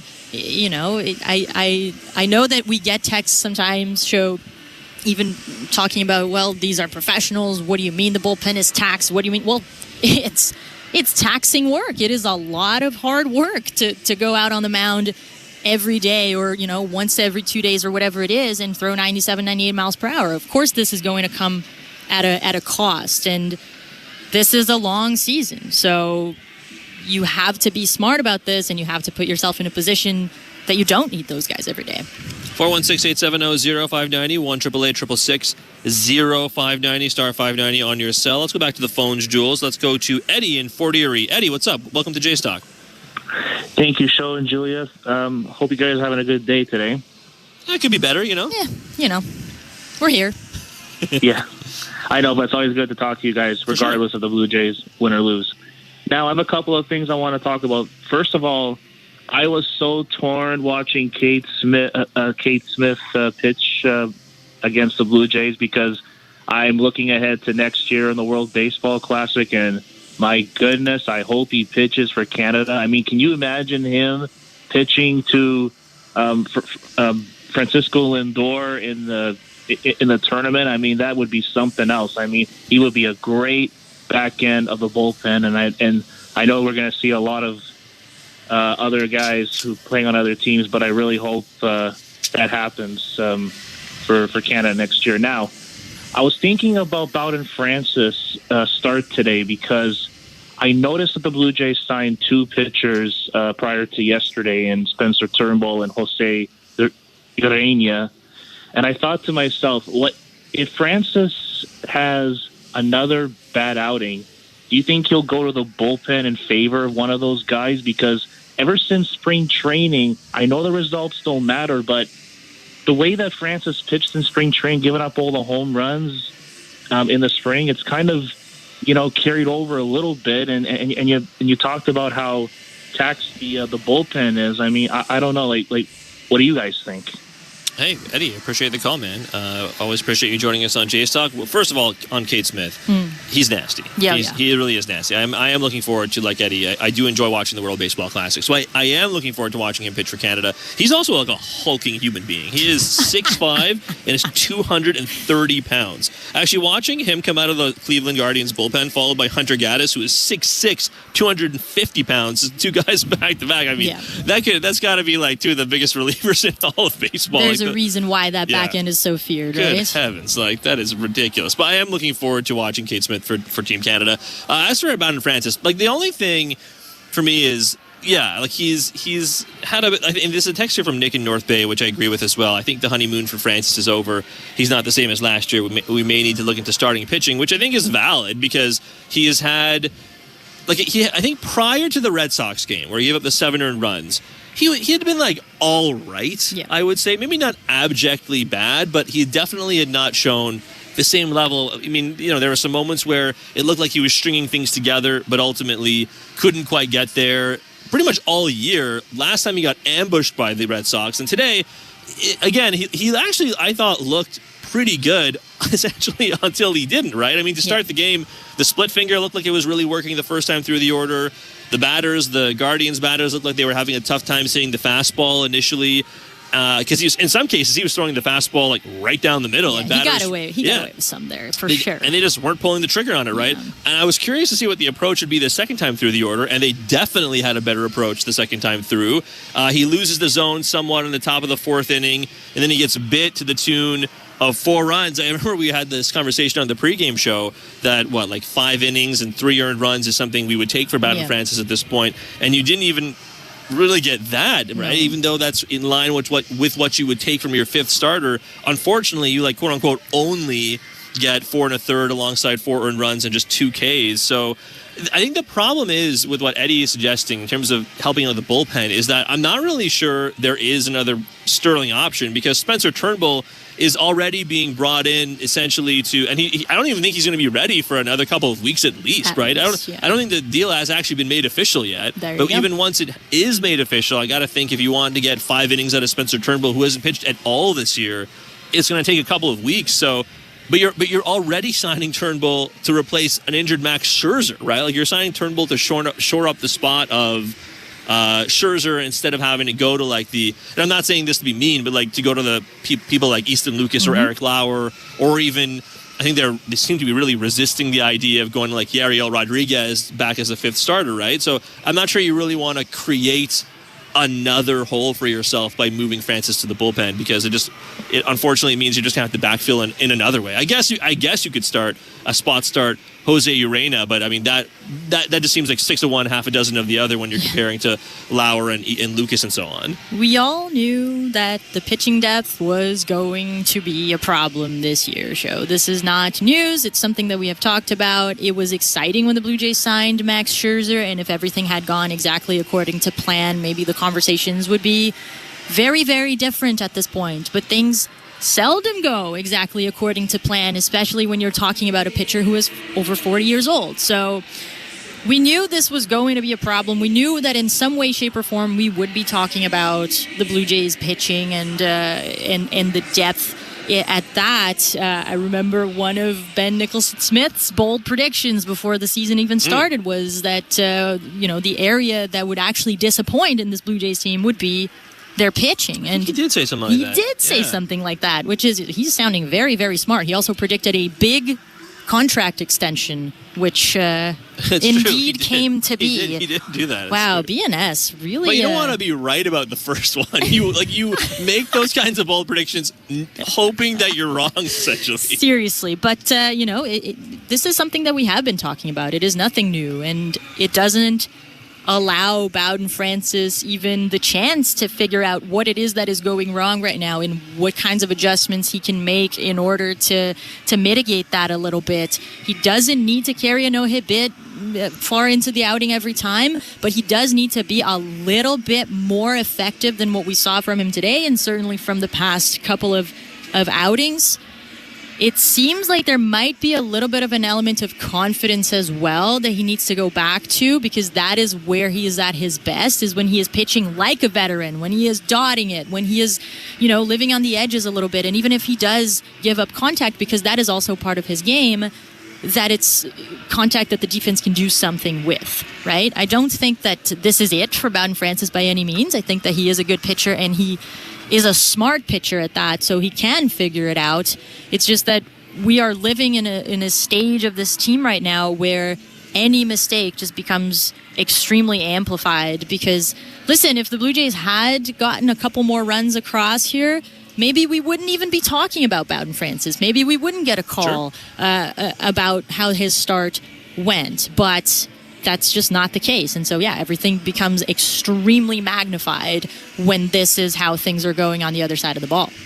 416-870-0590, 1-888-660-590, star 590 on your cell. Let's go back to the phones, Jules. Let's go to Clifton in Etobicoke. Clifton, welcome to Jays Talk. What's on your mind? Yeah, I want to talk about two hitters here. Stephen Kwan and Nathan Lucas. Now, you guys were talking earlier about, we need guys to lift the baseball. And, I hear Barker and Blair and all the guys on the station continuously talking about how we need another big bat in the middle of this lineup. But when was the last time we see this Blue Jays team with a hitter who, when he comes up to the plate, with runners at second and third, it's money. We haven't seen that in a long time, my brother. Now, Stephen Kwan, here's a guy, whatever I'm doing, whenever this guy comes to the plate, I'm right in front of the TV. I want to see this guy hit. This guy, Not only is this guy, he's going to drive the run-in from second or third, but he's going to wear out your pitchers. He's helping the team by wearing out the pitchers. So you talk football on the station too in the football season. And we talk about how the running backs have been discounted over the years. And, because everybody wants to see the big plays down the field with these big receivers. But we know how important these running backs are in, wearing out the defense, man. Killing the clock, giving your team, to a chance to save energy, your offense. And so I'm telling you, man, this team needs a Stephen Kwan. And the reason why I said Nathan Lucas is this is the kid that I see that could be that guy. He's a lefty. He has, good handle of the bat. And if they would give this guy a chance to, forget about this in and out of the lineup stuff. We need one of these guys. This management team has been here for, 10 years now? And we haven't seen a development of a guy who is in the lineup, okay, Bo Bichette, yes. But, it's about time we see, a couple guys start, making the lineup and staying in the lineup. And I think Stephen Lucas could be the guy. Sure. Hey, Clifton, appreciate the call, man. Always appreciate hearing from you here on Jay's Talk. Look, Stephen Kwan is a lot of fun to watch. That is absolutely true. To Clifton's point, he wears out the opposing the opposing pitcher. He always gives you a quality AB. There's a reason you want someone, and while he's not necessarily hitting for power, there's a reason you want someone like that at the top of your order, basically every single time up, because he almost always, at least for baseball standards, where is failing failing 7 out of 10 times essentially is very, very successful, right? So it's such a cool at bat every time, right? So 1,000% agree with Clifton on that end. I'm a big Nathan Lucas fan. I've always been a big booster of Nathan Lucas's, and it's funny because I guess he is new-ish to Major League Baseball in the sense that he has played the vast majority of his career in the minors, but it is funny to refer to him as a new guy or a kid or anything because he's 30, I think, that's right? But Nathan Lucas, look, I'm not sure if he'll ever be the Stephen Kwan that you're looking for, but I do think, especially, and I see some text here about some of the other offensive guys who have really struggled, right? This is from Shane in Brockville on the text line, 590-590, name and location. This Barger and Roden experiment has to come to an end. At least Davis Schneider took his walks. This is getting ridiculous, to be honest. And look, that's fair, right? Barger and Roden, it was interesting today, too, because the two of them, I thought, did struggle. But it's funny, in that little mini rally, Barger gets aboard with a fielder's choice chopper out to Ramirez, who just couldn't finish the play, and then Roden gets hit by a pitch, essentially. So those two guys get on, and then Lucas and Jimenez right after them, both with some pretty good pieces of hitting to get the game back within one. But it's true. I'm not saying I never want to see them again, but I wonder at this point what the plan is for them going forward, because the two of them have shown a little bit less than someone like Nathan Lucas, for example. Yeah, and there's a reason why we are seeing Nathan Lucas a little bit more in this lineup right now. It's not all about matchups or things like that, but it's also because he has been the most consistent of that bunch. Now, is he Stephen Kwan? I don't think so. But very few people are, though. We are talking about an elite contact hitter, someone who really, really has such a good feel for the strike zone and is going to make contact way more often than not. Very few holes in that swing. It's just a different caliber of player entirely, but Nathan Lucas cannot be discounted, and what he is doing right now, the way that he is playing is, and you see it in the at-bats, it's professional, it's mature, they are the at-bats of a guy who has been around for quite a bit and who is finally getting the opportunity to show what he can do. So yeah, I would love to see Nathan Lucas continue to get a little bit more of these opportunities. so that we can see, just how consistent this can get and how much he can actually help toward the bottom of that lineup. There's no name on this text, but Clifton, if you're still listening, someone texted in to say, never in all my years of sports has a caller made more sense than that last guy who called in. So there you go, Clifton. Someone out there, anonymous texter, leave your name and location, agrees with you. Connor in Toronto on the text line saying, JD Martinez is still a free agent. Would he solve some offensive problems?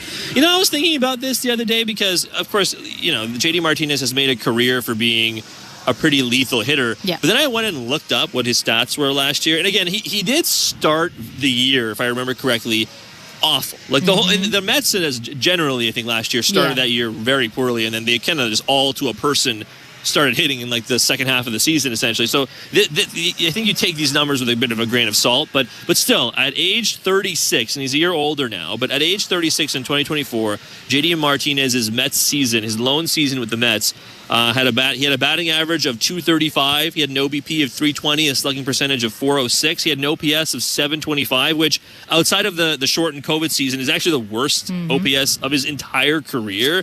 He had 16 home runs. And he had 69 RBI. I'm not sure. And again, I say this as someone who also considered the JD Martinez thing not that long ago, but I'm not sure if it would be a huge upgrade, considering what he is probably asking for money-wise. There's probably a reason he's not playing on a team right now, and I got to think it is performance from last year, in addition to him, again, being a longtime Major League vet, probably rightly asking for a lot of money, but I'm sure teams are just not willing to pay that amount of money. That's precisely what I was going to say. There's a reason why he hasn't signed with anyone yet, and that's probably because the cost does not match what he would provide offensively for a team. Yeah. Before we take a break, let's get to this last one. Eric from London. I am not blaming Miles Straw, but he had two pivotal ABs today and unfortunately had one-pitch flare-outs in both situations. So I think Eric's saying something's really got to change there. And the tough thing is, too, at that point, you would have liked to pinch hit Miles Straw for like Dalton Varsho or something, but Dalton Varsho was scratched from today's game with lower back tightness, right? At that point, I think everyone had come into the game, right? Ernie Clement had come into the game. Miles Straw himself was a pinch hitter. And Tyler Heineman was the only other guy, and he had come in for Kirk. So Varsho was really only the other guy. But again, to Eric's point, I think that does land a little bit on roster construction. Also, Eric says, shout out to Behind the Scenes with Nick Blackmore and Tom Young for being there every game. So, Tom, there you go. A shout out directly for you. That's really special. And they're right, too. Yeah. Christian Thank didn't you get he didn't get a shout out, but he just started with us not that long ago. So, Christian, we'll get there. We love you. We'll get there. You had a shout out as well. I do. I want to say hello to my buddy Levi, since it's Junior J's. Levi was here today. Right. Is he running the bases right now? Absolutely. No, he's in the car listening to us. Right. But, this game was neither here nor there, so definitely a bright spot for me to be able to see my buddy Levi wearing his little Blue Jays hat and carrying his Kevin Gausman bobblehead around. It was great. Next generation of fans. I hope you're learning something from this broadcast, Levi, and if not, get to bed soon, I guess. Soon? It's 5:30. He's 2. Okay. Well, you didn't disclose his age, okay? I thought Levi was like 14 or something. All right, that makes sense. Levi, don't let today's result deter you from coming back to the ballpark. Please, I implore you. All right, let's take a quick break, Jules. And on the other side, we'll go back to the text line, 590-590, name and location. And then we'll also continue to take your calls, 416-870-0590, 1-888-660-0590, star 590 on your cell. You're listening to Jays Talk. That's Julia. I'm Sho. We're back in a flash on the Sportsnet Radio Network. Not tomorrow, not someday. The home improvements begin today. It's game on with Timber Mart. Build that deck, raise that fence, landscape till your property is beautiful. Make no payments for 12 months with the Timber Mart Deferred Payment Program. Apply for a Timber Mart project card today and pay later, 12 months later. Financing provided by Fairstone Financial Inc. Conditions apply. Ask in-store for details or apply at timbermart.ca. Locally owned, proudly Canadian. Timber Mart is Canada's building center. At Crown Rust Control, protection runs deep because every Crown Rust Control center is owned by a local family who cares beyond business. Your Crown Rust Control is 100% committed to their product, to you, to their community, which is your community. Protecting you and what matters to you is equally important as protecting your vehicle. Did you know spring's the best time of year to protect your vehicle from rust? For a special spring offer, find your local family-owned Crown Rust Control Center at crown.com. Only Sportsnet and Sportsnet Plus bring you every game of the Stanley Cup playoffs. Things really starting to heat up. The quest continues. There's some bad blood. There's some animosity. There's some rivalries. For hockey's ultimate prize. Great players know that playoffs are a time to shine. Great play and he scores! Wow! From 16 teams to one champion. You cannot script this stuff. Watch or stream every game of the Stanley Cup playoffs. Only on Sportsnet. Here for the Cup. Buck Martinez here to tell you about the huge Double XL. 3-topping pizza from Pizza, just $19.99. That's a whopping 18-inch 3-topping thing of beauty for only $19.99. So hurry into Pizza today and bring a big appetite for a hot and fresh Double XL pizza. I'm loving this big voice. I may just call the game this way. Go to pizza.ca. Barry, do you ever wonder why we fly north every year? Obviously, it's because of Armstrong bird food. I thought it was because of the weather or migration or something. Oh, Steve, you need to spread those wings and open your eyes, partner. Truth is, it's the seeds, the nuts, the berries, the good stuff. Armstrong's got it all. So all this time, you've been chasing snacks? Bingo! You think I'd flap these wings thousands of miles for anything else? Armstrong, Canada's premier bird food. The reason birds fly north. Find Armstrong at Canadian Tire, Home Hardware, and other fine retailers. Or learn more at armstrongbirdfood.com. Knock all your summer projects out of the park with Home Hardware, the official home improvement retailer of the Toronto Blue Jays and your DIY partner in making your dream home a reality. From gardens to garages, back decks to front doors, refreshes and renos, we're here to help you cover all your bases and make every summer project a home run. Visit any of our 1,000+ home hardware and building center locations where we're proud to be locally owned and genuinely Canadian. Hi, this is Jeff Hoffman, and you're listening to Toronto Blue Jays Baseball on the Sportsnet Radio Network.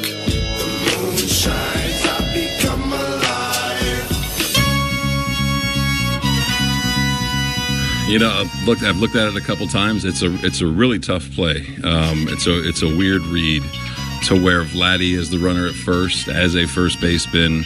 You're not sure if he's going to step on it and throw. You want to be sure there, and I think they're probably going to get 2 outs on that play somehow. And I think talk to Vlad, talk to Bo about it. It's a really weird read. It's a weird play. I think the best possible outcome there is Bo stays at third. But trying to score early, those things kind of happen. But it was a weird read for basically everyone involved, and a good play by them. That is George Springer speaking about the very bizarre double play that went off. That was John top. Schneider, buddy. What did I say? George Springer. No, George Springer. Okay, that is. It's okay. It's okay. okay. Don't lie there, all right? It's okay. That is John Schneider speaking to the media. It was a bizarre play, though. I mean, he's not wrong in that it was a tough read.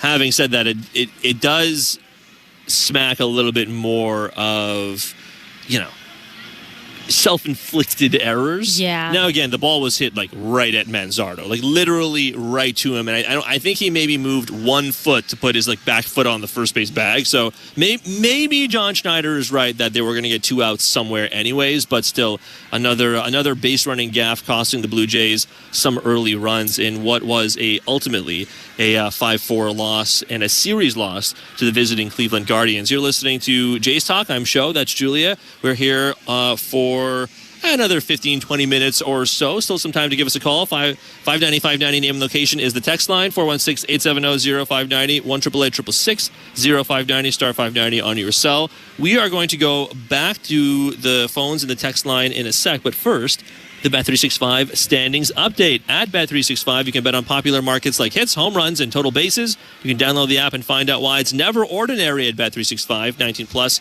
play responsibly, Ontario only. So we kind of talked about this to a certain extent earlier, but we didn't really give the record. So this is where records sit with all the games in the American League East finished. So here's what the scores are. The Yankees actually did make it closer. I hadn't realized this. Last I checked, the Rays were up 7-2. They still lost that game, the Yankees, but it was a 7-5 final score in favor of Tampa. Of course, we have our game, the Blue Jays losing to the Guardians 5-4. The Red Sox narrowly getting edged 5-4 as well by the Twins at Fenway.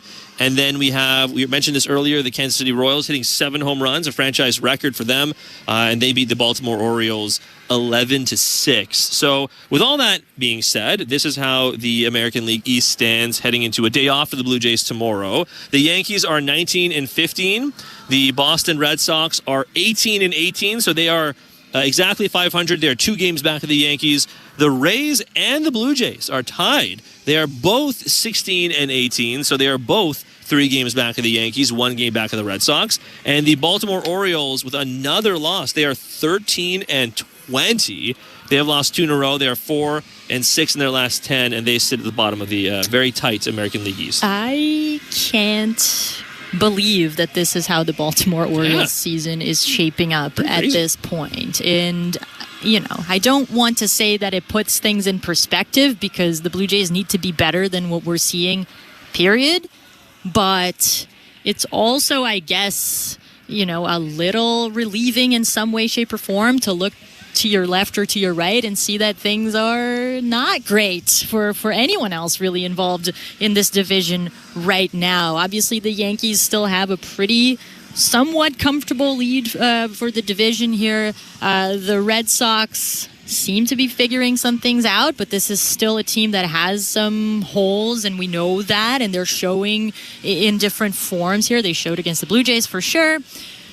It is up for grabs, Show. It is up for grabs, and if the Blue Jays can just harness a little bit more of offensive consistency, then this can get way, way more interesting than it is right now. Let's go back to the text line, 590-590, name and location. To what you're saying, George and Toronto, I think you are both too generous towards the team. You say Francis is what you expect from a 5th starter, but he's really a 4th starter.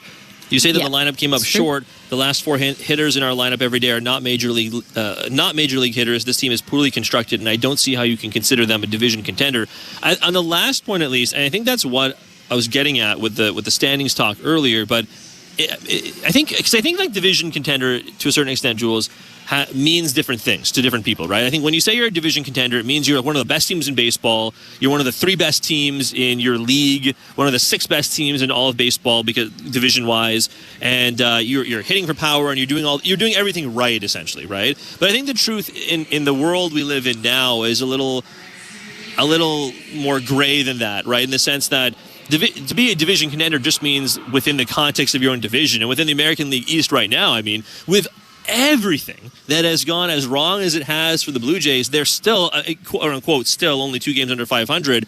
And I think that's, and I'm not saying it to excuse what has gone wrong with the Blue Jays. Like, the power is obviously still a massive issue. It does feel like essentially everyone who goes from 5 through 9 in the batting order, maybe 6 through 9, depending on who's in there, if Varsho's healthy, but pretty much half of the lineup feels like they are, I don't want to say automatic outs, but like really have to grind to get on base.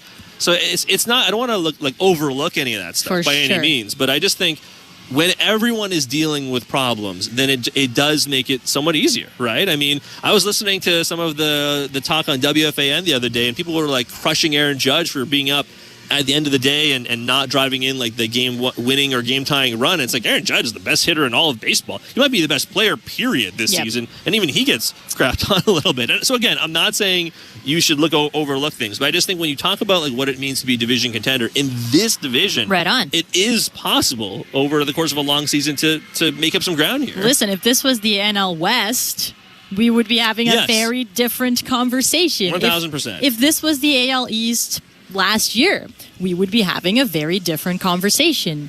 The fact of the matter is that this division is not that this year. We're seeing it. It's right in front of us. And so I guess that is what we mean by you make a few adjustments, you find a little bit of a spark that you can actually hold on to and string together some wins, then you're back in the conversation. And, that is going to vary from division to division for sure.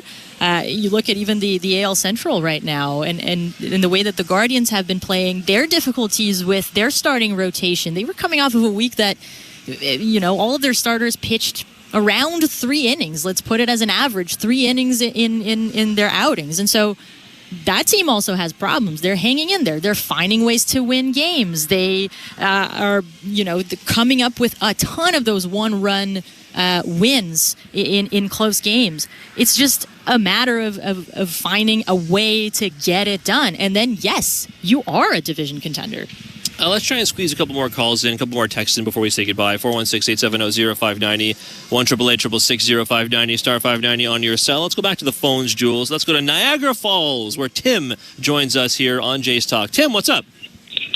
Hey, guys. Long-time listener to Jays Talk, first-time caller. I think what you guys touched on there is what makes it even more frustrating. Is like we're in this division, and when you look at runners and like with what we're doing with runners in scoring position, I think like Jules keeps talking about we're just waiting for things to click. Like we go 5 for 21 over the last 2 games. It's frustrating watching our pitchers roll out there and do their thing, and then on the days when they need the offense to pick them up, the offense is short. It's like perpetually stuck at putting up 3 runs consistently, it seems like, apart from the games that we do, drive-in runs. And everyone's talking about a power bat. I'd more or less, I'd love to see them go out and get some guys that, are good, timely hitting. Bring in guys that are notorious for that can drive in runs with 2 outs. There's been so many times, like I think over the last few games, where we've had runners at second and third, or runner at third with no outs. Like you got to get that run across the plate. It's almost inexcusable not to be able to, drive something to the outfield. Just to get bat to ball, to get a fly ball, or get something in play to get that run across. And until that happens, I'm with you guys, and I think a lot of Jays fans feel like until that happens, it just doesn't feel like there's a lot of hope. Hey, Tim, appreciate the call. Appreciate you hanging on for me here. And you know what? I think to Tim's point, Jules, I think that's why it's all so frustrating, because it feels like, because a lot of teams do this, right? I mentioned Judge earlier. It feels like a lot of the players in that caliber do come through in the biggest possible moments. And Bo hit the home run in this series. He gets aboard right away. He ends up getting aboard at the very end of the game as well, again, off of Emmanuel Clase. And on the flip side, I think you're still kind of waiting for a little more power, for example, from Vladdy, for example. I mean, Vladdy comes up at the end of the game, and like he does drive in, scratch across the run, but it's like with a sac fly, for example, right? I think when you're looking at players like that, you don't really want sac bunts and sac flies and RBI groundouts and so on. You want them to swing the bat, to Tim's point, with runners on first and third with no one out, or runners on second and third with 1 out. And I've made this complaint a million times. Like, you could just replay this part of Jays Talk a bunch of times. You just want to see them score multiple runs with 1 swing of the bat. I honestly feel like I could probably count on one hand the amount of times it's happened this year.